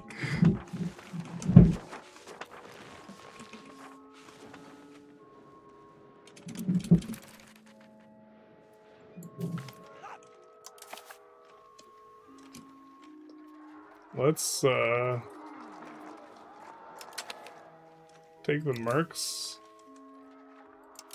Consolidate with them.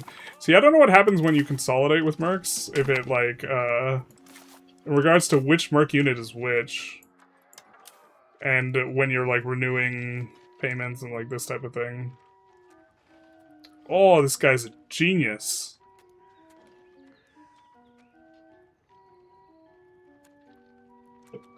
Dip is pretty important with our army setup.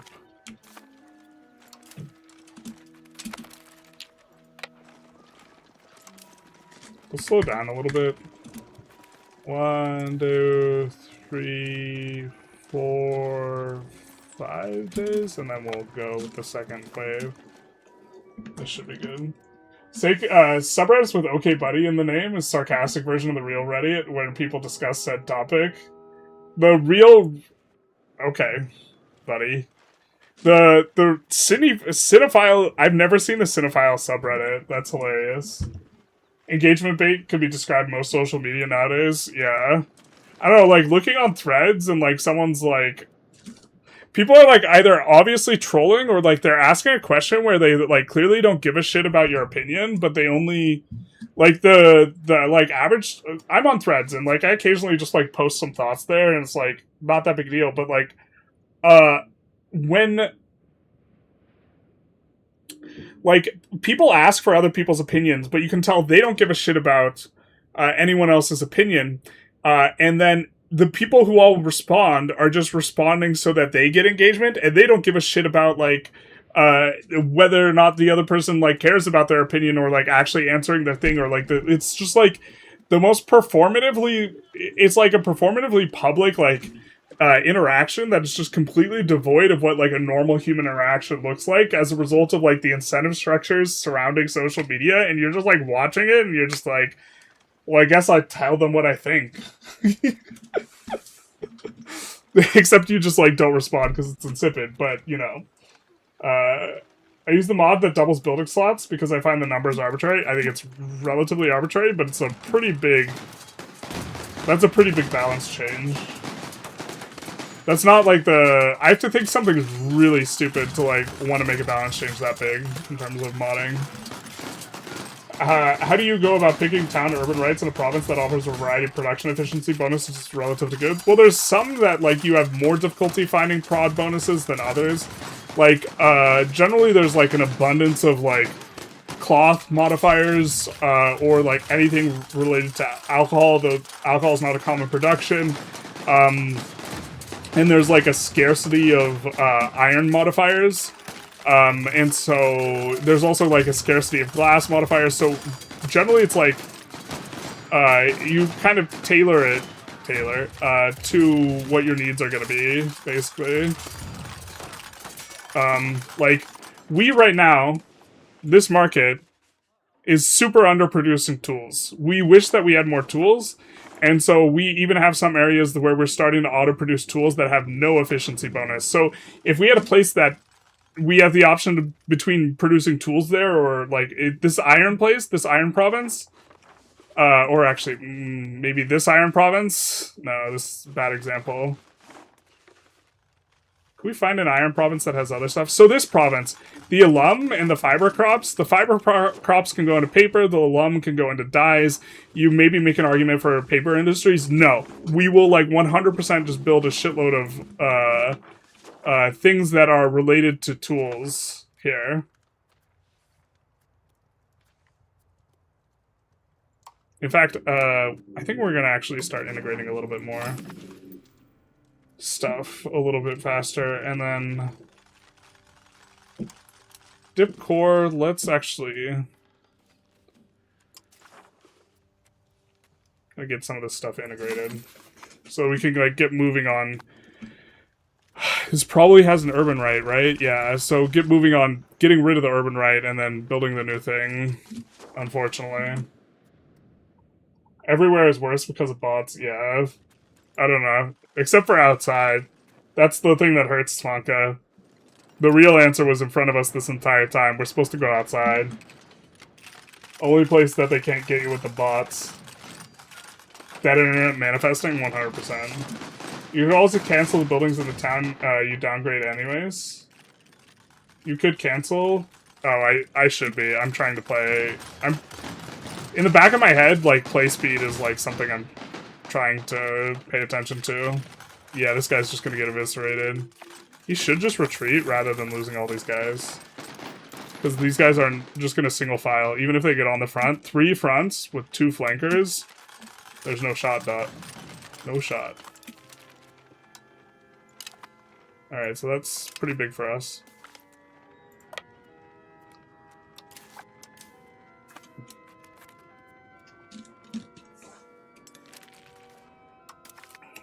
But here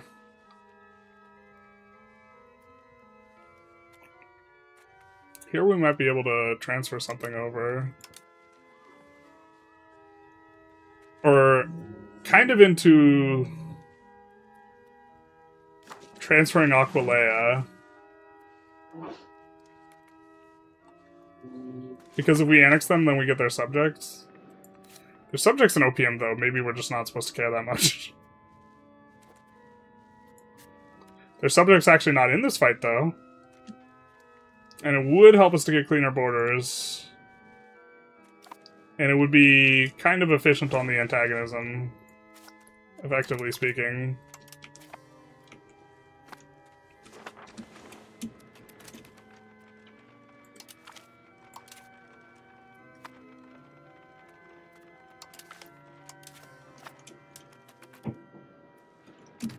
Alright, we're gonna start paying for stab. It hurts me so much. Just kidding. We're not gonna do that. You can't make us. For a second, I had a panic attack.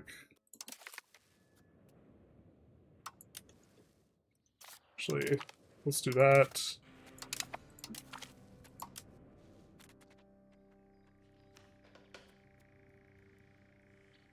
I think we've maxed out the Pluto push, but us just getting more... Pluto's not terrible. Commodity exchange, selling efficiency, we're into. Yeah, so we'll do this one and try and pass it. Oh, we get all the good button clicks. We'll click this one because we actually... Click this one.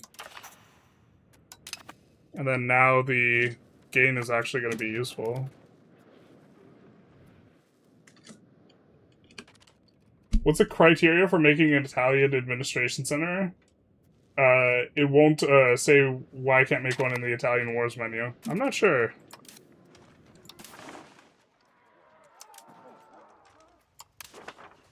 Maybe you have to be outside of Italy.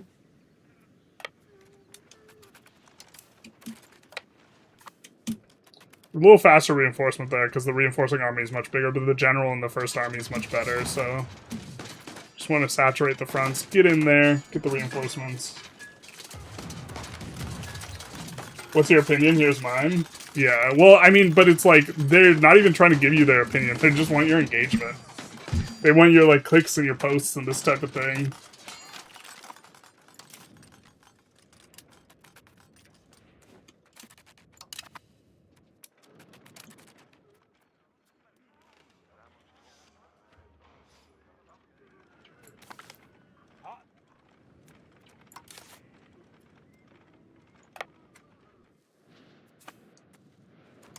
How into this war is France? Not very. I'm not really into this war very much at all, other than kind of want to annex this dude, I guess. I think that gives us the subject, and then we could just transfer the subject to Spoleto, and Spoleto will eventually annex them. So I guess this is kind of what we want. Why is this 50 fucking antagonism? Holy shit. Is transfer? Transfer is just going to be just as expensive, isn't it?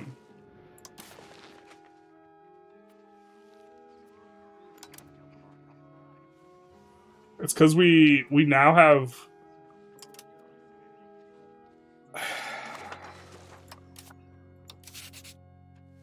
Brother, it's so dumb.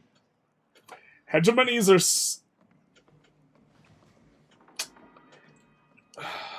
Like, so base antagonism before age 3 just, like, absolutely should be higher, and people basically just don't care if you do anything, but then, like, you just, like...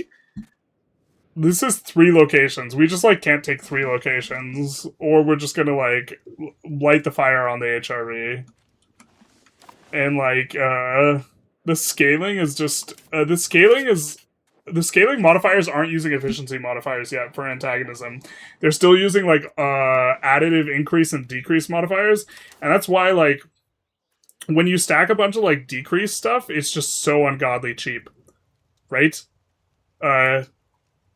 Diplomatic reputation. So Diplo rep and the distance, between Diplo rep and the distance, we're getting minus 130%, right? And so what this means is that for a lot of instances, or a lot of scenarios, this just completely erases antagonism. If it's, like, slightly far away and you have some Diplo rep, it's gone. But then this plus 60%, that's our hegemonies. And then there's the culture and the language and religion. But what it effectively means is, like, if you're not the same religion or language, if you've stacked some modifiers, then antagonism just doesn't exist, like, whatsoever. But then, like, also you see this pretty big modifier current level of antagonism. So we're in a situation where I think we're just actually not supposed to take any sort of thing, like...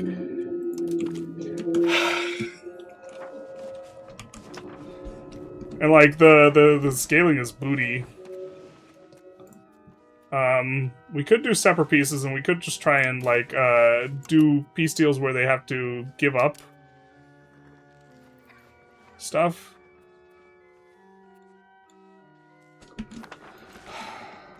Are there any return CBs? Return a bunch of stuff to Poland. We don't care.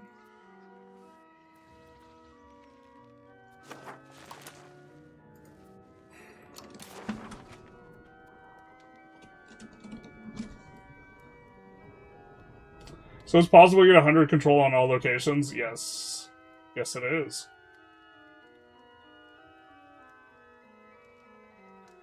I don't know if it's possible by the end of the game, but just, like, game system theoretically. I think antagonism, needs to be nerds. Nerd. Antagonism. Nerd. I assume you meant nerf.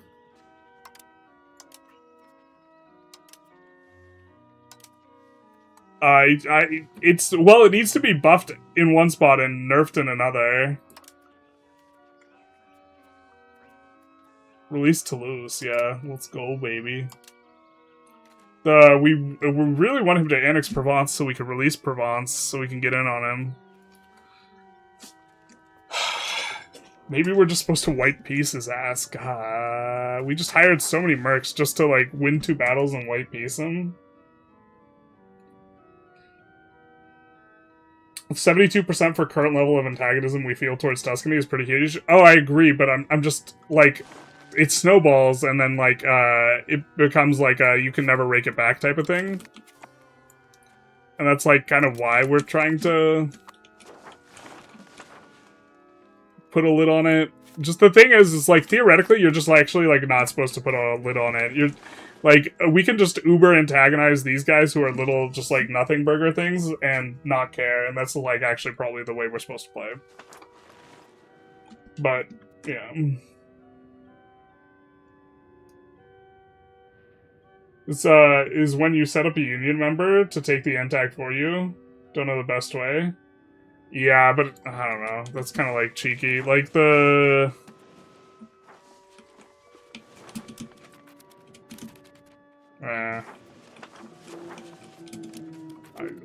I'm not even sure what we're trying to take here. I guess we're trying to take war reps off of France. I think it's just going to be, like, the most painful thing that we could take off of them. And we already have, like, a bunch of troops in position. So let's try and win a couple more battles and then just take war reps. Something like this. Now that I think about it, traditionalists might help to keep their cultural influence low so you can avoid cultural hegemon. Cultural hegemon's, like, one of the few that's, like, pretty good. But yeah, maybe you're supposed to not build universities. Because you want to avoid cultural hegemon. It's just, like, a weird gameplay pattern, you know? I don't like the idea of sitting on a +3, man. Let's not do that. I don't want to sit on a +3 and then just get, like, cornholed. I live in Toulouse. Free me? Free me? Fortunately, it's very expensive to free you.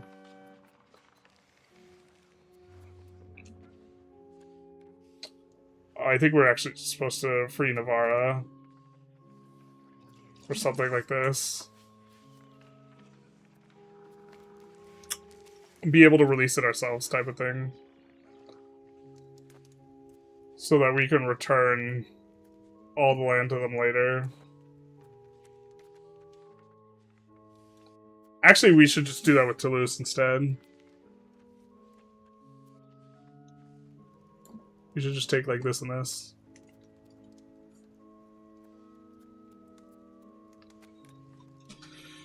That and war reps.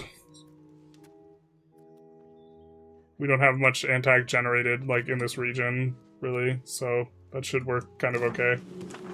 We just, the Germans are very upset.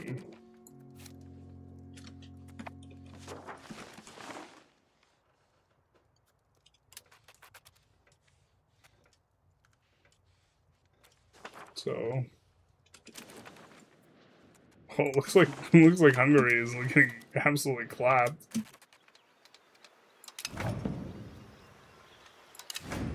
Nice.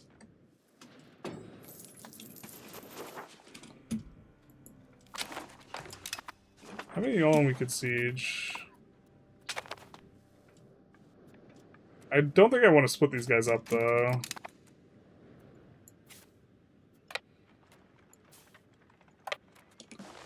But that's on a +0, so that's like a safe siege. There's no stranger danger there. Looks like this war's almost over, though. We could try and extract more gold. I'm not sure how worth it'll be. We could just, like, stop hiring more mercs at this point.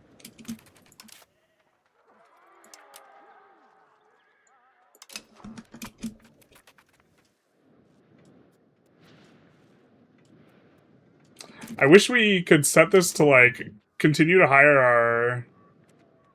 God, we actually have to... are probably supposed to micro it. Holy...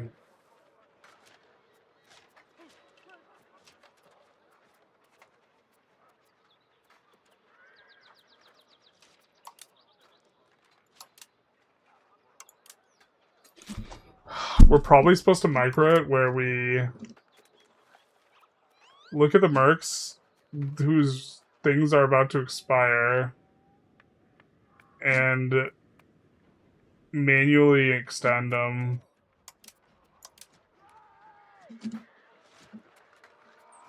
If they have what we want.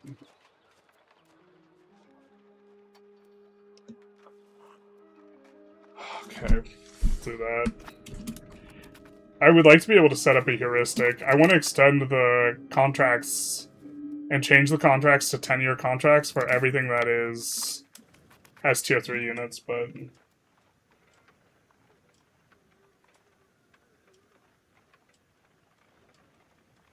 Anything force them to release nations or return cores? A union member? What strategy I'm hearing about? Wait, what? You can always disable universities if you want to get rid of the hegemon. Yeah, I mean, I just...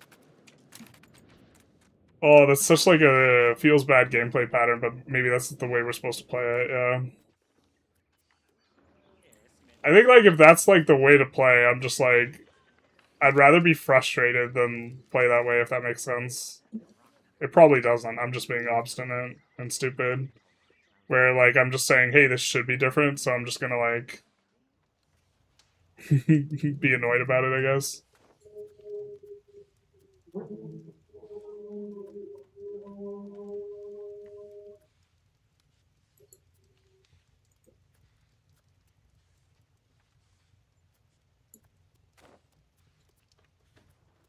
Feeding them Avignon probably makes sense, because I don't think Avignon's province, Provence, has a core on them. Yeah, so we maybe don't want to feed... We want to feed them another province that... We can't do this, because they'll uber hate it. Or do they uber hate...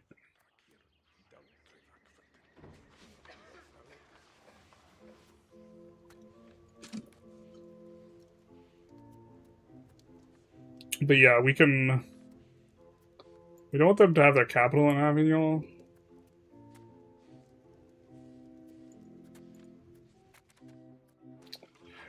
Looking for the place where we can give them exactly 2 locations. And have one of those locations... I guess it's here, actually. But then it's not on the coast.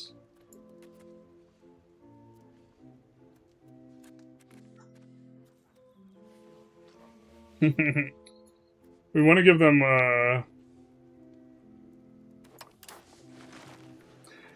we want to maximize the amount of returns we can do, so we don't want to feed them 2 of their cores. We want to feed them 2 provinces, though, and one of them needs to be their core. This is probably just... I have to be overthinking this. This is probably fine. And then...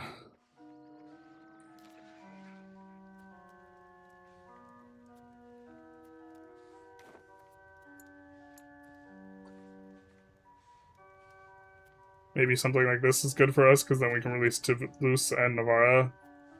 And then we get a lot of returns. And these guys' capitals will be in relatively good spots for their territory.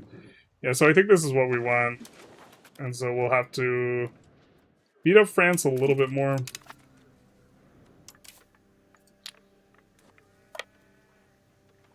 Ooh, maybe we don't like this. Let's go back here. So staying near.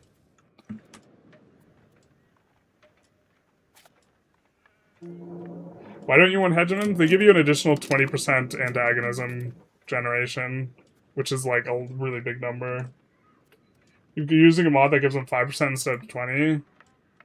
That's like much more manageable quantity, yeah. I think that's kind of okay.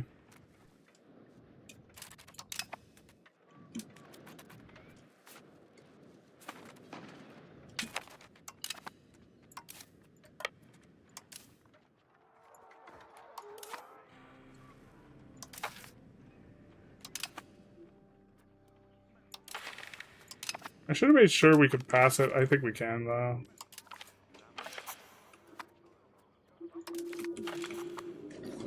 Should be good.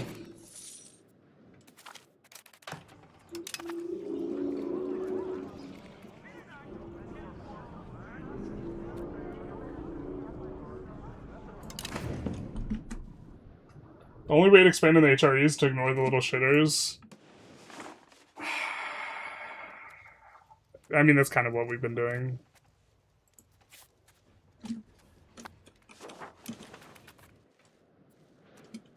I think we're still just going to peel a couple locations off of France so that we could return later in a different war. A bunch of stuff. How much longer on this situation? It's in 1501, like another 17 years? God, we're... Alright. I think we could speed things up a little bit. PUs are probably the main reason to go monarchy. Yeah, I agree. Like, Republican gives, like, the most income. Or Republic gives the most income. The government power, getting 20 free government power a month, is pretty valuable in terms of scaling on theocracy. You maybe are even supposed to, like, do some sort of, like, shenanigans, like, I played this for a while and then I swap.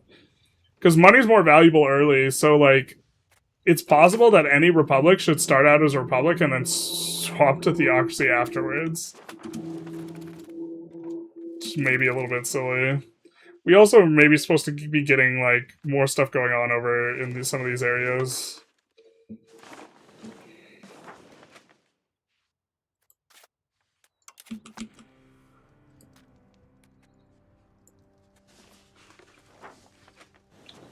I don't think we're doing this run long enough for colonization to matter. Or for it to, like, be net positive even.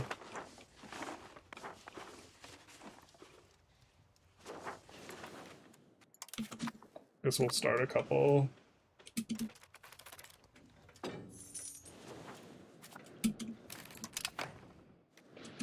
Like, theoretically, I think it's, like, plus EV. Extract more gold when you have 91k bank for what possible reason? We will eventually spend. If we had like 0 gold, we would eventually spend it. Where are they headed?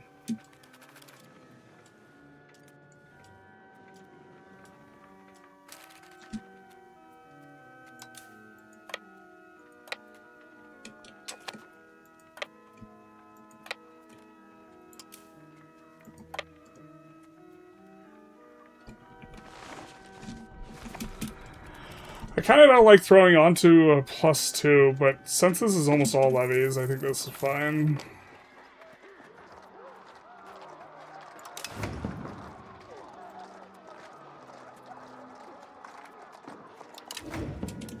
It's a good riddance to the trader. Yeah, I think that the cavalry against the levies is just good enough. Not gonna cause an issue. Really annoying when you do this, like, you collapse on one location and then they have another army come out of nowhere and clip your sieging force, but it doesn't look like that's gonna be happening.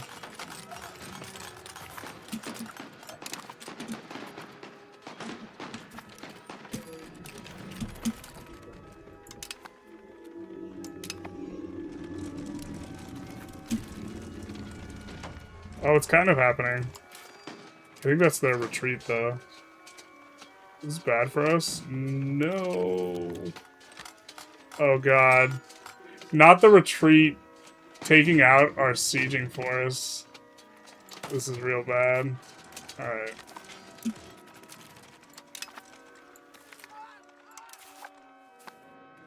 Not like this.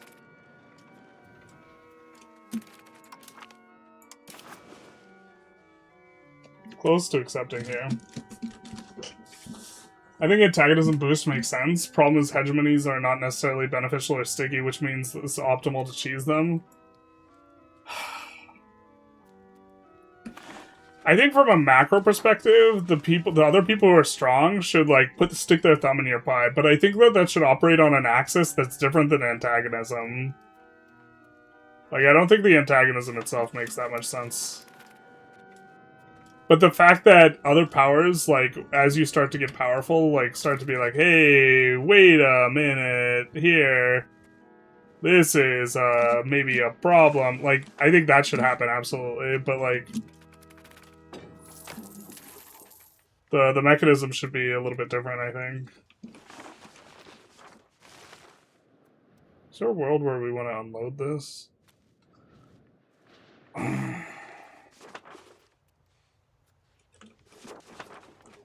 I guess we can assimilate for a short period of time there. But now we're not even using the cultural hegemon's cab action, so yeah, maybe this is an issue. We're standing here, this way we can get the +2.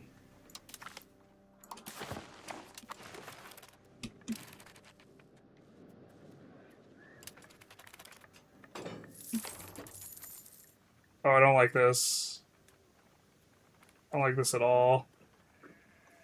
Son of a bitch. Oh no! We're speed 7. God damn it.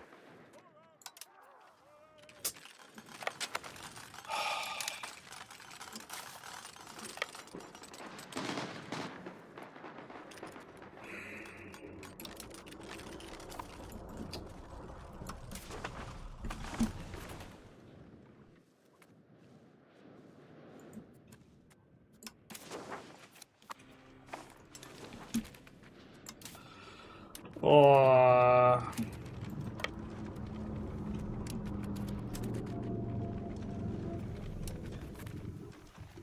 Who's coming here?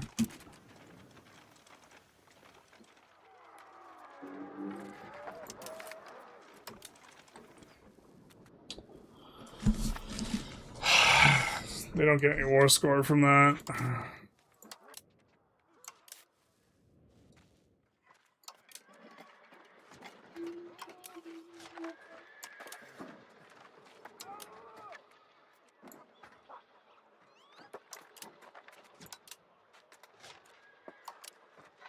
Feels bad. God, this Jazeera also is just like perma. Hey, this looks like something we should recruit, and then we can't recruit it anywhere nearby.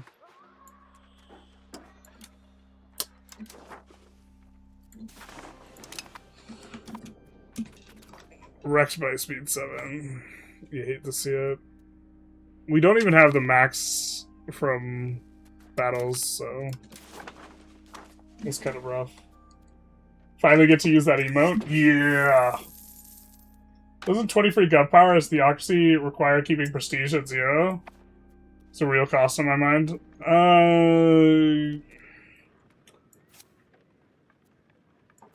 I think that being able to...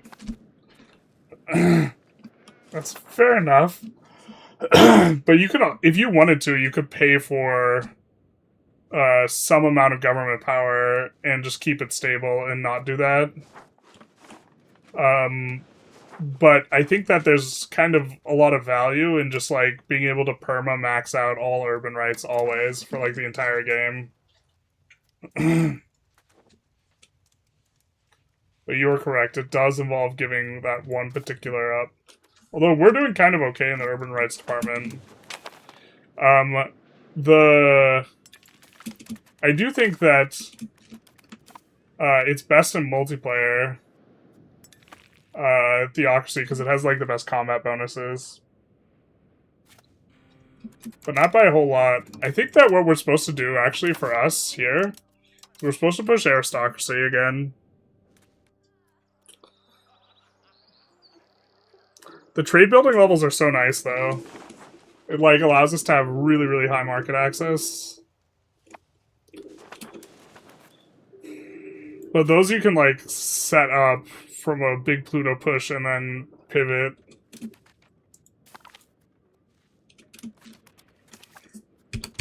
Now we're all slowed down because we lost our battle, but, like, there's no reason for it to be slow anymore. A little late to the party. I think infiltrate is expensive as fuck, too. Yeah, it's 50.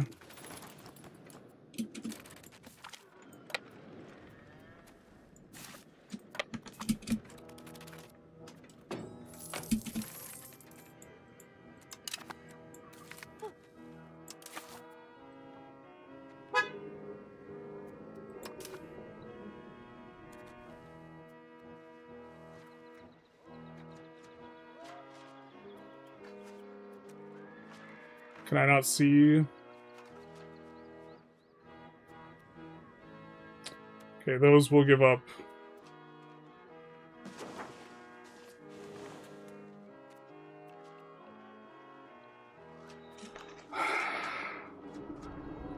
God, the UI is so painful here. How can we tell which ones it is? Oof, nice, okay.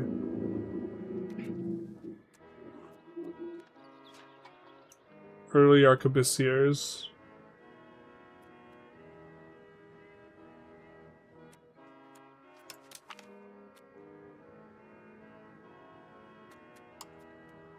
Oh, this is so not worth because they're so small.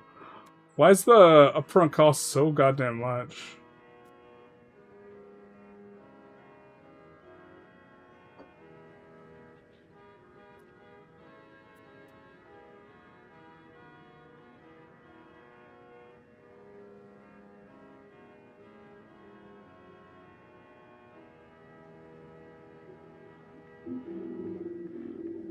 It's the base cost of hiring the entire unit when there's only one arquebusier left. So maybe we actually shouldn't be renewing them like at all. Alright, fair. Tell this guy to smell you later.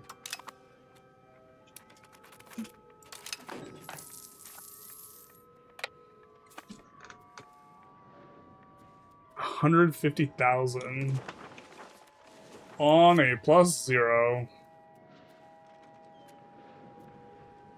And he's got like nothing but mercs. Dog. Dog.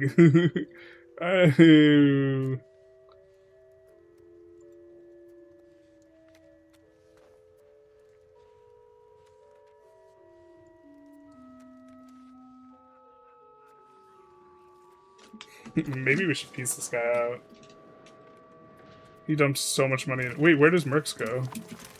Do I not have eyes? I could have sworn that was like mono merc. What happened? Is that a bug? Or am I going insane? Don't answer that, chat.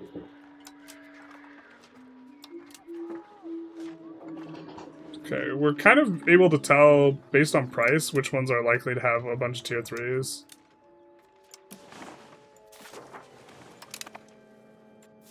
See, there it is again. Look, it shows just all mercs, right?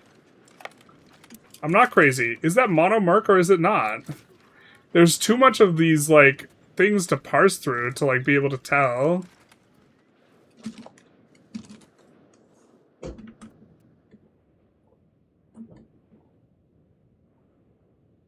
So we there's coalition against France. Can't you join that and deck on them with a big CB and discount on released territory? Oh, maybe.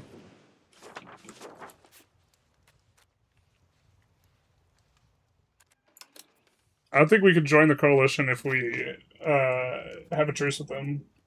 I think the other powers should have a higher base antagonism against you. This would lead to lower opinion.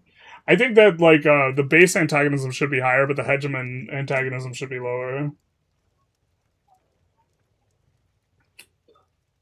Prestige is a major tool for how you manage antagonism. Permanently maxing urban rights probably... Well, but... The... Eventually, like, the theoretical thing is you're supposed to turn and burn. And you just win all the wars anyways, so you just don't give a shit, and you just fight everyone simultaneously in your world conquest, right? So, like... And in that instance, the antag decay becomes a lot less valuable. What's the base antag decay? This is like roughly double it, right? I forget what the base decay is.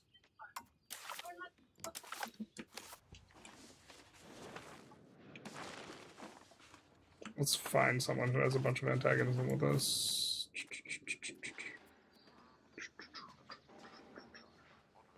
I think it doesn't work exactly like this, though.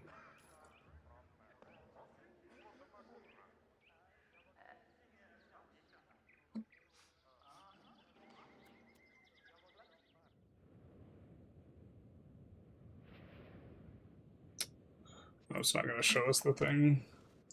As the Roman Empire, would you have a governor in Venice or in Rome? Are you RPing and having the like capital in Rome, or where's your capital?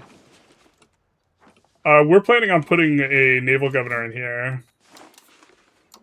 Let's actually just do that. Even though we have a regular governor right here, we'll move that regular governor.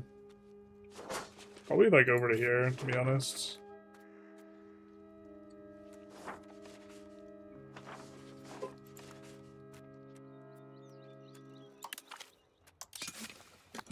Like, this is just, like, basically strictly better than Venice. In terms of proximity push.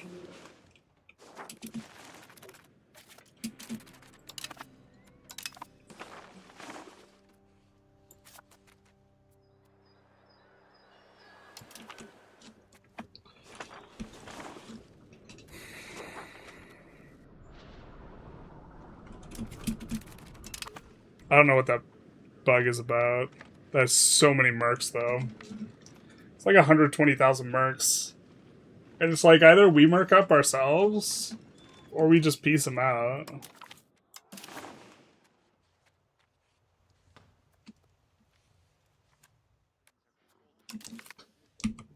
You know what? We could just take less valuable shit.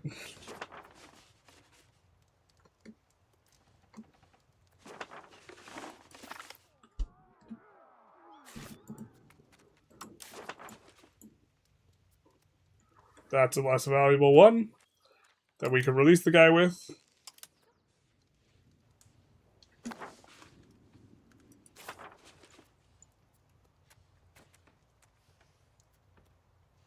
We don't need war reps. Are we ticking?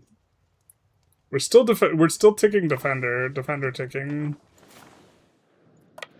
We can also do this to get a siege in place.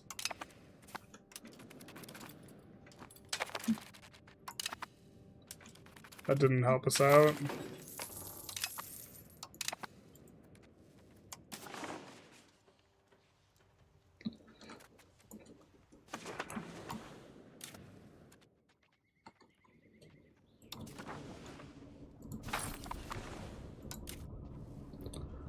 Like, generally, it feels like, the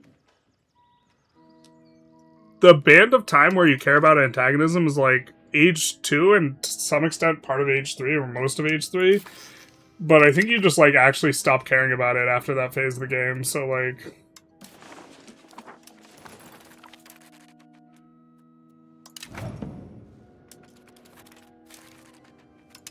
Not exactly in the best position to fight all of Europe simultaneously, but, like...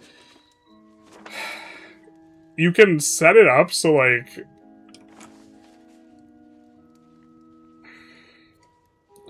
Like, you don't get it on your allies, so setting up to have, like, one of, like, the big 3 as your ally, and then ripping into everyone else, you're, like, in good shape.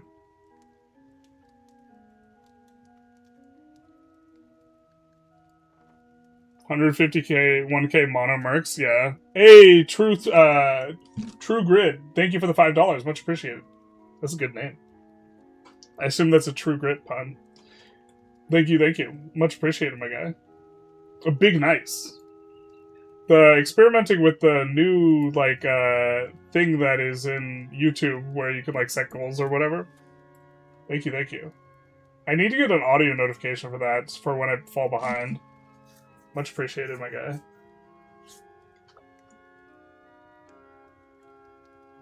I don't have 1K hours for a game where I'm constantly microing war for a few centuries.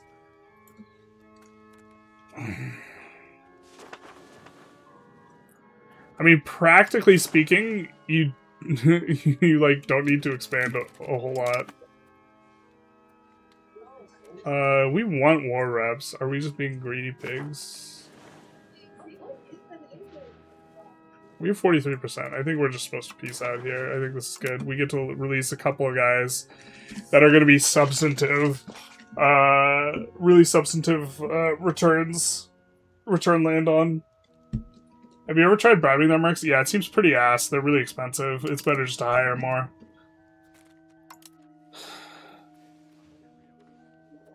Is there a world where we could get an Aquitaine going too? Surely not.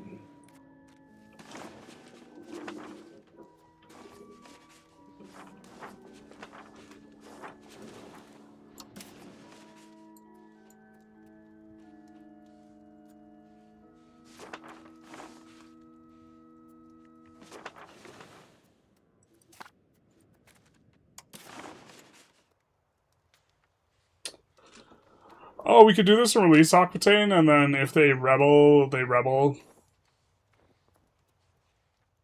I think I'm into this. I think we're gonna send it.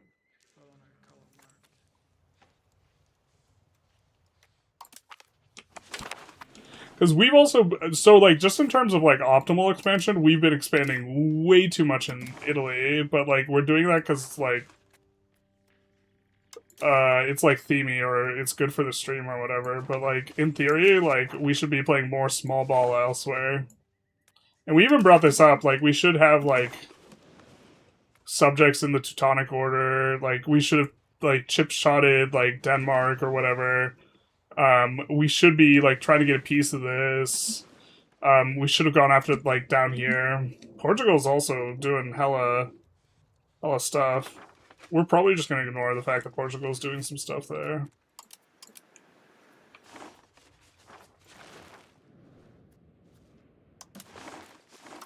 Because, like, I think we're not colonizing, because I think once we win the Italian wars, like, I think we might be just done with this run.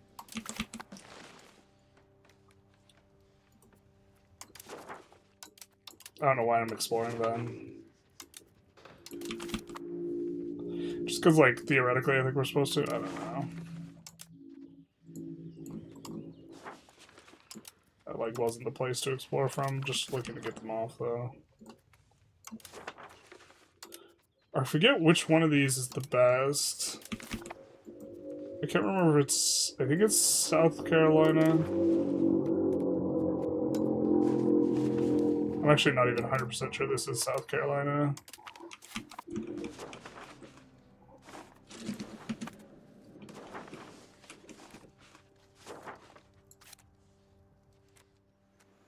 Oh, we can't even colonize it yet anyway. Okay, that works.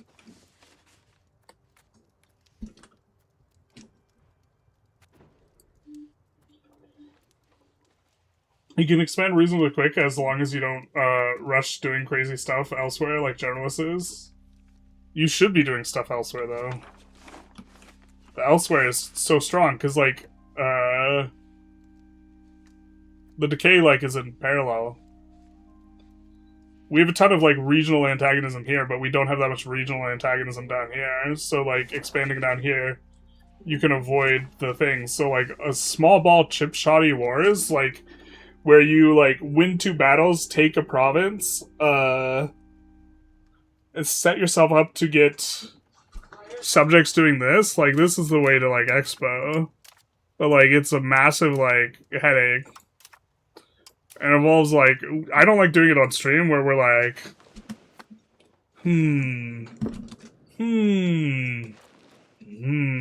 There's Winnie the Pooh. Shout out to China. Nothing happened June 1989. Well, you don't over here. You know what's going on there. But, like, just trying to set up, like, expos and this type of thing. How's Timmy doing? Timmy is not falling apart yet. Very interesting. We see the other big people continuing to be big. I do get it though. Currently playing Sweden, the Scandinavia, North Sea Empires, and it does become a slog. Do you have problems with heavy urbanization? Nope. No food problems. Not only do we not have problems, we're like, oh, we're losing food. Just kidding. Well, we're losing food because the 150k is stack, actually. Otherwise, we would not be losing food. I think once he leaves, we can kind of show it off. What is this? What is this? What is this UI thing? Now it shows, like, we're so willing to fight that.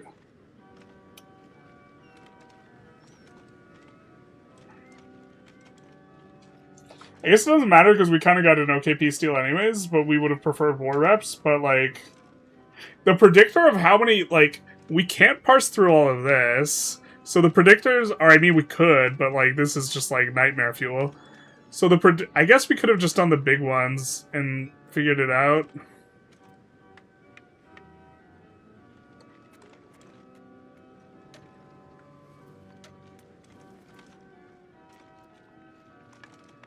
The thing that's saying it's all mercs is just lying. There's like no mercs in this army.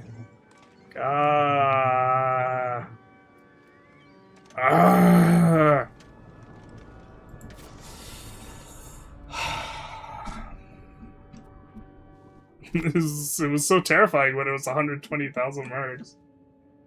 I think it shows the leader of the stack. You might be right.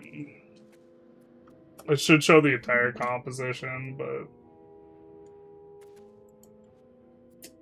Little bar showing breakdown of levy, regular, and mercs is so helpful. Mercs are silver. Yes. And it shows it correctly. Are you talking about this bar here? This bar is not showing it correctly because it showed it 80% filled with mercs. That's what we were talking about.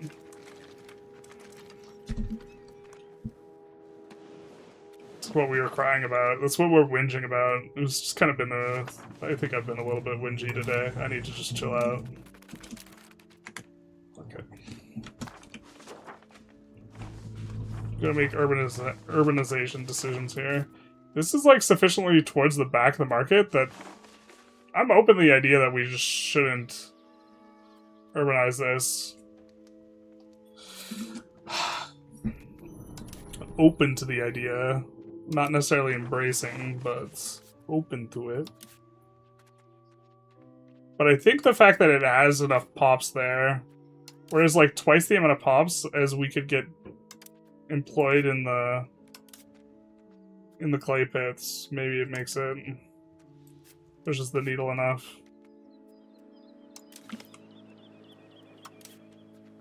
Did it save our auto expand? It saves our auto expand even when we de-urbanize it. That's fascinating. But this will be glass, yeah.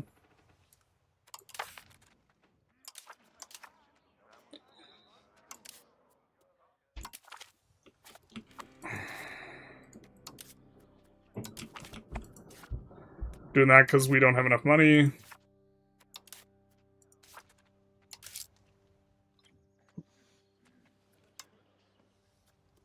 Okay, at this point we'll start paying for stab for now. Not forever.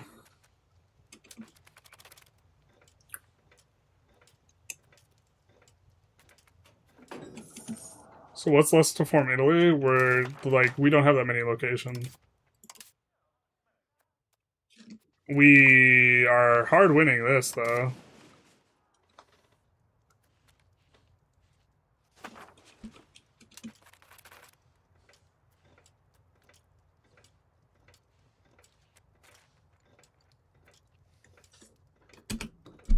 Yeah, we think we're kind of in chill mode now.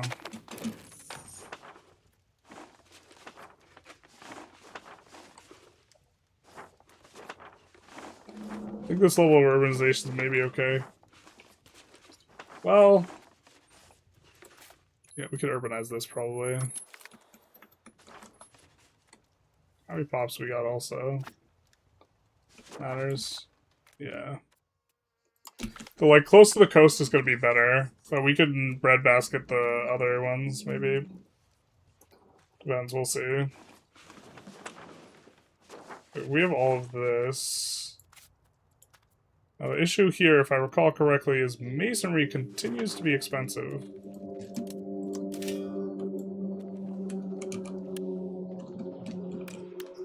Let's actually keep things going while we're doing this. There's, like, a lot of times where I'm paused that, like, I kind of just don't need to be.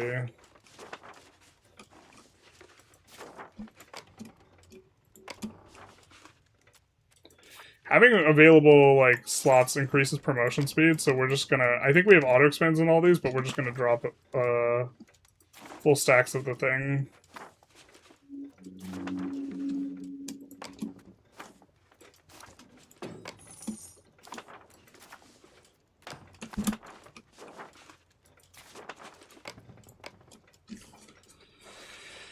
They're not in the right market, though.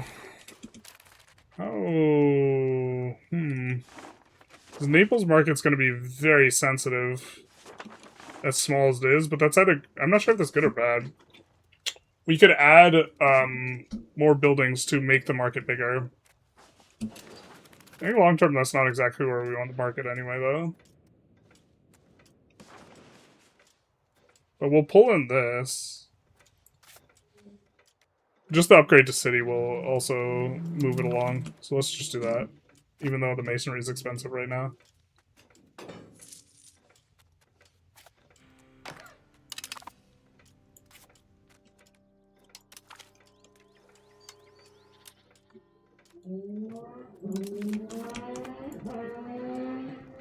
Feels liberating to be able to spend your government power, not gonna lie. Just like when you want to.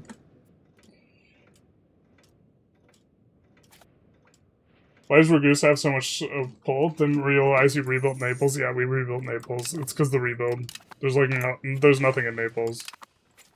Just this is gonna give us a bunch of burgers, so. Oh, we're gonna have to click so much when we rehire all these mercs, but by the looks of it, like, it's charging us for full merc stacks, not, like, proportionate to, like, how much mercs there are remaining, so... I thought it charged proportionate to how much were remaining.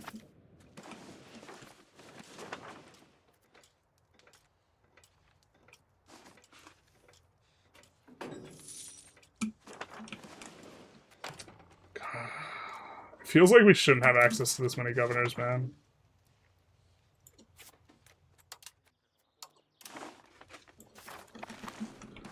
Okay, what is this? Zentai.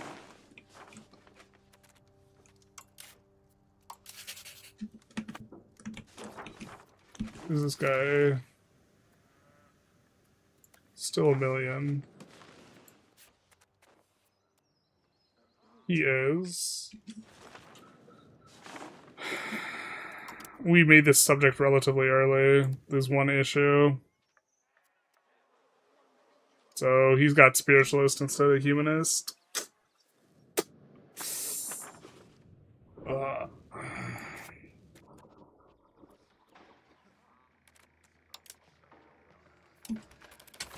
Right. I'm just gonna wait these through. Okay, so we have this.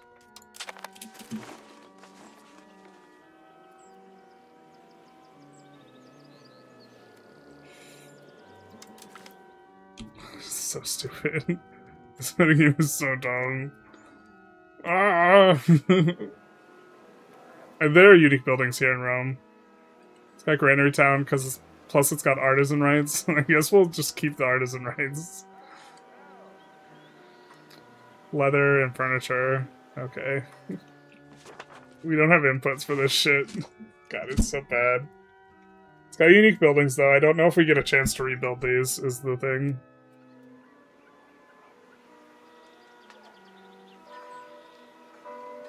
Maybe we don't care and we're supposed to downgrade it and upgrade it.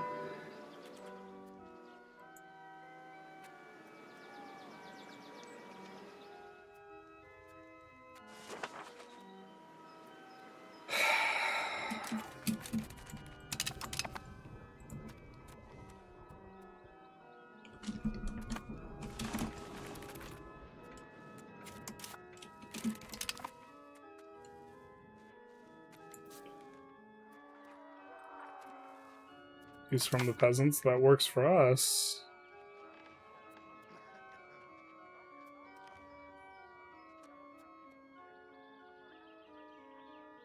$100 to pull that.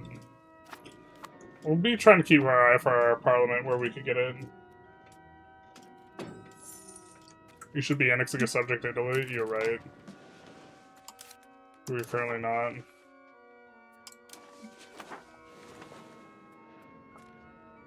Alright.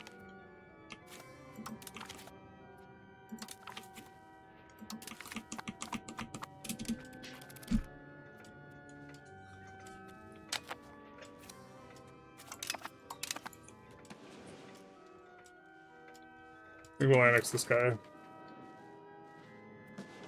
Montferrat would be actually good. Maybe we annex them. They're huge. They're like 4 provinces. Think they have everything poured up? This is Susa. Oh, we maybe want to give them time to deal with Susa.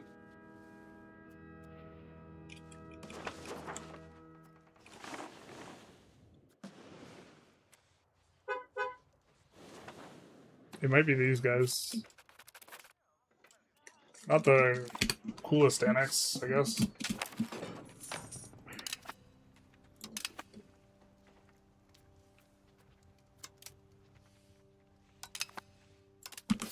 Let's turn on Dip Core.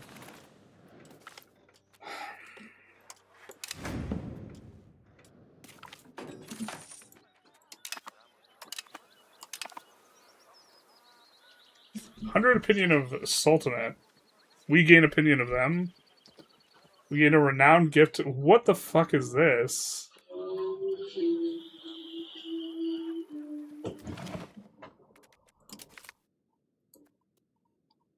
What triggers this? This is so obscene.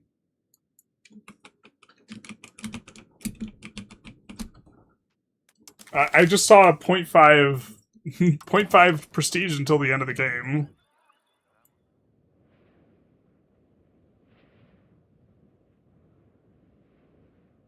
Oh, then it says, okay. We gain a renowned gift until the end of the game. I'm assuming this goes away when the giraffe dies. Okay.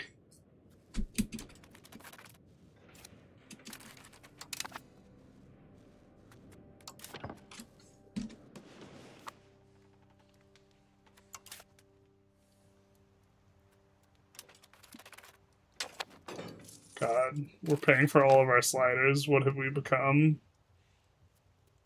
But that which we despise the most. A slider payer. Brescia might be a good choice. You need the tools. We already fed Brescia 2 of our subjects. We could go for Brescia, though. Because we do need the tools. We're gonna have to put that on the back burner, though. Not enough opinion.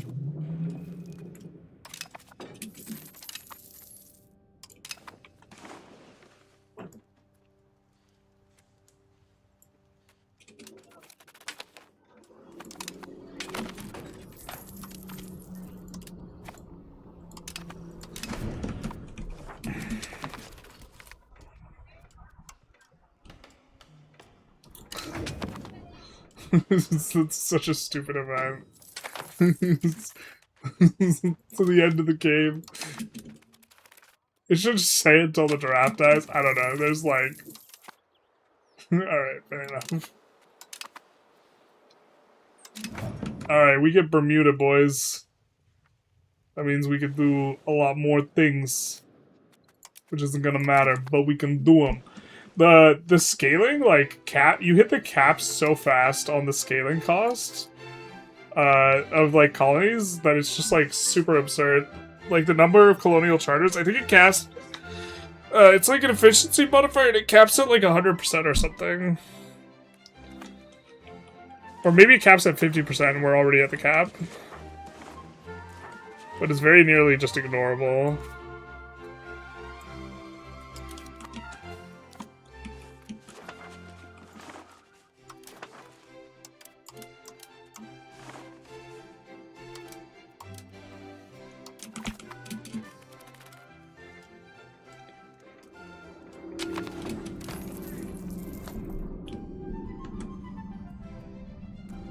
Paying for our sliders and making 800 a month, that's not even with cost court maxed. Yeah, but we could be making so much more. We could be doing so much more with our lives. We could be making like 60% more. Yeah, I mean... maybe I'm just trolling. Like, in terms of...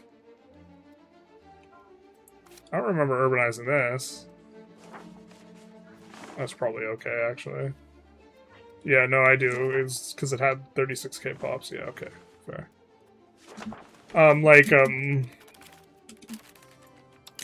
Viewing this as, like, a high score and being memey about it probably makes me, like, overvalue money a little bit. Because I think usually it's, like, the early 1500s that I hit the point, or we're getting close to the kind of traditional timing window where you like hit the point where you're like, I will literally never run out of money again, and money's not real. I think we could run it down, but like, I don't even know how we would spend down 120k if we like were determined to. I think we'd need to get like new buildings. Actually, if we were determined to, we could. We could do it right now. I think. Maybe not. Just a lot of shift clicking of a whole bunch of stuff, I think, would get us in there. But it would be like a lot of shift clicking on stuff that has shit ROI.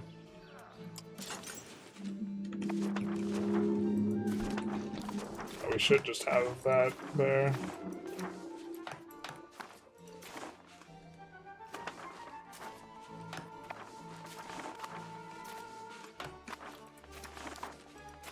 Not sure if we want to upgrade that yet. I don't know. To some extent, it's also like, what are we doing here in terms of like, what's the point?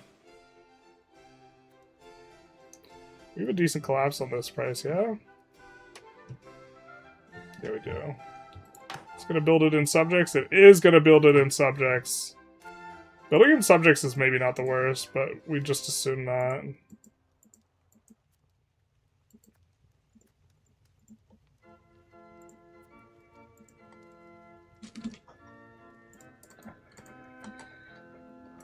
I think the demand profile of it's pretty good as well. Yeah, paper. Demand for paper is pretty good.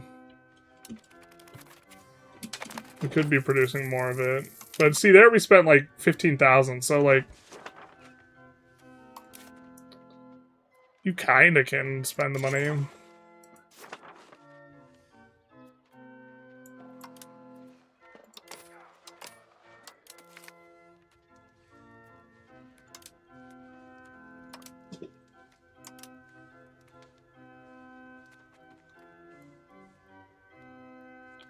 We won't do rural to town, but we'll turn on auto-urbanize as well. We have a decent price collapse.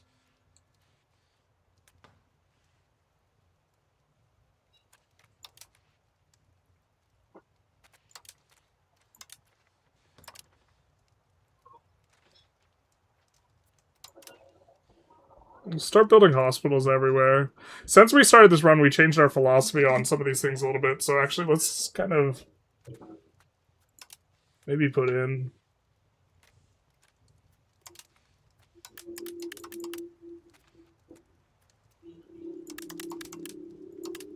some new parameters here. Decided that building maintenance actually just we can not care about. Although we're paying out the ass for sliders, so it actually is expensive now. So the fact that we don't have a bunch of building maintenance is working to our benefit.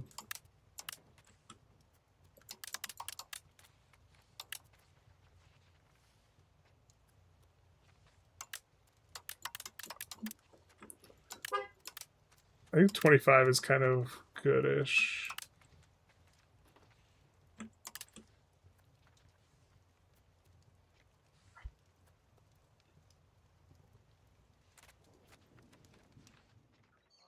Yeah.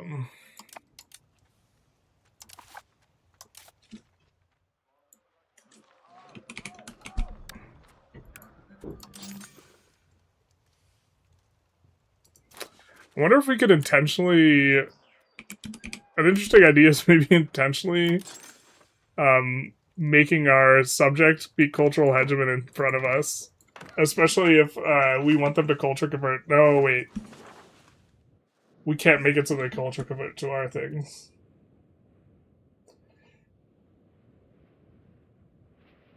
What stage of capitalism is this? The one where money stops existing. You should do a video on construction manager heuristic. I've done this before, but it was a while ago. Also, Connor's cooking with the AI, and the AI would make a good hook. Because the AI just omega outperforms.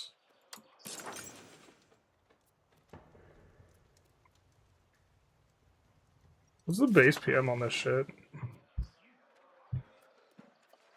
My understanding of the base PM is not that good, but I almost certainly super underuse this building. Playing as Morocco. Okay, it's making 1.25. 1.25 on the output's not bad, and then your input is 0.75 plus 0.3. That's actually not bad. That's like 0.2-ish. It's not, well, I mean, it's kind of bad, but it's not like bad. I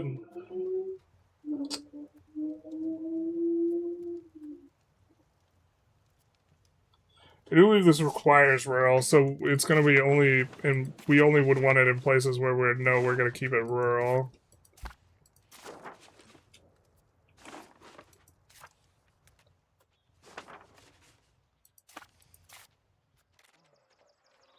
God, I wish the UI was better for this.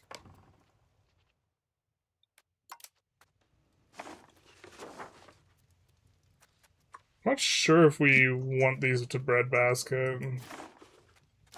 That was the kind of current plan.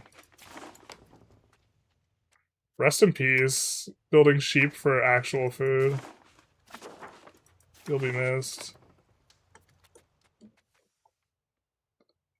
You used to, like, care about being able to stack sheep with all the food stuff, but now it obviously doesn't matter because it doesn't produce food anymore.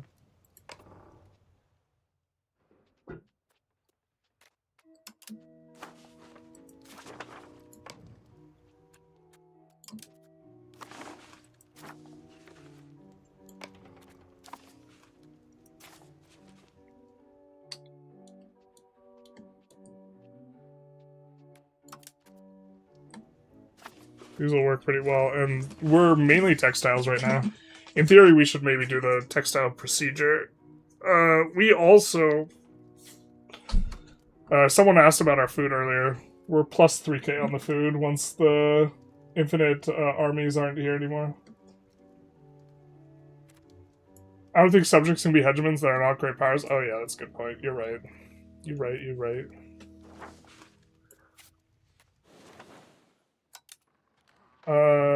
We are going to give them...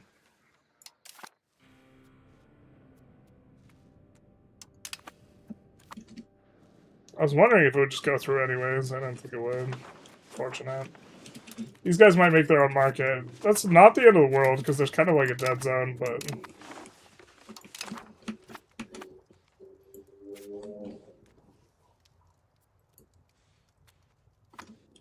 We might be able to get Tyrol out of this coalition as well.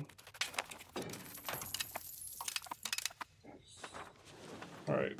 I think we improve relations. We are improving relations with Brescia. We can annex them and then feed these three to each other, honestly. Looks to annex... We could look to annex Istria. Let's improve relations with Spoleto, because after we fight... and feed them the last of their stuff, we almost certainly want to annex them, yeah. Sheep farm's reasonably good if you have wool shortages in the market. Yeah, I think wool's... We're getting not just benefit from the price of wool within the market, but we're also... That's so much supply. Like, if we push down the price of wool, we make our wool stuff less profitable, but we make our textiles more profitable. I feel like I underutilize forest and fishing villages. Aren't forest villages just troll? You're just trolling if you build these. Well, they give you one local food. Like, the PMs are really ass on all of these. Fishing villages do give you maritime presence, though. And harbor capacity. So they're weird to evaluate. Like, in theory, like, it's especially if you're playing in Asia, you can get, like, really wonky outcomes. Where, like, you have, like, 100,000 pops in a location, and this, like, lets you build an enormous amount of fishing villages, like, way more than you ought to be able to. And so, like, you can get better infrastructure with the fishing villages than you could, like, by urbanizing or whatever. Abuse armory manpower before it gets nerfed next patch. Yeah, I think they're nerfing it pretty big. I don't know. The thing is I think the relative balance between mercs, levies, and armories is in, like, a good spot, and then they're nerfing mercs, and they're nerfing... I guess they're trying to make levies stronger by nerfing the other two. I forget how they're nerfing mercs next patch. They consume more food? Is that the only one?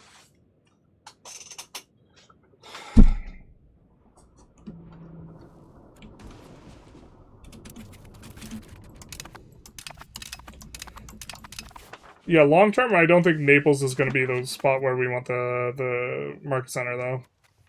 I'm not sure where we move it to, but...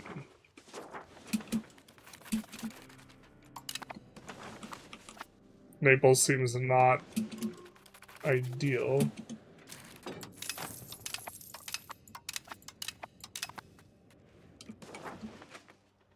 Nobody likes us. They all hate us.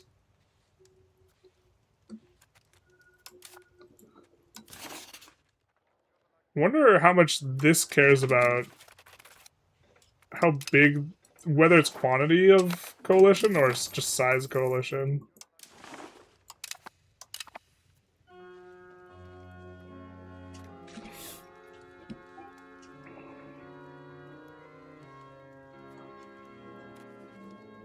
Salzburg is interesting as an ally.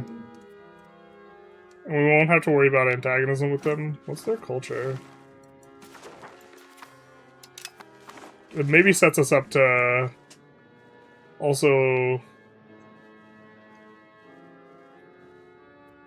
improve cultural opinion of Danube Bavarian.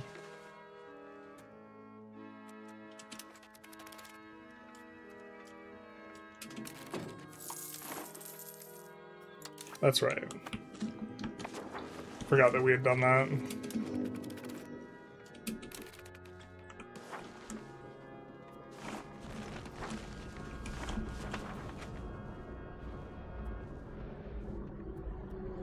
We can feed this actually over to... No, we've already fed Verona. Oh wait, no, Verona we didn't feed.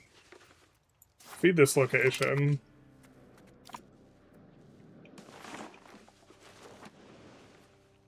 And I think we will annex Brescia once we get the opportunity to, yeah.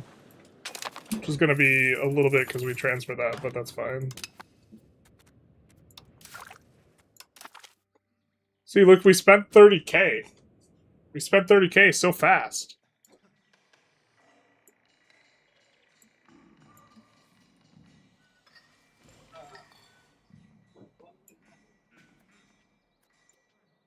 What do we research? We might go for Hulk here. Just a nice QOL.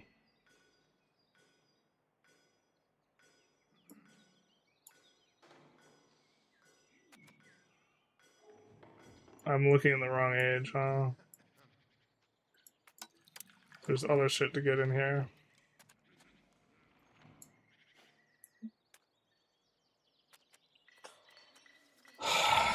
I don't know how valuable the monthly army tradition is. We eventually want battle leadership law. Foreign culture law is good, though. We don't quite need it yet. Let's try and find something that's higher priority.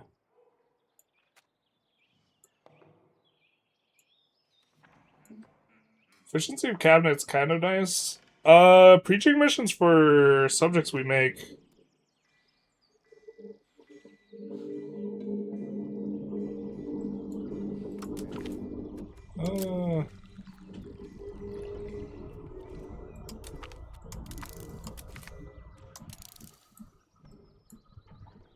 We don't have a ton of clergy.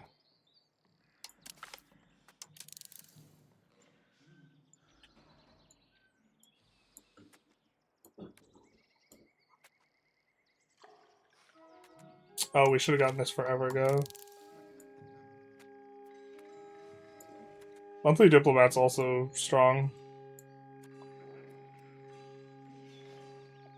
We kind of don't like a permanent parliament, but...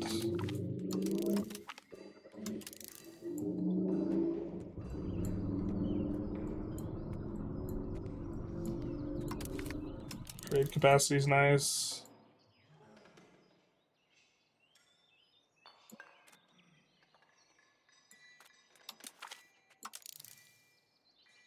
Max RGO size is gonna be nice.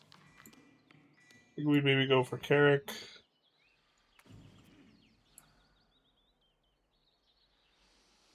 Flat procs cost through quartz kind of appealing. This will help us integrate faster. I think we actively don't want merchant quarter. Dry dock is also kind of nice, so...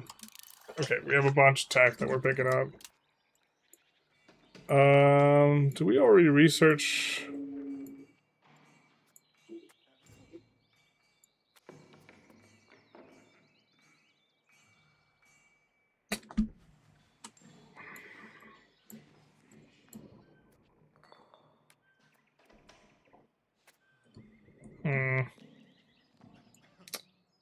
It's nice not having to research all this stuff, but when you research it, like, we're paying for it right now. I don't think we're going to be paying for that much longer, though.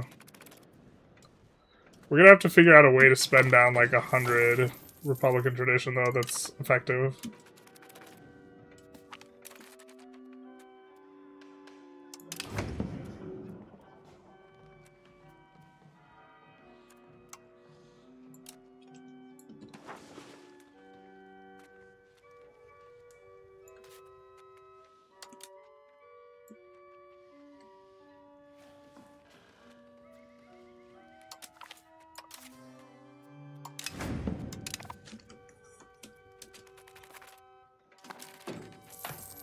It's so stupid we deleted Milan. Why build libraries only in higher control areas? Because we're gonna get more... I can explain why they're better in higher control areas, but we specifically... The stimulus from the libraries is more valuable in markets where we control the production in. We control the production in this market pretty handedly, so it's going to stimulate our industries and we're going to make money. You tend to build more stuff in higher control locations, and so you will be applying...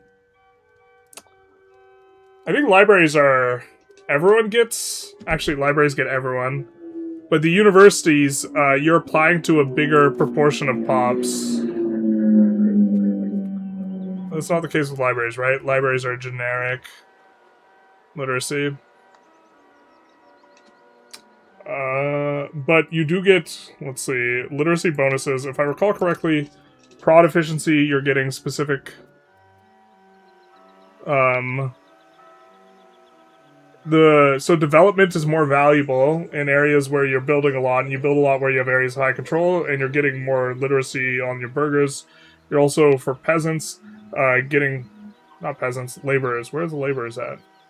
For the laborers, you're getting prod efficiency on that area where you have higher control. So it's just like, in terms of priority, it's just better. But I probably should just be building them everywhere. I think we shift-clicked them everywhere before.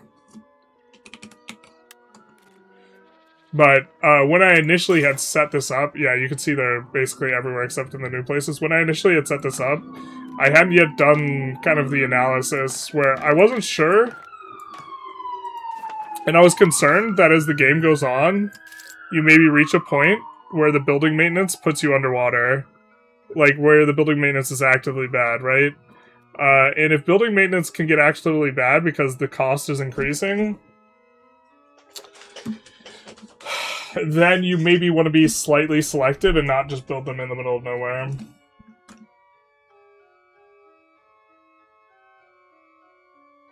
Hi, I have no is that date worth it or not just? If you want to play in the next, like, 4 months, now's probably the time to do it. Or 3 months. What focus did you take H2? Admin. I think mercs are still really good, so I think you're... well, admin is, I think, just better in general, but... I wish there was a way we could see which focus we took and... kind of see all the things, but I think the combination of prox efficiency being one of the better ones, like prox efficiency early source is really good. You know, Jack say hi. Hey Jack, how's it going? Hello, hello. Long time no see. You haven't dropped in the stream in a long time. Hope everything's going well.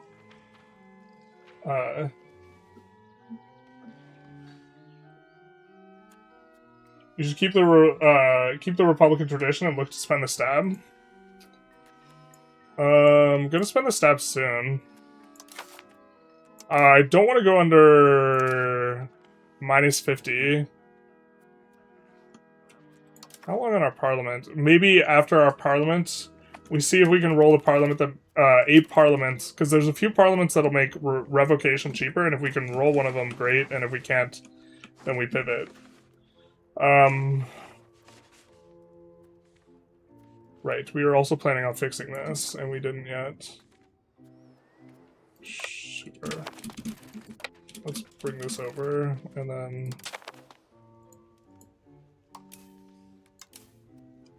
split this up. I'm just going to use 5, because 5 is kind of straightforward. We had not set this up before. I don't think 5 is actually what's needed, but... 6 will maybe be okay there. Split this. We'll send one of these to Naples. Actually, we'll send them both to Naples. I think that's kind of works for us right now. The one where we really need the ships to get it... We can get a lot of it done with buildings, but the ones where we really need the ships is this area. It's not going to matter right now because we haven't, like, annexed this guy yet or whatever, but... eventually...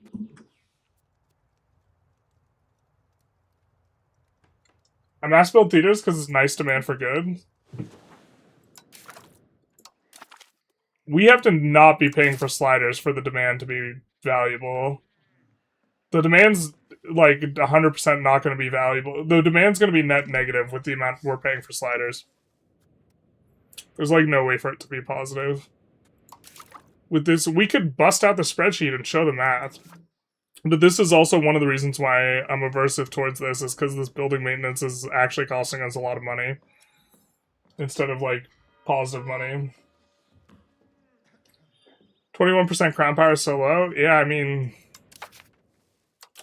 I fundamentally, like, look at the game a lot differently in regards to how many of these privileges you want to hand out.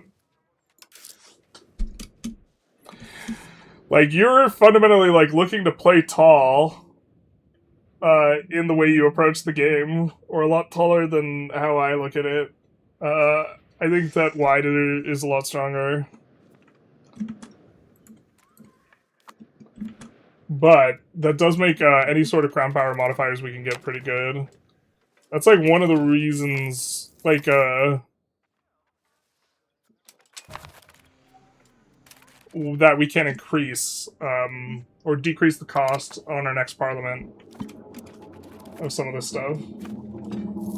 Isn't the best to start a military order? You basically get sponsorship from all Catholic countries for 100, 300k manpower and same quality. I think they've nerfed it. I haven't played on them recently. I don't know if you're watching, like, an old video. Like, it used to be super, super overtuned. It might be a little bit overtuned. I always thought it was a little bit silly, so I didn't really want to play with it, so I haven't experimented with it that much.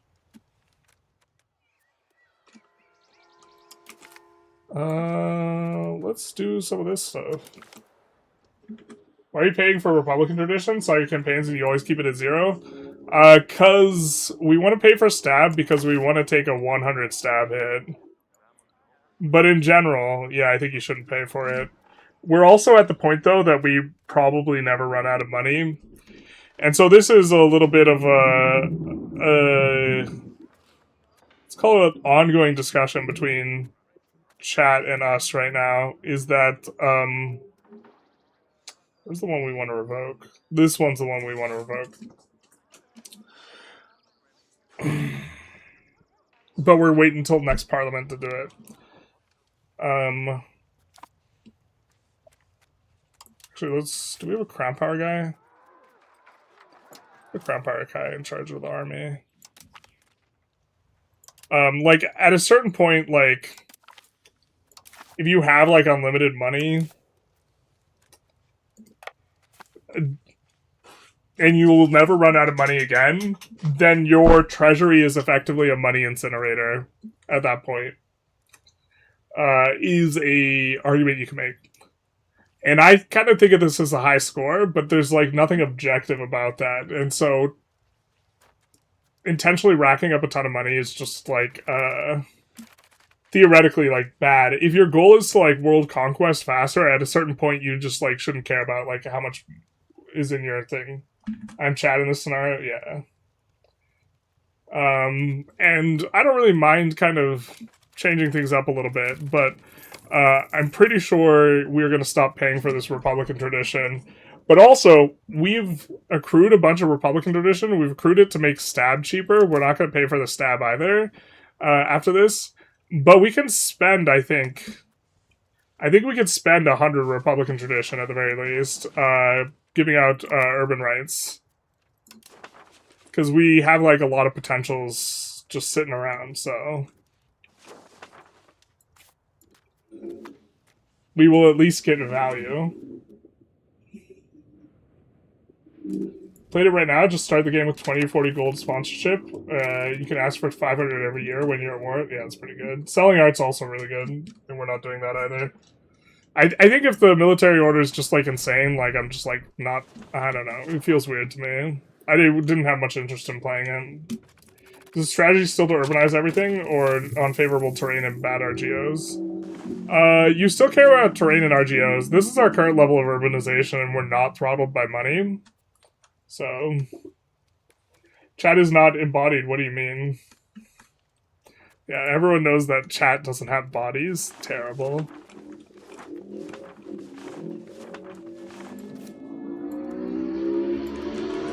Yeah, we're coring this right now, so we don't want to add urbanization because it makes our coring slower.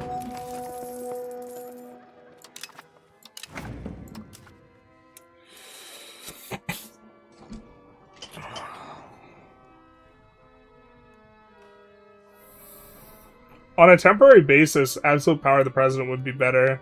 Absolute power of the president's not bad, though. Cab efficiency...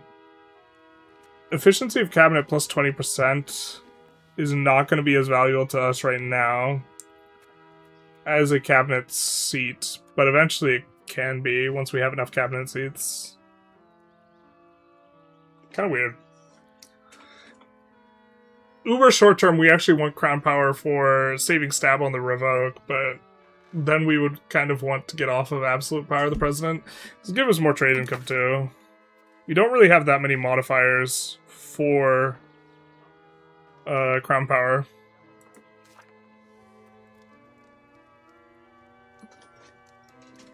When I started watching you, I figured you'd eventually consider tax-based or wealth-based the objective high score. I think this is a better, like, objective high score, but it's, like, funnier to call it this. Because I get amused when someone comes in to chat and they're like, wow, you have so much money. How do you have so much money? Or like, holy shit, you have, like, 200,000 ducats. And then I, of course, always make the joke, because I can never resist. I'd be like, apologize to them for not having more. And I get pretty amused by that, so, like, this makes me want to ramp this up. But yeah, I absolutely think that, like, a better measure would be wealth or tax-based. Probably wealth. Or, sorry, probably tax-based. But, like, in some sense, I would be okay with how much military power you can bring to bear in combat, but, like, that's not a very good way of measuring that, and wealth is, like, tax base is kind of a proxy, so if we sort by, like, what's going on here in terms of... Or even income would maybe be one. We have double the Mamluks, a little bit over. But income-wise, we're kind of kicking things up. You should finish cabinet laws first so you can weaken estates. What do you think about advisors' traits? The 5% food or 5% proc speed? I think the proc speed might be the best one. I'm not sure, though. Urban rights does, yeah, make it more useful.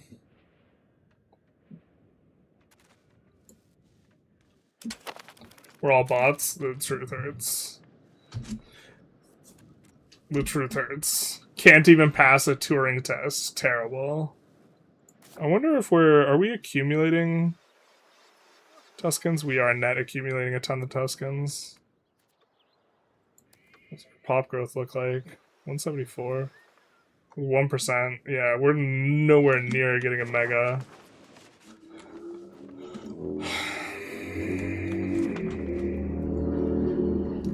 Would love to. The fact that granary rights completely turns off migration feels bad on that front. Cabinet seat's just so strong. Yeah, I think we go with cabinet seat. I think we need, like... I don't know if it's 5 or 6 cabinet seats for this to start looking better. It depends, because we're also getting more efficiency of cabinet, and so the more efficiency of cabinet you have already, the worse it is proportional to getting a cabinet seat. But I forgot to click the button. This was what I meant to go for. I think for the largest segment of... This is really good in, like, the next 2 years. And then it's like this for like 2 centuries, and then like maybe that the rest of the game or something like this. Gonna take a while to slot in though. I tried selling art and we got rejected every time. Try selling it to banks.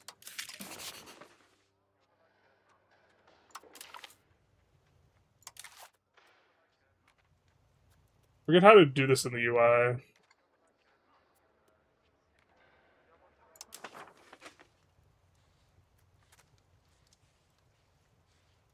We're getting distracted here. Oh, holy shit, we're almost out of dip capacity. That's insane. Alright, bank.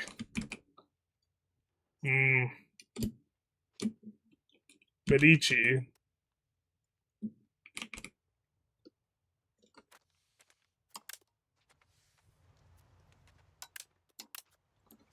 Okay, they're here, but... Okay. So these guys are a bank. Generally, these guys are sitting on enormous amounts of cash. So it's like how much money do they have in terms of willing to sell? Just kidding, we can't sell a work of art. Why not? Too much prestige. Womp womp. Prestige is terrible. Worst stat ever. Alright,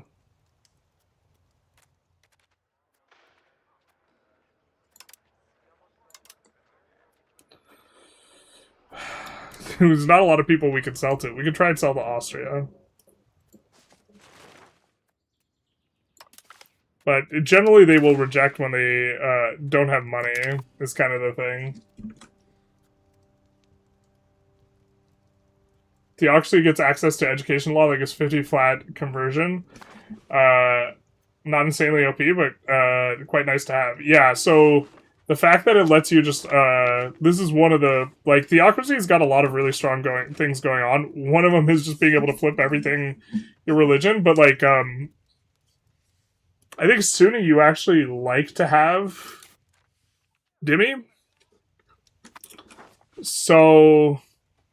It's a little bit interesting. Like, Sunni, I think, like, wants to go republic, and other things more are pushed towards theocracy. I don't think 20% crown power is worth cabinet seat. No, the idea is with 20% crown power, we would dilute out this, and it would effectively give us some amount of stab, and then we make the swap when we revoke one of these privileges.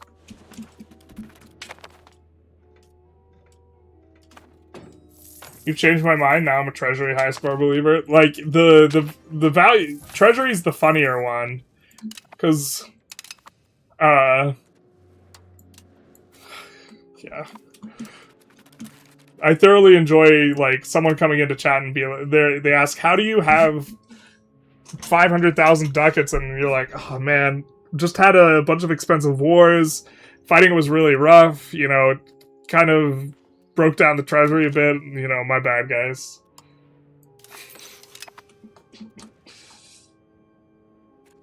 Chat, do not try and abbreviate crown power. Don't do it. Pain. Like, it's something that you have to type so much. So, like, I wish I could abbreviate it. But also, if you abbreviate crown power, everyone gets upset. The thing is, like, it's not ambiguous. You're not talking about, boy, you know, in the nation of Tuscany, we really need a lot more CP. Like, that's not what you're, you know what I mean? Also, like, in terms of proper nomenclature, like CS, AM is, like, better and more precise thing, and is actually just a better term for it. So, like, yeah. Regarding the advisor traits, the best ones could be 10% manpower, 60% manpower from those traits. Sounds kind of insane. That is a strong. Yeah, that is strong. So here's the reason why it's a little bit less strong-ish, or a reason to think of it as being less strong, is currently, like, mercs, you just wanted to use mercs, basically. But, you know, banks need to launder the money. Exactly. I'm glad you're picking up what I'm putting down. Let's actually change the auto build thing. We'll basically say if they... We want everywhere to have a library. We want this. We want market villages everywhere.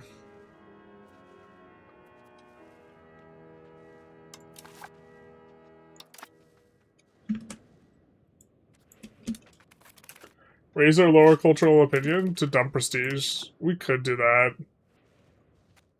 I don't want to actually sell the art, though.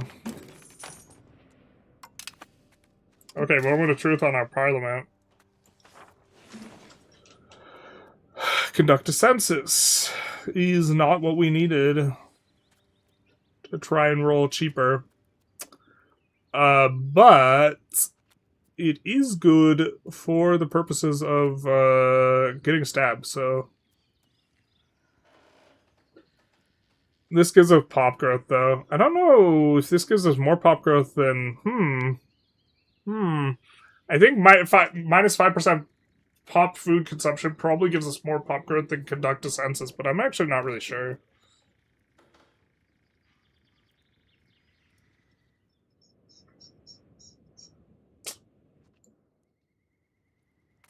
But this we get a stab on top of it? Yeah, I think I'm talking myself into conducting a census. Nice. We do have to pass it. Unfortunately, it doesn't look like we have a very good ability. We don't want to push inward. Yeah. It's either 14 stab or request additional taxes. See, this is where we, like, theory versus practice. Oh, we might be wrapping up the stream here, too. Because I don't want to hand out 100 Republican tradition worth of stuff. But Do we have any temporary crown power levers? Yeah, that guy's a crown power character. I don't think we have any crown power characters in cabinet, and it costs stab for us to revoke them, so it doesn't make sense for us to spend stab to save some stab. Yeah. Pain.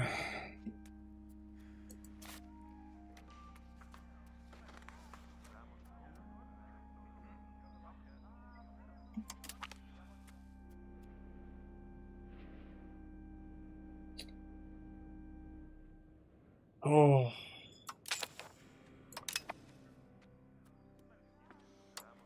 Oh, I should have let them get up to 50 and then performed a reduction. That's my bad. That's my bad. Let's put extraordinary taxes on them, though. And then,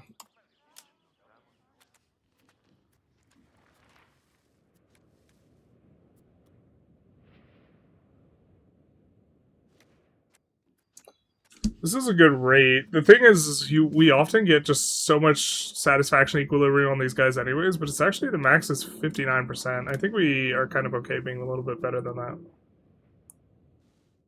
So now is a good time to do this.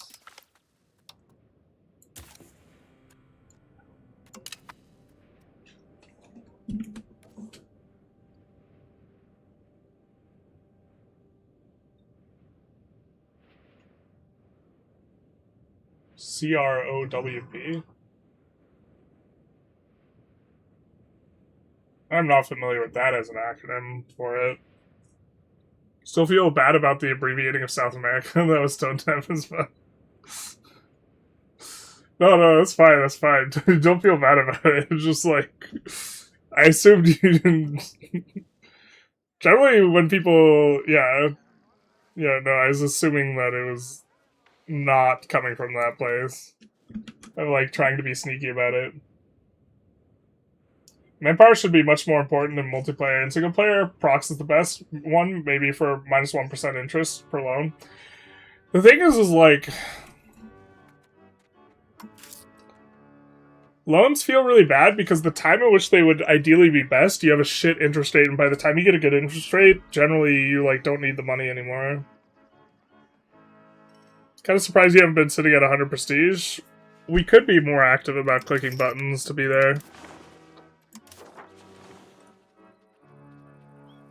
Like this button. Not sure we actually even want the metalsmith though. Kind of expensive for what they give.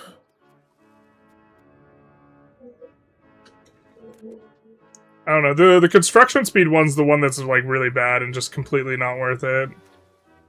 I think one composer's good. I think one writer's good. I don't think we need more than one of each of these. The composer is giving, well, stab investment efficiency is actually nice if we're gonna pay for stab. Which we are right now, but we're not planning on it, long term. And then the writer gives monthly literacy. The base monthly literacy is 0.01 or 0.01. And this takes forever to ramp stuff up, but this allows you to really ramp up specifically rural locations, so I kind of like having one of those. Yeah, but Architect, yeah, screw these guys. These guys are ass. Not worth.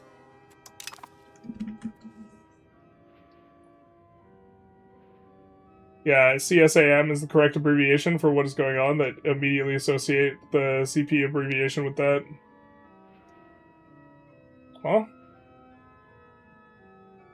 Also, what is going on with you that you immediately associate CP abbreviation with that, sort of telling on yourself? I mean, I think it's relatively recent if you're, like, internet-wise, that, like, CSAM is the, like, new abbreviation. And so people are just used to seeing it. I don't know. How much is state power before you start getting reduced max tax? 20%, I think it's 25% is the threshold. Oh, maybe it's 20%. We're currently getting 4.6% max tax. But how much, the composition, like, really matters. Because right now we wish we had a higher burger tax rate. It kind of doesn't really matter. Because you could peel money off the burgers with the interaction. But we are losing to estate burger power. But I think it's at 25% that they start hitting down. So this is another like benefit of like spiritualist. Spiritualist is usually the one that is actually moving you towards getting like perfectly balanced as all things should be, where you don't lose out. Because ideally you actually want balanced estates. You want each of these under 25%, and then however much crown power you get. So many privileges that should probably go. I just disagree. I think satisfaction's like valuable. I think getting the push is valuable. And I think it's better to have the privileges and just like not pay the stab than to pay the stab just so you can revoke the privileges. But we're only losing out on the burgers specifically, and then the burgers, like, we're still at the point where half the money, we take like half their money because they haven't started to ramp up infinite money yet. So like, it doesn't really matter that we're not getting as much tax off of them as much.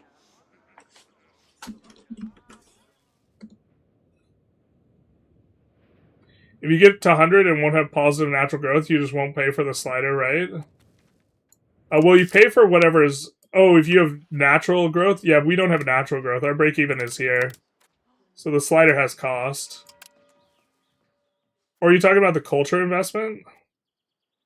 Culture investment's per artist. It's scaling with tax base.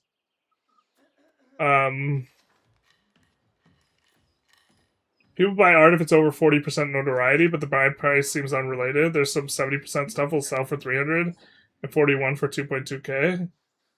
Oh, interesting. I haven't paid that close attention to it because I haven't been selling arts.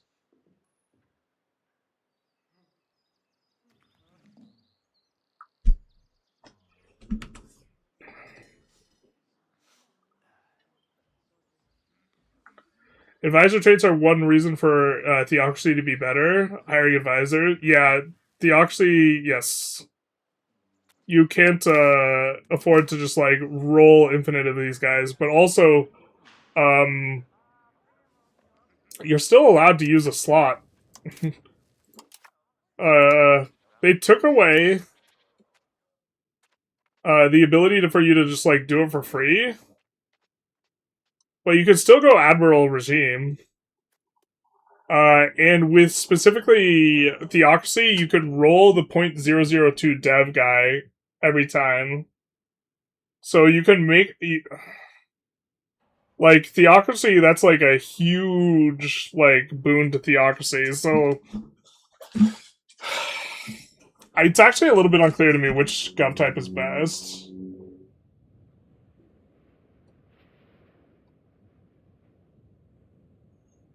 Once you have the push, you don't need a lot of them. Satisfaction's good, but you can get very high satisfaction with significantly less.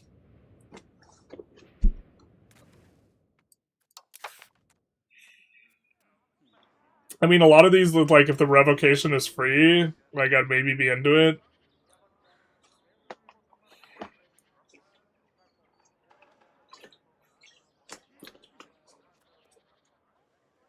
But, like, the cost in crown power is not... The cost in crown power is polarized. If you have a lot of estate, if you have a lot of privileges, the cost in crown power is incredibly low. And then if you have very few privileges, it's very, very high. And so, like, you need to, like... It's like, the strategy is almost like a double equilibrium, where you either need to run, like, 4 or 5, or you should be running, like, 10. And, like, the middle numbers aren't that great. And the burgers have so much, like, so many things that are just actually insanely good. This is maybe revocable. I think Guildhall, is that even a... Yeah. Well, actually, no, this is a fine enough building. we would be a fan of this building just generally, but okay, maybe you are interested in revoking that.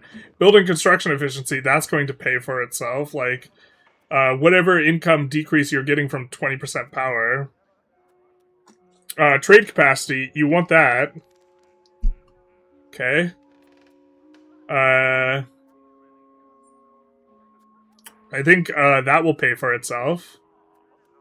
That will pay for itself. That will pay for itself. This is non-negotiable.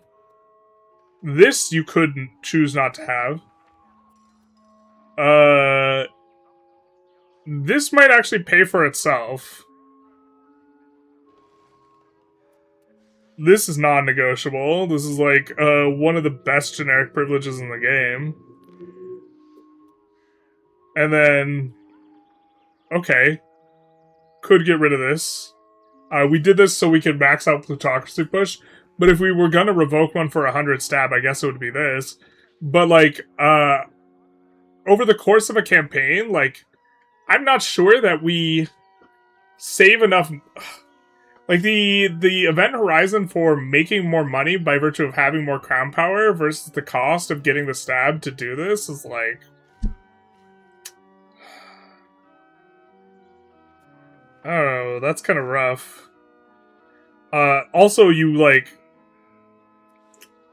Their satisfaction bonus is not terrible. And then, like, this is non-negotiable, so, like... I mean, I guess you could revoke this at some point. Maybe this is bad after a certain point.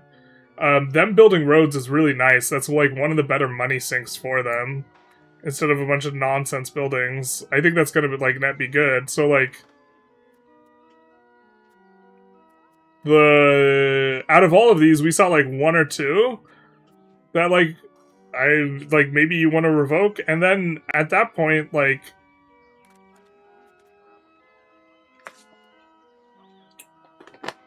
the marginal cost is just incredibly low in terms of the math.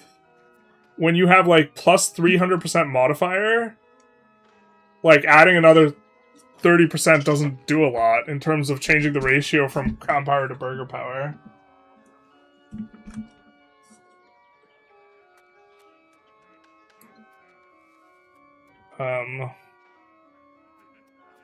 What are we getting? Satisfaction. Gives production efficiency. So production efficiency also is like... What is this? Every single... You can get up to plus 5 production efficiency. So every 5 satisfaction gives... half a production efficiency. That doesn't seem that bad. Just like all of these that are giving plus 5 on top of it have... 0.5 production efficiency. Diplo slider is so expensive. Yes. Sometimes I could sell locally for 10%. Maintaining Max Republic tradition is like a fourth of your Diplo slider. And you don't even have the flat game. Yeah, but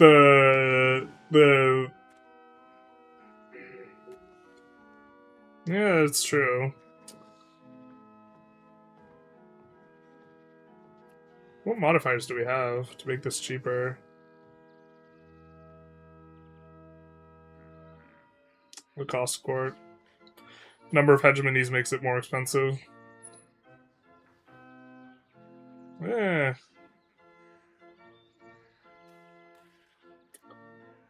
This lets us expand way more, though, in a way that this doesn't. Like, this opens up a different play pattern, and this one doesn't. Although, we're underdoing our annexing. We should actually be annexing, like, 2 stuff all at the same time.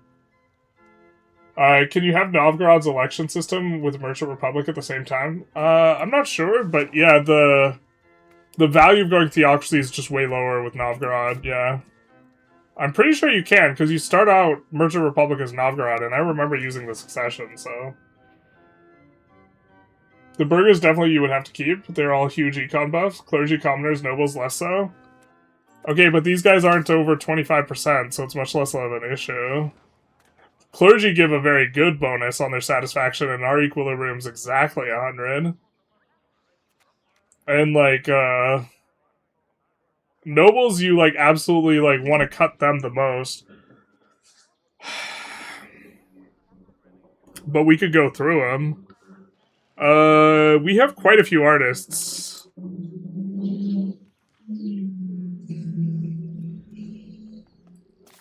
That might be paying for itself. This is somewhat revocable now. It depends how big a navy we want to build with galleys. Galleys are kind of nice because they don't make us naval hegemon, but okay. This is easily paying for itself, considering we're like mono merc. This is one of the more revocable ones. It is making it so I have less of a headache. The primary value of like the noble estate satisfaction is running fewer revs, but yeah, this one could go. I think that this is worth.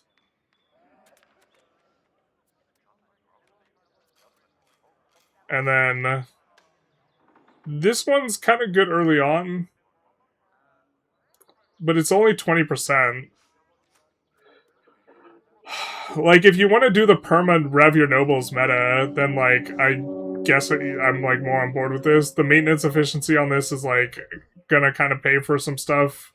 In terms of less income, this one's like non-negotiable because it gives you pop growth, and then this one I think is like really good. So, because you actually want decreased peasant enfranchisement, so like, so we have like kind of two that we could revoke, and maybe it's okay. Don't want to revoke right now because we go to minus 80 stab. But like clergy. As the nobles and the clergy get more power, this actually lets us tax, like, the burghers more. So, like, you also have to, like, consider proportionally pulling down the other estate's power as, like, this is something that has value. And it's, like, your crown power, the value of max tax here versus the max tax you get on, malice that you get from them being powerful.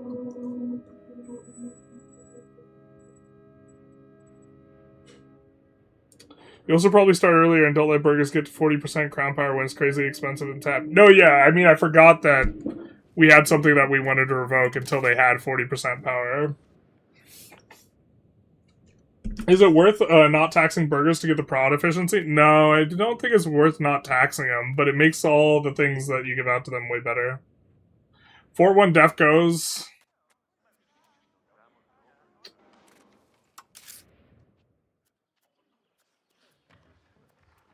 I think you can make an argument. I don't think it's like a 100% thing.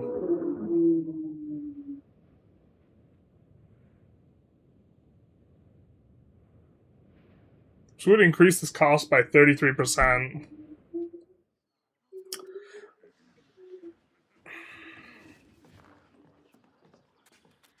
But this is one of the, I think, more borderline ones.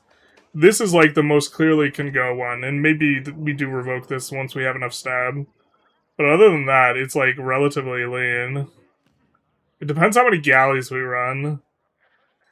We don't need the navy progress though. We needed the navy. No, actually, we can't take that out. We barely have naval progression. That is actually allowing us to avoid backslide. I tend to avoid mercs. Well, I mean, the merc one is like saving us so much money. Considering like we like don't have a standing army, we have like a merc army. Because we have 38k and like 1/3 of it's mercs, and the mercs are cheaper to maintain than the army is. How do you have Demi as Tuscany? We have an overseas building in over here, and the pops over here, because they are Catholic, get turned into Demi, but because their counters are pops, we get Demi estate. Clergy I tend to take a lot from. Commoners only get 3 to 4 at most. Well, commoners you just don't care. They're not like getting any power. The clergy, especially if we go humanist, the clergy really doesn't give a lot of power. I don't know, we could like do the same calculus on the clergy ones, but like I think I'm kind of okay getting a ton of satisfaction on the clergy and getting like 20% research progress in the dip rep.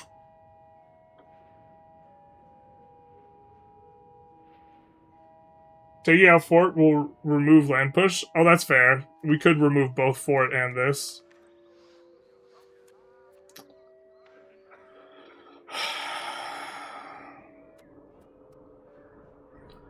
This will I'm not sure this will actually increase our tax rate, though. It'll increase it on the nobles, but it'll decrease it on the burghers, because the burghers will get more power.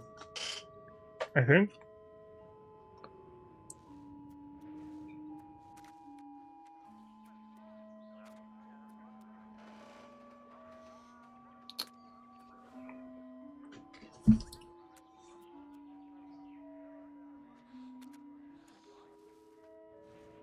Is there any, is there upside to having the Dimmy? Absolutely. We're getting 10% max tax for the nobles estate.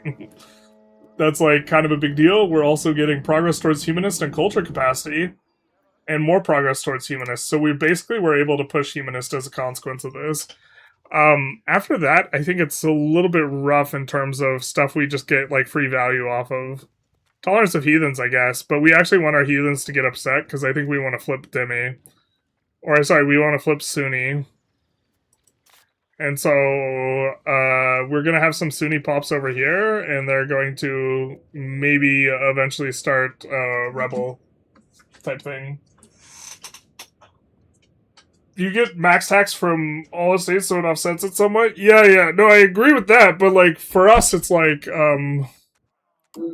we started not fully taxing these guys all the way because we wanted to avoid the headache. Right? And this is not, like, an objective good thing, but, like, just taxing these guys to 0 and revving it repeatedly. You make so much trade for the trade income boost will be big? Not proportionally, not really.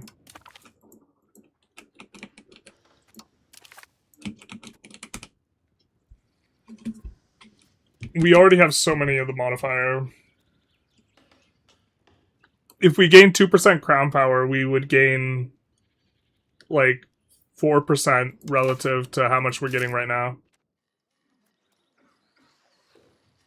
So 2%, if we gain 2% crown power, we'd gain, like, 4% of this.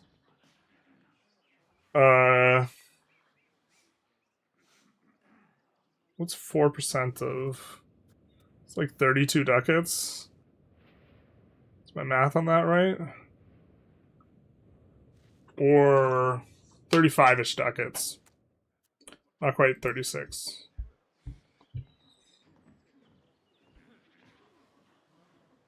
Yeah, that's kind of a decent amount. It's not absolutely enormous. I don't think, like, this one, I'm with you on revoking this one. I can get behind these two, but after that, it's like, you're like, I feel like you're talking like we're, like, there's a bunch we should revoke, and, like, I feel like looking through it, the conclusion here is, like, maybe we revoke one burgher privilege. We definitely revoke one of these, and maybe 3, but then, like, I'm really not that into revoking, the clergy privileges. In fact, I actually think we want to give out more. So we can proportionally dilute the burgher power. Because we can't tax these guys anyway.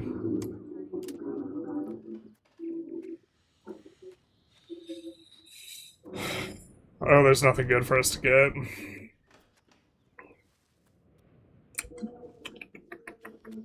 I mean, tolerance of true faith is an idea, but... Taking 3 to 4 out of each category? We're not taking 3 to 4 out of each category. We're taking 3 to 4 out of, like, nobles specifically. And, like, I also think if we took 4 out of all of these, I'm not sure we would get to 30% crown power. We'd get, like, 27 or 28. Like, having, like, looked at this type of math before. Like, like, if we removed... Like, if we removed 3, and then removed 3 again, the second time we removed 3, we would gain more crown power than we did before. It has, like, increasing marginal returns. But, like, I just think the privileges are too good. I think you undervalue privileges. And, like, I'm, like, kind of okay getting more prod efficiency on, like, from satisfaction on the burgers. And so, like, really, like, the nobles one is, like, where I think you could kind of, like, pull back. But I also, like, agree with you on the nobles one generally.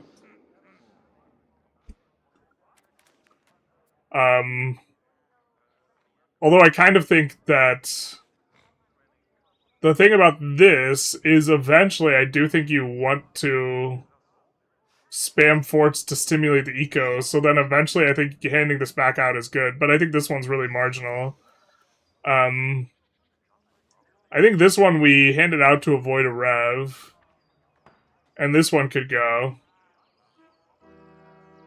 And then this is, would help it so that we could keep our naval progress, and so I don't think it goes. Also, it's not that much power. Like, this one is poor rate to satisfaction of power. And if we revoked both of these, our equilibrium would be 15 lower, so it would be 19, which is, like, kind of headache territory, where you're going to have to eat revs, and I'm not that interested in eating a bunch of revs, just from a practical, like, perspective. Like, not that it's bad, but it's just annoying. But I think we're gonna wrap up, or... Because we either wrap up here, or we spend all the Republican tradition, because I think we would throw it.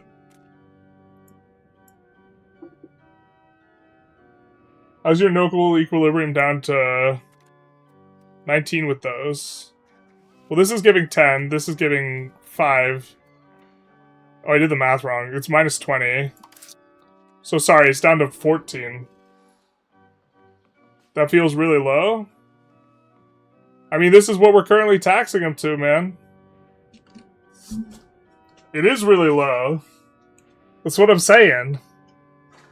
And, like, if you just want to repeatedly rev them and have them at 14%, then you can. We're getting 10% max tax from the Demi.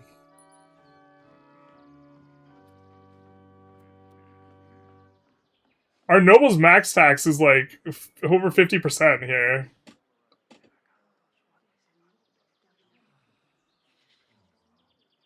You have a bunch of privileges for other states giving malices? Not that many. So we have this one, which is giving us 10% max tax. So that's not... Yeah, we have... Alright, let's go through them. We could change some laws. The laws are doing it too. But 10% max tax is easily worth. This is giving us 5% tax efficiency. This is required for slotting in this. And then we have we have free mobility of the common people, which allows the people to migrate, and the commoners expand RGOs. I guess we could pull this. This is like one of the worst ones. And we need to make a serfdom push anyways, so yeah, we can pull this. And then education of the people gives you the most overall... what is it, I don't think you can get the, peasant literacy without this, but okay, maybe you aren't interested in the peasant literacy. And then for our legal code law, we have this, which we probably should change. But it is giving minus nobles power, yeah. So this is almost like a privilege. It's just a very inefficient privilege, but this actually we should totally change. I think we did this so we could push plutocracy. Although minus 15% nobles power for effectively 2.5 satisfaction because we're getting some for the burghers, that's not terrible.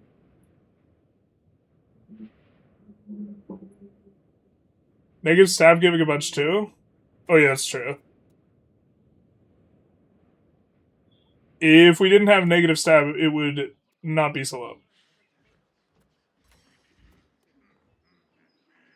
So instead of 14, it'd be 25, but... Yeah, negative stab at this point is, like, kind of obnoxious, but we took a 100 stab hit. Max tax is useless if you can't tax it with 50 for 50% satisfaction. Well, I mean, you can just tax them under, which is what we're doing right now. But also, they build more nonsense. Like, this isn't a light switch. They build more nonsense the lower and lower their satisfaction is. So we get more, and I don't know how to quantify this, but we get, like, more shitty buildings off of them, too.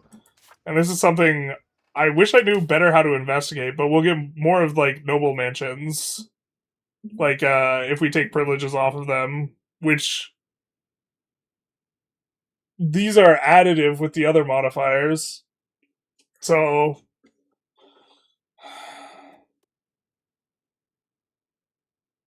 Right now, we currently don't actually have that many of these. I think because we have relatively high control.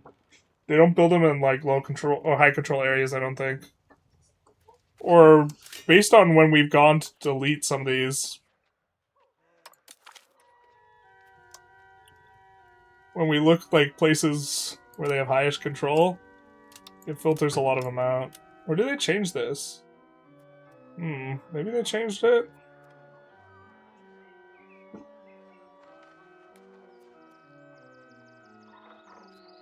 Still just gives, an insane satisfaction hit.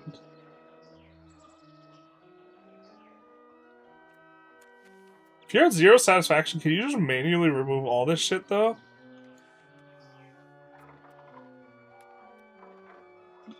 God, the Rev meta is so good.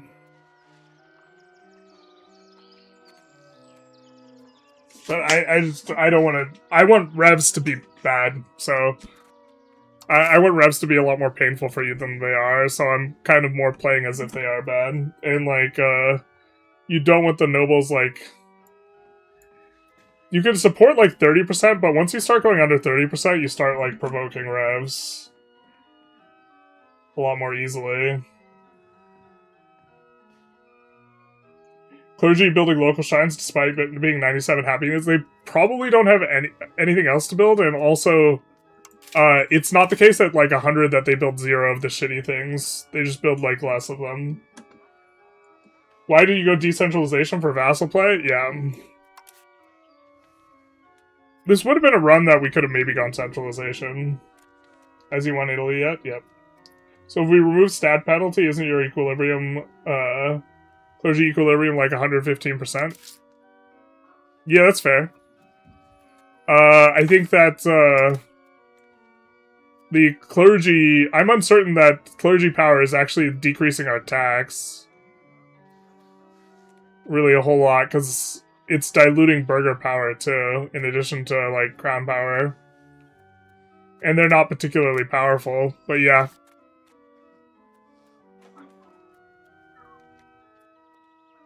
We could go through this. I think we want agenda. We want the tax efficiency thing. We need the thing that's the requirement for the tax efficiency thing. I like the assimilation speed. This one we could do without, but it's kind of nice QOL. Conciliatory trend is nice.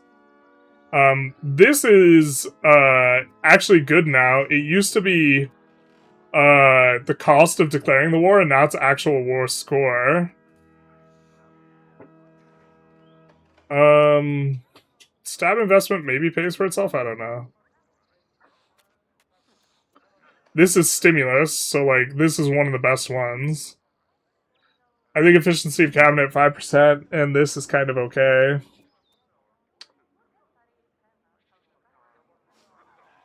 Oh, this we could throw? This is probably just bad.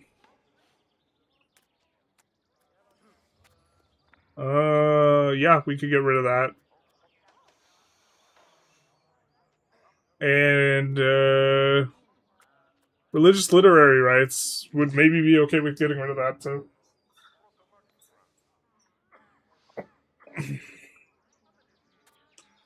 But it's still not a lot to, like, remove. Math-wise, if we... let's save.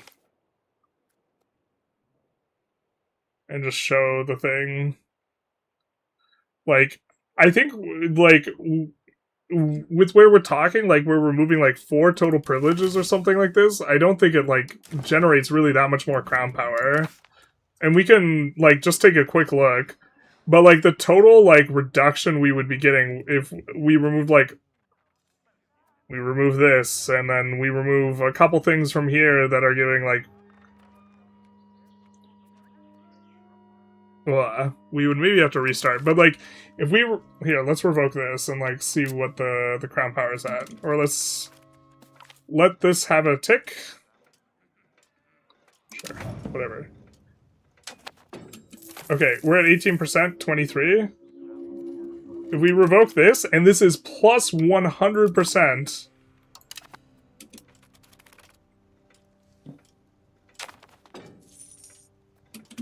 oh, look, our noble power went down by 2, and our crown power didn't go up. So, like, talking about removing 4 privileges for, like, 2 or 3% crown power, because we've done the math on it, it's like, you either have to revoke a huge portion of them, or the marginal ones, when you already have a lot of them, are basically free. We haven't won Italy yet, but we're at this. We're, like, kind of now just, like, getting lost in the weeds. We're at 234. Let's find someone to raid. Just, like, I feel like you look at it like the crown power to, like, privilege cost is, like, linear, where it's, like, it's decreasing marginal cost the more privileges you have. Since you aren't saving anyways, I don't have enough stab to take out more. Otherwise I would. I would have taken them all out. I guess we could do this. Let's take out this one too. Right, these I think are the 2 most revocable. And I think I agree with, like, that these revocations are probably good. But my point is also, like, if we revoke the clergy one, okay, we gain 1% total crown power.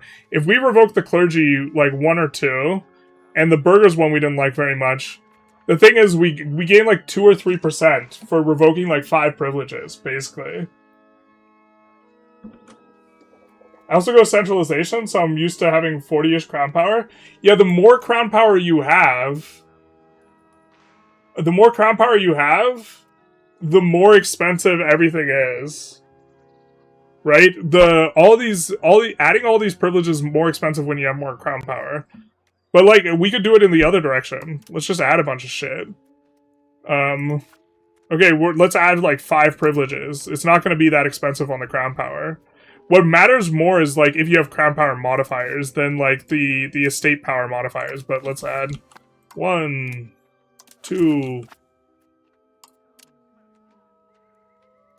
I guess it doesn't matter which ones we're adding, because 3.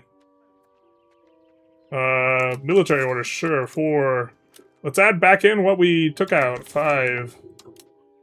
6. So now we're net 4. Let's add some more. Let's add the really big one. Let's add the plus 100%. So 7. So we added a really big one. We added 5 privileges, yeah? Watch, this is going to stay above 20, I think. It's 21. How's Tuscany? Tuscany's good. We're kind of wrapping up, but,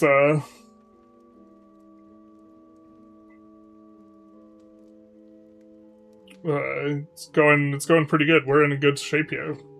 We're just, kind of talking about, privilege cost relative to crown power. The more privileges you hand out, the less costs. But yeah, if you have 40% versus, like, 20%, it's going to do a much bigger decrease. I do believe, in terms of the math. I haven't looked at it as much on the crown power side. As much as just knowing that, like, the more of these things you have, the... like, we have to add a lot of shit to, like, get under 20. Like, what matters more is that we have crown power modifiers. But, like, I think this will take us down to 20. I don't think it'll take us to 19. And we just added an absolutely enormous amount of, like, estate power.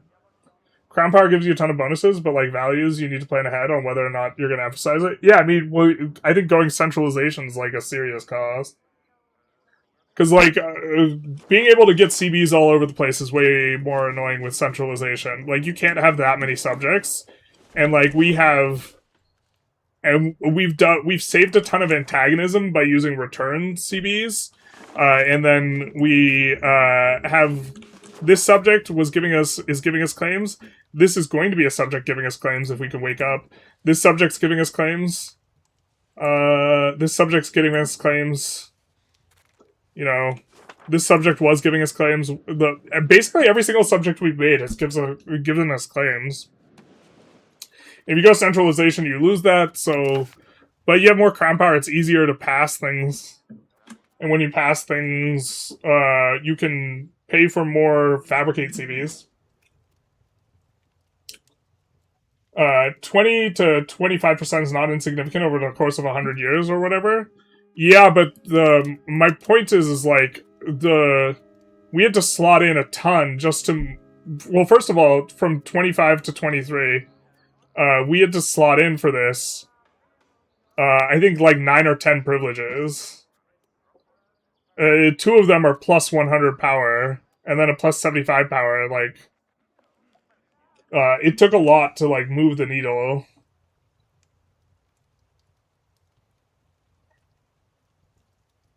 But this is with crown power boosting buildings in your entire country.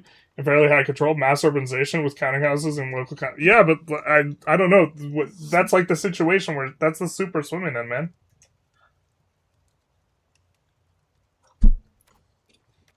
That is... Yes. That is with us having local modifiers all over the place. Yeah.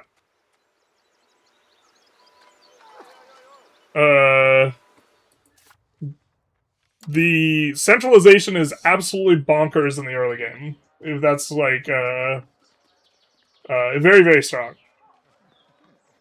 It makes it so you can't expand as much, though. And Expo is really good. Expo's a lot worse if you're paying for sliders. So if you're paying for sliders and then, like, testing out, being really expansion heavy, then it's gonna not feel as good. Who do you think is the best Italian? Da Vinci.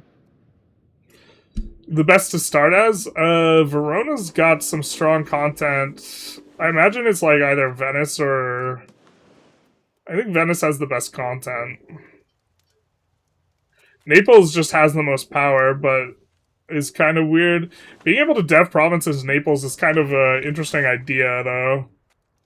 Because you're going to make that a mega, like, without needing to do funny business.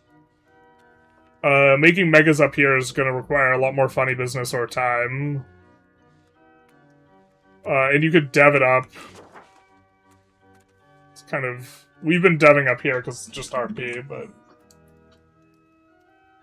After you push centralization, you can keep a balance and have a few subjects easily. Yeah, but you can't have this many. You're, like... every subject gives you... You, like, want a multiple of, like, what is it, like 5 or something like this? I mean, let's just take a look at how much we're getting from our subjects here. You can feed your subjects to a subject much more consistently, though, but... We're looking at the wrong tooltip. The thing is, like, there's also a bunch of good stuff that costs, progression. 0.67.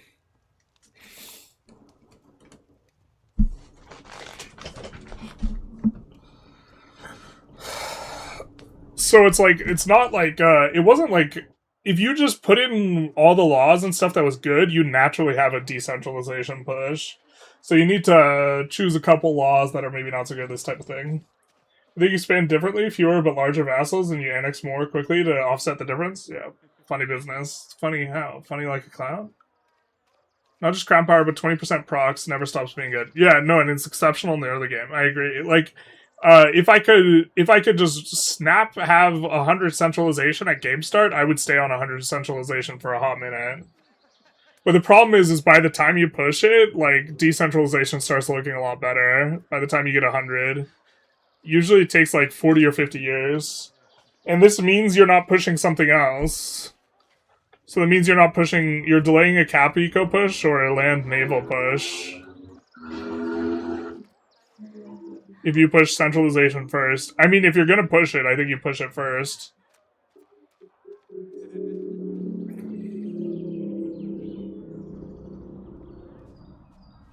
How many vassals you got? Oh yeah, that's the more important question. How much do we get per each?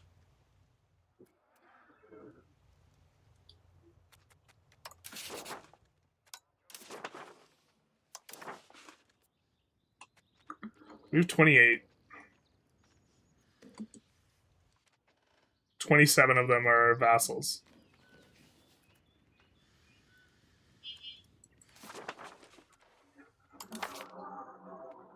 Which means that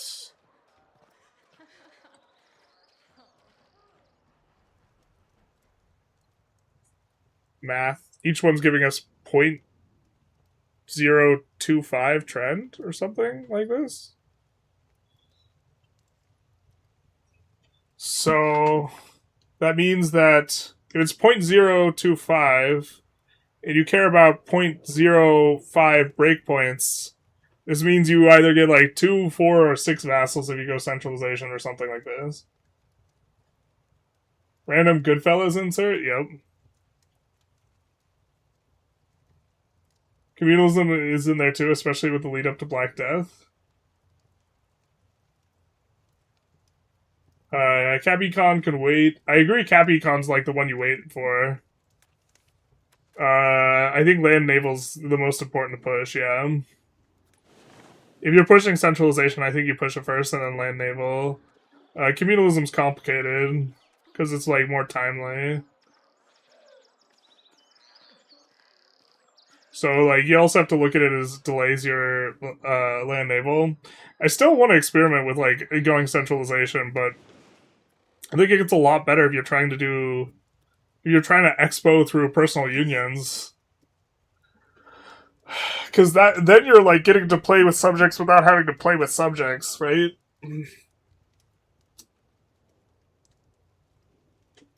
When should you start urbanizing? I've heard conflicting answers. When your economic opportunities that have really good ROIs start to dry up, generally you start urbanizing more.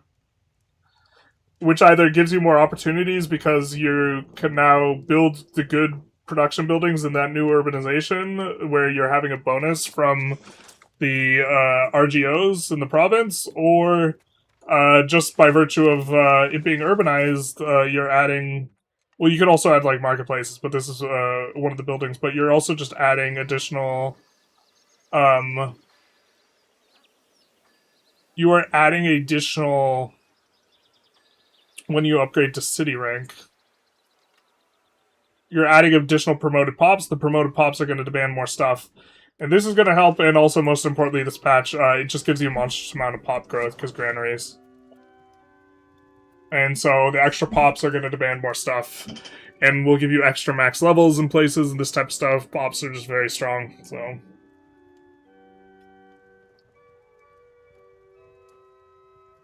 I find centralization is stronger than decentralization, but I tend to use fewer stronger... Yeah, I mean, like, if you are just using a few really big vassals, then centralization gets better. But, like, having a bunch of tiny vassals is really valuable for a whole bunch of stuff.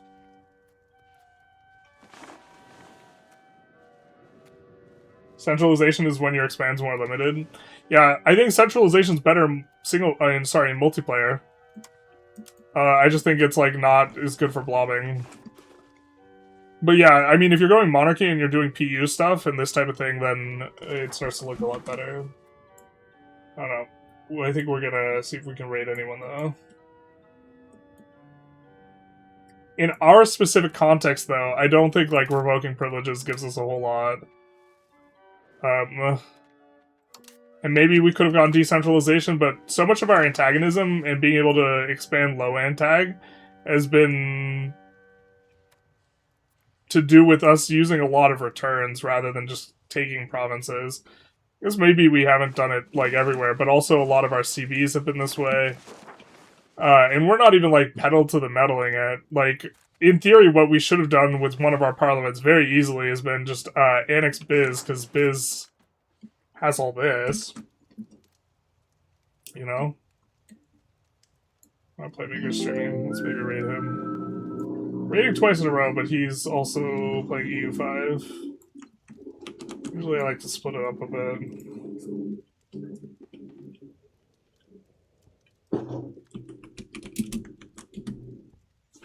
You probably have too many. I don't know if you mean privileges or subjects. That we have too many for it to be worth it at this point, but I guess the answer is yes to both. Well, like, I do think we should revoke this.